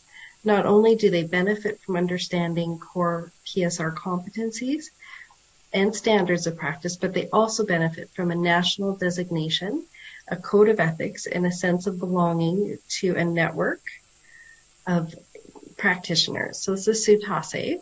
She also is on our certification committee and is another aspect, around employer confidence. I wanted to also highlight as well that they. Okay, perfect. Sorry. Thank you. You're right. So another organizational perspective is the Canadian Mental Health Association Manitoba and Winnipeg. Senior Director of Operations, Stephanie Skaken, states that when CMHA Manitoba and Winnipeg has a deep and long-standing commitment to psychosocial rehabilitation and its associated values and principles. PSR is at the core of all of our programs and services, promoting recovery, resilience, and supporting meaningful involvement in full citizenship. We have prioritized supporting our staff to pursue the CPRP designation to promote excellence in community mental health service. And also from the perspective of candidates who have successfully earned their CPRP designation, Julie Bonnemer from CMHA Sudbury Manitoulin states, by getting her CPRP designation, she has become part of a community of practitioners who are passionate in promoting recovery with the individuals that they work with. I now have access to the tools and learning opportunities to help advance my daily practices. And then I also included a quote from myself. The CPRP designation provides my staff and our organization with the core competencies and values that guide and anchor our recovery-oriented, strength-based, and person-centered work. So just to summarize, what we've done today in this symposium is we've described the development of our national competencies. We've discussed how we are developing resources for members, described and established our national registry for practitioners, employers, and educators. We've discussed feedback from employers and their confidence in staff members' competencies in recovery-oriented practice.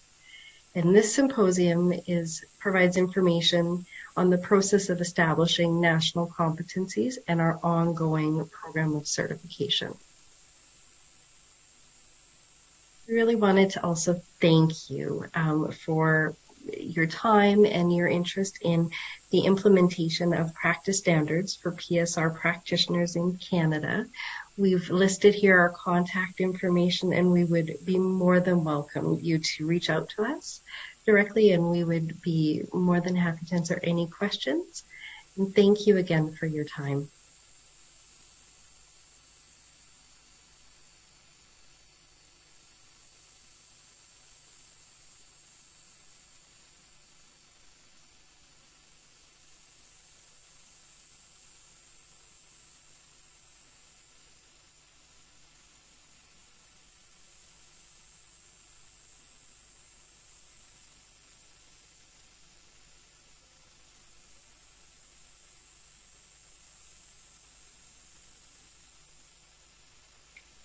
Hello, everybody. Thank you very much for your kind attention during that presentation. We very much appreciate it.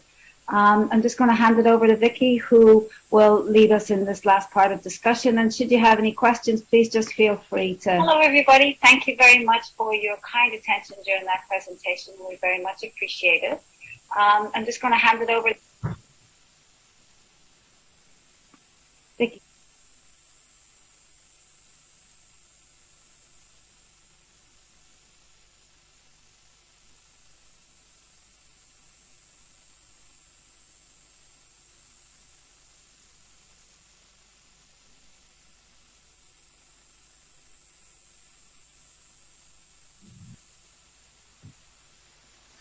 Thanks very much for your kind attention, Vicky. Over to you. So sorry. Go ahead. Okay, so that is our presentation. We are scattered currently across Canada.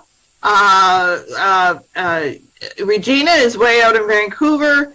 Natalie is right in the middle of Canada, and I'm I'm near Toronto in Kingston, Ontario. So we are just here to answer any questions you may have about our process. And because we think we pretty much covered everything that we wanted to talk about in our recording. We weren't confident that all of us would be able to get here, so glory be, things actually happened well, and we're all here. So does anyone have any questions for us about our process or our certification?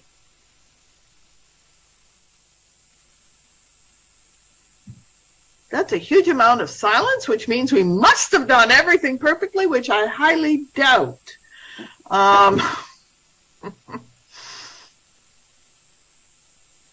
Is anyone else interested in pursuing such a process in your own country or your own branch of the World Association of Psychosocial Rehabilitation? Look at that. Well, if there are no questions, you do have, hopefully you have our information. And that would be, if you ever want to get a hold of us, our website is www.psrrpscanada.ca. You may wonder about the RPS. Well, that's because we have our name both in English and French, as in common here in Canada. We use both official languages. So it's www.psrrpscanada.ca. And you can also, that's our website, and there's all sorts of information about it, and also our contact emails thereon. So wishing everybody a very safe and good rest of your conference. Do take care with all your travel coming and going. And for those of you who are coming in live, congratulations. You were able to Zoom in and join us. Take care, everyone, and thanks to the folks at MENA and other places who have been working so hard to make this conference a success. We really appreciate it. Take care, everyone.